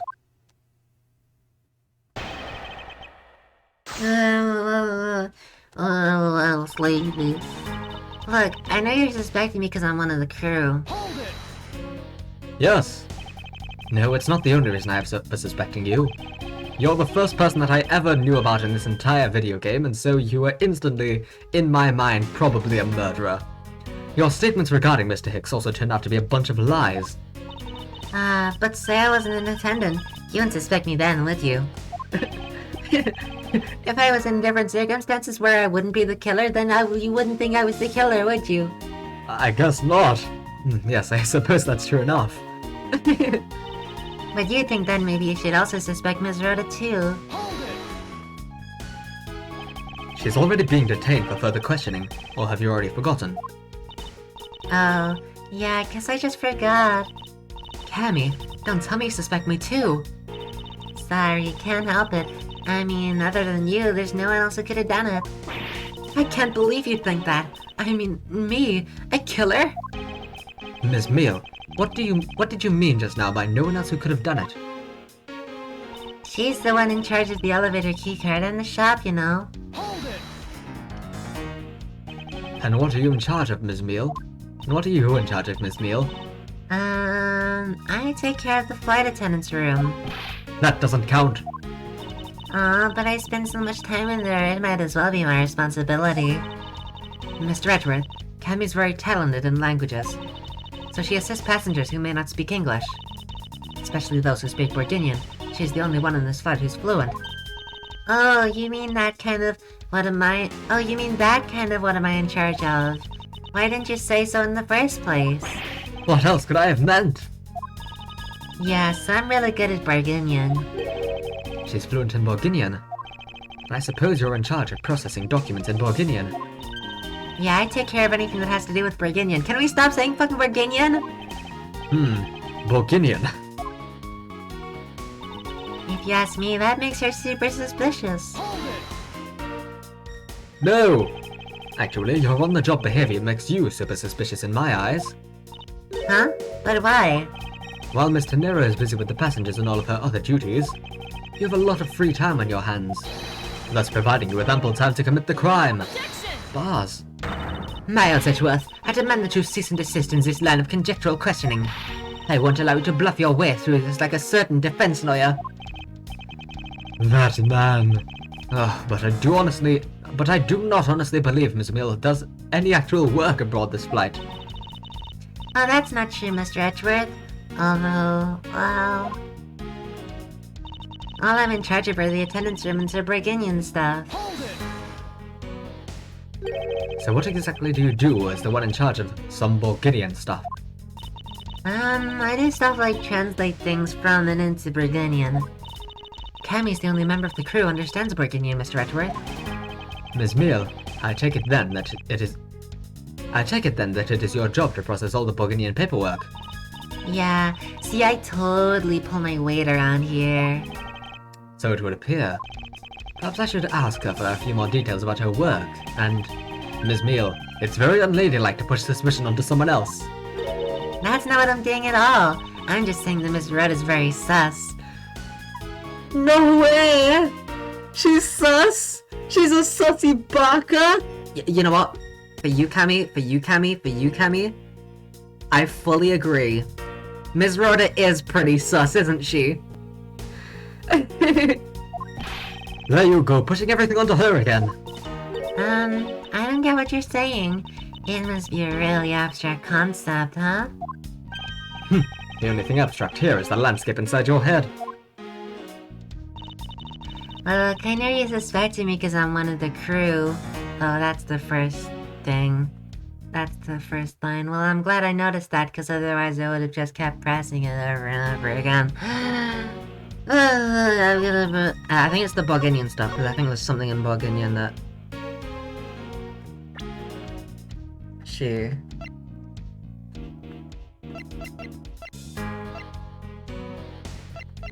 I want to say this, right? Document in Bourguignon.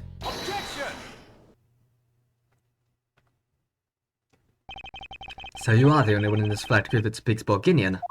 Is that correct? Oh, yeah, I guess so. I studied abroad in Virginia for a while. I love this sprite. Look at her, she's so sleepy. I need that as a gif after this stream. If that is the case, then the signature on this document belongs to you, doesn't it?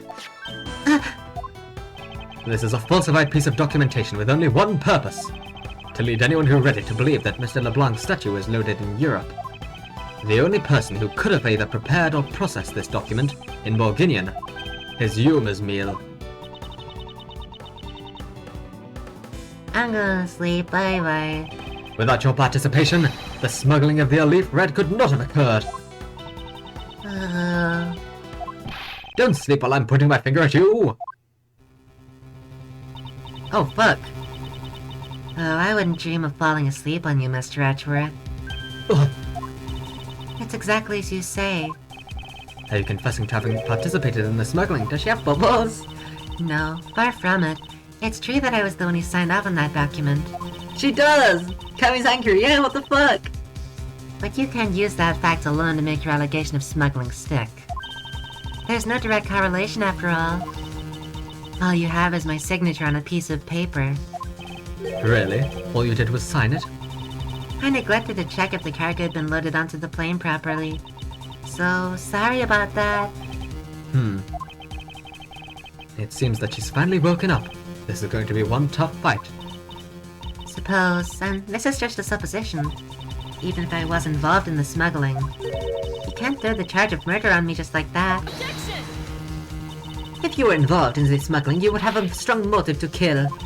Agent Hicks was in the middle of an investigation regarding a smuggling ring. And just when he was about to close in, he was killed by a member of that ring. Well, did you ever stop to think that maybe Rhoda's the smuggling ring member? After all, unlike me, Rhoda has access to many things on this plane for work purposes. Oh damn, she shot bubbles at my face! What the heck? So perhaps there is some element of a setup at play in this case. What are you talking about?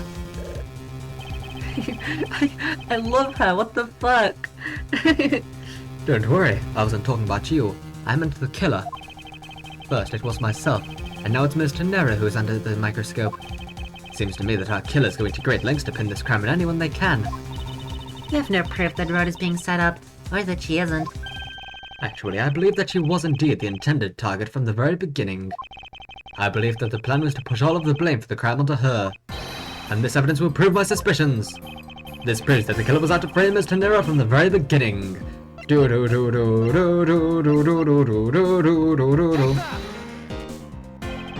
killer could have hidden the body anywhere, and yet they chose the suitcase. Why is that? It was to move the body up from the lower deck to the first floor. However, why go through the trouble to do so? Oh damn, look at her! Oh my god, I love her. The only way all of these actions make sense is if the killer had wanted to frame Mr. Nera for the murder. Mr. Nera buys a suitcase on every flight she works without fail. But should her suitcase be switched with the one containing the victim's body, that would put her in a very tight spot.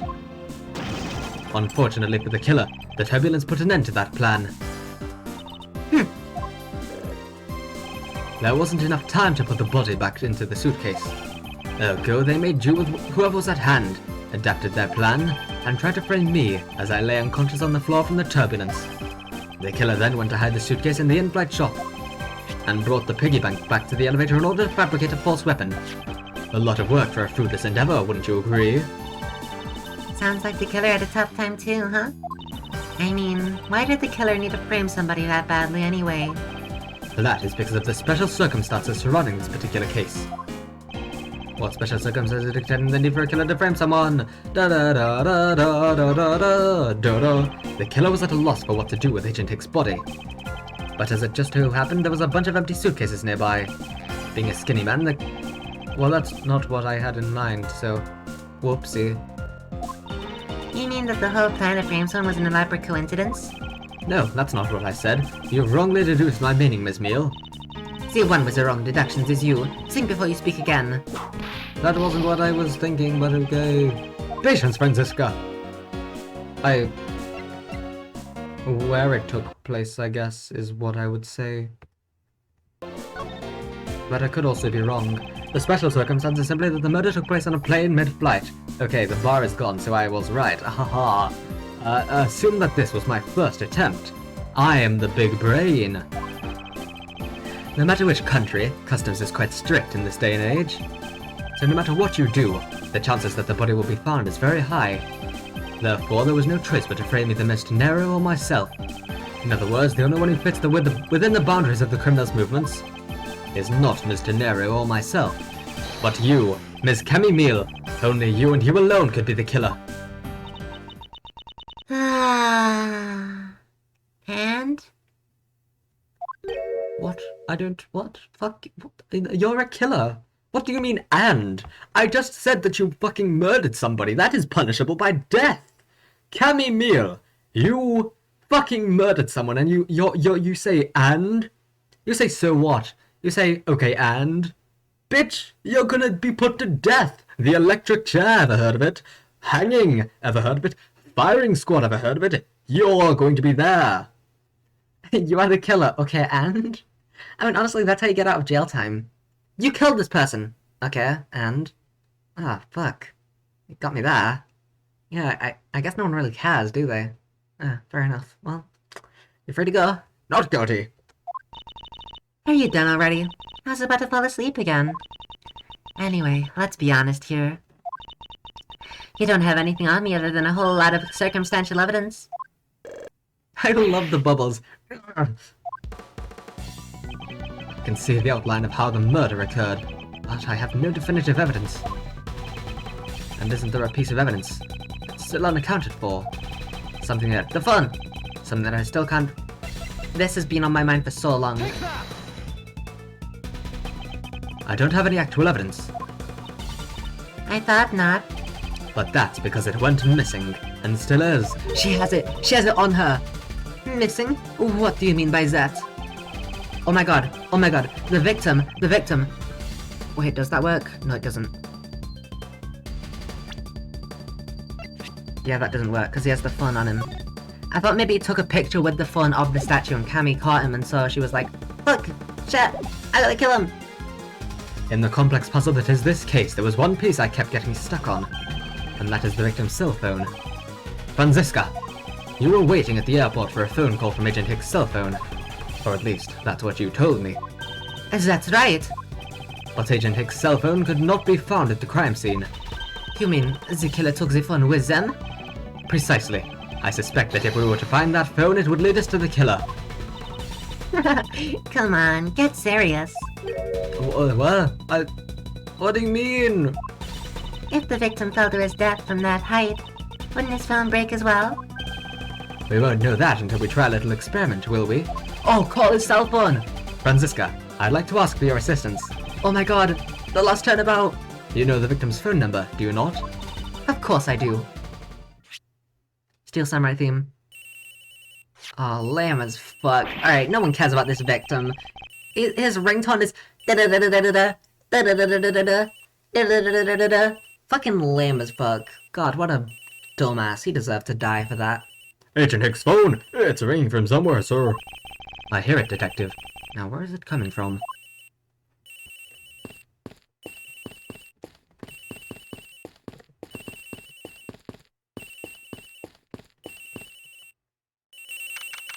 Oh, it's in her bed! It's in her locker even! Oh, you're fucked now, Cammy. The ring's coming from somewhere here, sir. Leave no stone unturned, Detective Gumshoe. We must find it. The ring's coming from somewhere around here. But it's not here, sir. Why do I have such a bad feeling about where we're going to find the phone? Oh no. Oh, she didn't! The ring's coming from in here, sir. What? No, it can't be. She framed Rhoda to the very end! Fuck! Oh, that's so smart. Shit. This has got to be the victim's cell phone. Just whose locker is this, sir? Fuck! Shit! I went straight to Cammy's locker. I thought I got her, but no. Rhoda's. Fuck! Shit! It's Miss Tenero's. What? Fuck! That's so mean. Killer's being smart, girl. Yeah, fuck! Oh, that's so funny. Fuck. I thought it was so clever. I was so proud of myself. And then I went to her locker and it... Oh. The moment they said it's not here, I was like, fuck, no. Aw. So, Mr. Edgeworth, how'd it go? Where'd you find the phone? I found it in the flight attendant's room. In Miss Tenero's locker. Oh, what? But... Rhoda Tenero. I don't know anything about the phone. It wasn't me. It wasn't me. Rhoda gives off big Adrian Andrews vibes. Ms. Von Karma, is it? I'd suggest you arrest Ms. Rhoda Tenero right away. Wait, I have a theory. This is related to the incident with the keycard. When the killer went to steal the keycard, they conveniently stashed the cell phone in Miss Tenero's locker at the same time. This is related to the keycard, alright. In the same way that we have zero proofs that the killer did just that. Ugh. The only voice that sings the truth is evidence. That is the one bird we cannot ignore. What should I do? Francisca's right. I can't offer baseless conjectures at this point. Alright then. Why did the culprit take the cell phone from Agent Hicks? It must have something very incriminating on, or in it. What now, Miles Edgeworth? It's not over yet. We've yet to figure out why the killer took the phone. What? Inside this phone lies the final piece of incriminating evidence that will point us to our killer. It's gonna be like a picture of Rhoda with blood all over her outfit with a knife in her hand.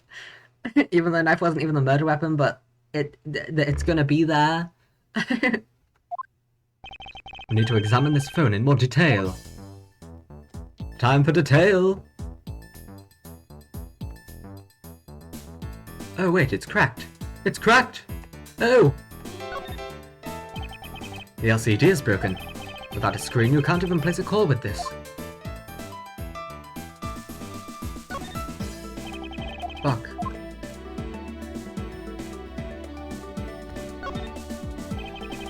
This must be the switch that opens the phone. Oh, when did they start putting keyboards like these into cell phones? Oh, this is one of those computer cell phones that they started selling recently. Computer cell phones? Yeah, it's got a computer in it, and it's a cell phone. Neat, huh, Mr. Edgeworth? All you need in a phone is the phone part. Nothing more. I'm guessing you can't even send out email. Talk about inconvenient. You have a problem with what I do and do not care for, detective? Oh, no, sir. As they say, simple is best.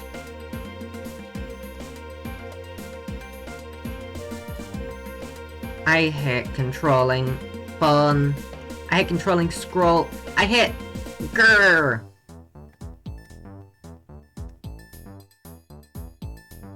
Oh. For some reason I didn't think the examine bottle was there. Yesterday's broken. Fuck.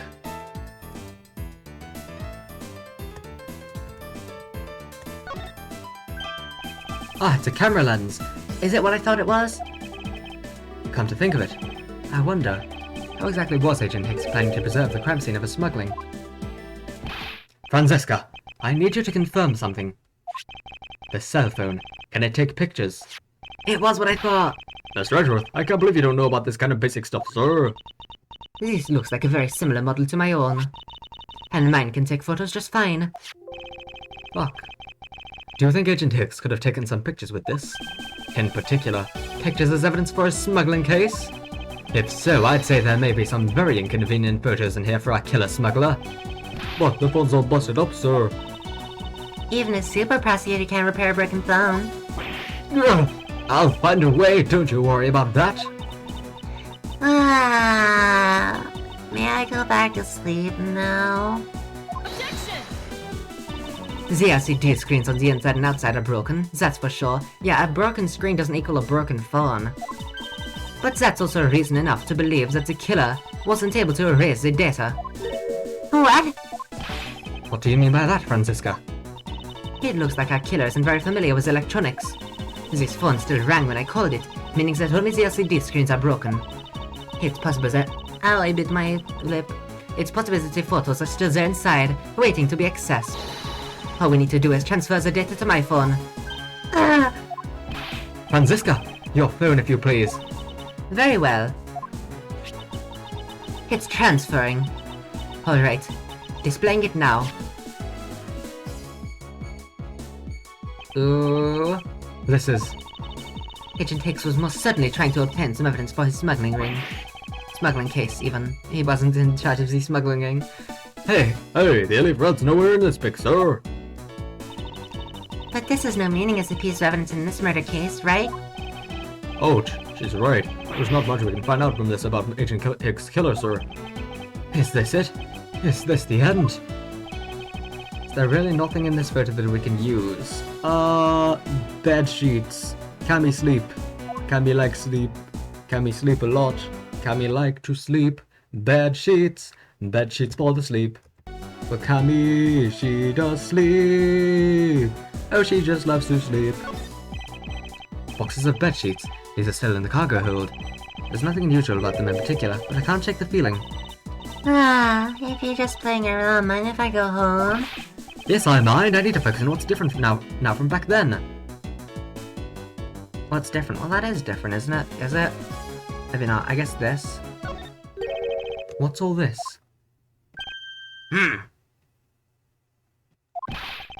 Oh, they are a cargo ship from Burgundy to Zengfa. So the reason they aren't here now is that they were dropped off in Zengfa.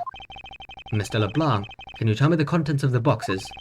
Unfortunately, there's no English written on them anywhere. One cluster of boxes is written on Burgundian. It says, Skibidi-Biska. It is cloth in English. Cloth? Could it be? Is this where the killer? What? What for is that scary face? Ms. Mio. Yes? It appears that Agent Hicks was no ordinary investigator. He left us with a piece of evidence, after all. A striking piece that will point out who his killer is. Maybe you shouldn't force your mistaken reading of a simple picture, Mr. Edgeworth. The Burgundian cargo in this piece of evidence will point us straight to the killer. I would assume the cloth, but I'm scared.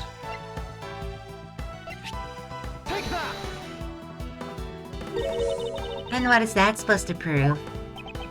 The killer used this piece of cloth to wipe up the blood they had spilt. But there was one thing that bothered me this whole time. Where did it come from? And now I have finally found my answer in this very photo. The cargo that was unloaded in Zengfa had cloth written on it. In Burgundian, that is. And this is where the killer grabbed a piece from to clean up the blood with. That's right. The killer was someone who could read and understand Burgundian. Oh, fuck! And the only crew member that fits that description is you, Ms. Camille. Hold it! That's pretty flimsy. The killer probably searched through all those boxes looking for something to use. When you're frantic, you don't care if the box is in English or Burgundian. Sorry, but I cannot agree with your assessment of the killer's indiscriminate nature. What? There was no need for the killer to tear through boxes at random at all. And if the killer supposedly could not comprehend Burgundian, well then... logically, the killer would have opened this box first. Take that! Hey, it says bedsheets in English right in the box, sir.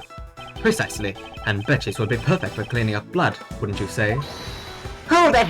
So what are you trying to say? That if I were the criminal, this box of bedsheets would have been what I would have spotted first. However, the killer chose to use some Burgundian cloth. Do you have an explanation for that? The killer didn't want anyone to know that the real scene of the crime was this cargo hold, so they were afraid to leave signs that the box for the sheets had been opened. However, the Burgundian cloth, well, that's a horse of a different color. Because the killer knew that it was going to be unloaded in the Republic of Zengfa. That's right, that is why the Burgundian cloth was used. And the only Burgundian reader on board who could make such a calculated decision is you, Camille, you and you alone. It would be very easy for us to confirm if any of the boxes were resealed. All we would have to do is contact the Zangpa authorities in time. We may even find other evidence to incriminate our killer with those boxes. Yeah. So what do you say, Ms. Meal? Why not confess to your crime here and now? Or would you rather wait and see what we find out from our investigation in Zingbar?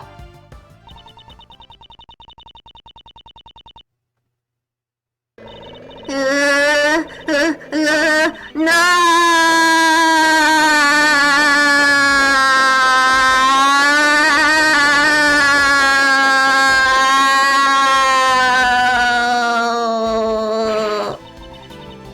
He was injured, Paul. I couldn't stop it. I brought him here. He started taking pictures. I couldn't be found out. I was scared. I was in trouble. Oh golly, look at him. I.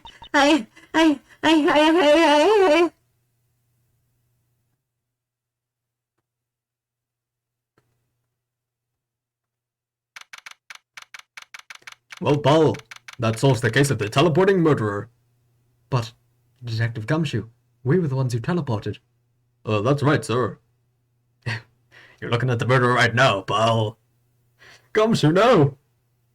Catwin with it, Is it Henny Games? Like, who names their child a play off of Caramel? Is that... Oh my god. We win, yay, woo! We finished making all the arrangements to take the suspect in, sir. Very good, Detective. What about the smuggling route? Did you say anything about that? They're taking her down to the precinct now. Hopefully we can get more out of her there. Whenever we even approached the topic, she just started foaming at the mouth. It was scary, sir. He probably wasn't prepared to commit a murder all of a sudden. One thing's for sure, the ring behind this whole mess means serious business. It looks like there's a lot more to this case than meets the eye. This is so like this, Despair. Both victims got killed by a push. Both are on transport and so many other things, yeah. This was a good case. It really was. I really enjoyed this. Chloe, this next case 3 is going to have to be really shit for me to not like this game. That's all I'm saying. Case 3 is going to have to be abysmal for me to not like this game. This third case has to ruin my entire life for me to not like this game. This is fucking phenomenal. I love this game so far. I genuinely really love this game. Like, this third case is gonna have to be fucking awful. This next case is gonna make me wanna... It's gonna have to make me wanna kill myself, otherwise... I don't know, I love this game. I don't think anything else could change my opinion. It's not just the third case, it's also the fifth case, but you rated the fifth case higher than the second and first case on your case tier list. It was still like a pretty low tier, but you rated it above these two. And these two I really, really loved, so if the fifth case is above these, then that's still really good, even if it's way below the fourth case. Mr. Edgeworth,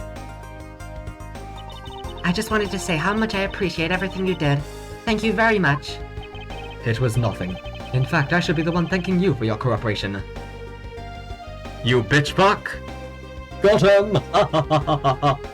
Because it's a final case, it's bad for a final case though. Yeah, but if it's still enjoyable, then I'm gonna enjoy it. but truly, if it wasn't for you, I might not be here right now. Instead, I can continue to serve our passengers as a flight attendant. I hope that...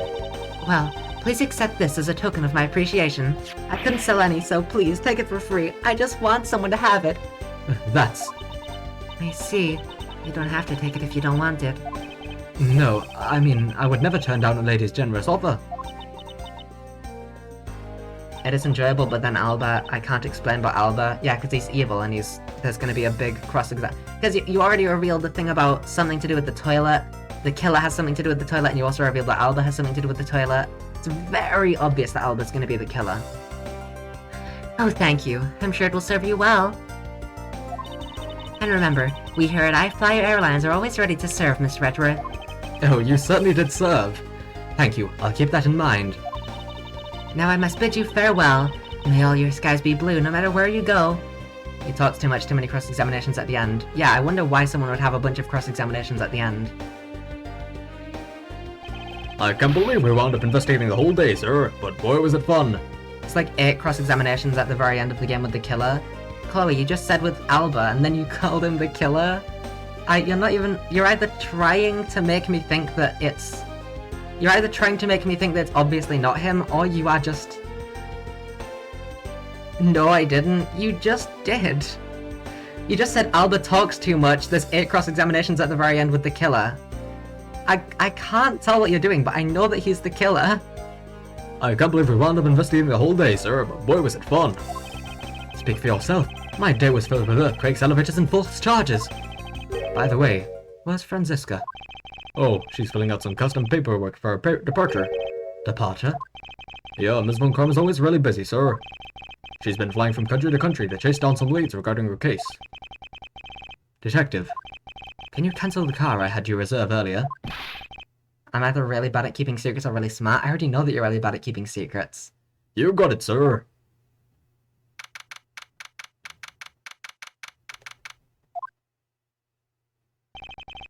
Franziska. I don't know why this music is playing, but it's me, Franziska Bancana!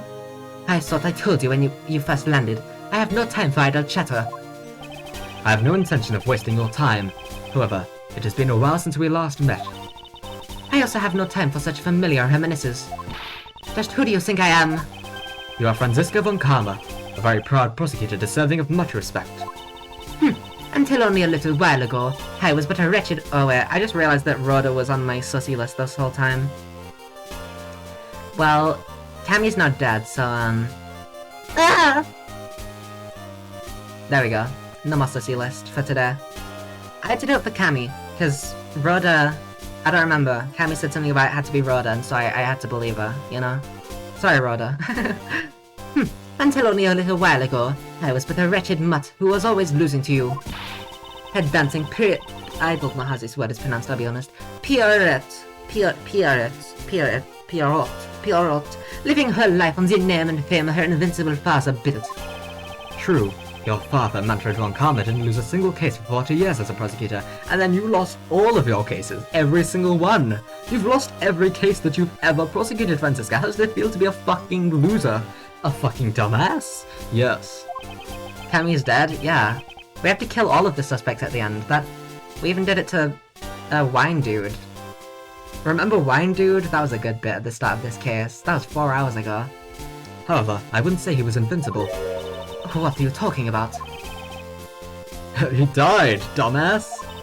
The group I'm on the trail of is a little more troublesome than most. This smuggling route we found this time is only one sliver of the big picture. One guy's dead? Yeah, we killed him earlier, don't you remember? Sounds like something. I didn't read it, bitch. You need to stop saying that. You really don't have to worry. I can take care of myself. Yes, I suppose you can. Plus, there's another agent on this case with me. Oh, another agent? He's a star among Guntapol agents and has the highest successful arrest rate. His name is Romain Letouce. Who knows, you may even run into him one day. I was simply caught up in this one case. I hardly see why we would cross paths. Unless it's Lang? I suppose. But I doubt he would say the same. I'm not following you. You'll understand soon enough. The flight has only just begun, Miles Edgeworth. I'll be back in this country soon enough. And when I am, you can be sure I'll pay you back. In full. What? I don't get it. And just like that she's gone, huh, sir? Thank goodness, I can find the rest easier and I won't have to watch out for a whip. Detective Gumshoe, I want to thank you for all your help and cooperation. Oh, I was nothing, sir. I was just happy to be able to work with you again. Oh. I think I'm gonna celebrate by adding a little extra salt to my instant noodles tonight. Just how much did you cut his salary by, Franziska? Detective, I was wondering if you might give me a ride down to the prosecutor's office. Sure thing, sir. I can fly down the road in the patrol car if you want. Don't make me remind you, Detective. Safety first. Thus I solved the first case upon my arrival home. Franziska von Karma, the smuggling route she was after. The leaders of that ring had already put their trump card into play. And the players on the other side of this wall? They would begin to make themselves known through the next incident. Huh? Edgeworth speaking. Finally. I called who knows many... how many times earlier, but I couldn't get through. And you are? This is the person who, no. I was about to say this is the person who bonked him on the head, but that hasn't happened yet. Have you forgotten my voice, Smiles, my boy? Yes. Mr. Amano. Ernest Amano, correct? Ah, so I don't know, I haven't seen this person's face, I don't know what voice to give them. Ah, so you do remember me. I know it's rather sudden, but I can't ask this of anyone else. There's been an incident, Miles. My son, he's been kidnapped. What? In the kidnap turnabout? No way! Mr. Armando! Diego? The end? Oh my god! The kidnap turnabout? Someone's been kidnapped? What? Yes, I will save. Dumbass? Dumbass. You're a fucking bitch, aren't you? Oh my god, I'm so sad. Fuck. Someone's been kidnapped. Also, that person's name is Ernest. Doesn't that mean, like, doesn't the word Ernest... Sorry, I closed it. I didn't mean to do that because it ruined the illusion for a second. Doesn't the word earnest literally mean, like, truthful or something like that? The next kiss isn't bad, by the way. I've been tricking you this whole time. See, this would get any reaction out of me if I didn't know you. Like, I know you very well. You haven't. I can tell you that much. You haven't. But, good on you for trying to gaslight me, I guess? But anyway, that was a really fun stream. I really enjoyed that kiss. I'm guessing that we're not going to finish the next kiss in one stream like we have the last two. Dang it. See, when Astro does it, it's slightly like, oh fuck, what are they doing? What are they trying to pull? But with you, it's very obvious. But yeah. I doubt that we'll be able to finish the next case. The next case is good for the first half. I'm probably gonna enjoy the whole part. Yeah. I've needed to go to the toilet ever since the third part ended. We both predict each other easily, yeah. So yeah, that was a really, really fun case. I have high hopes for the rest of this game. The next case, I'm trying to lower my expectations, but I don't know how it could be worse than Big Top.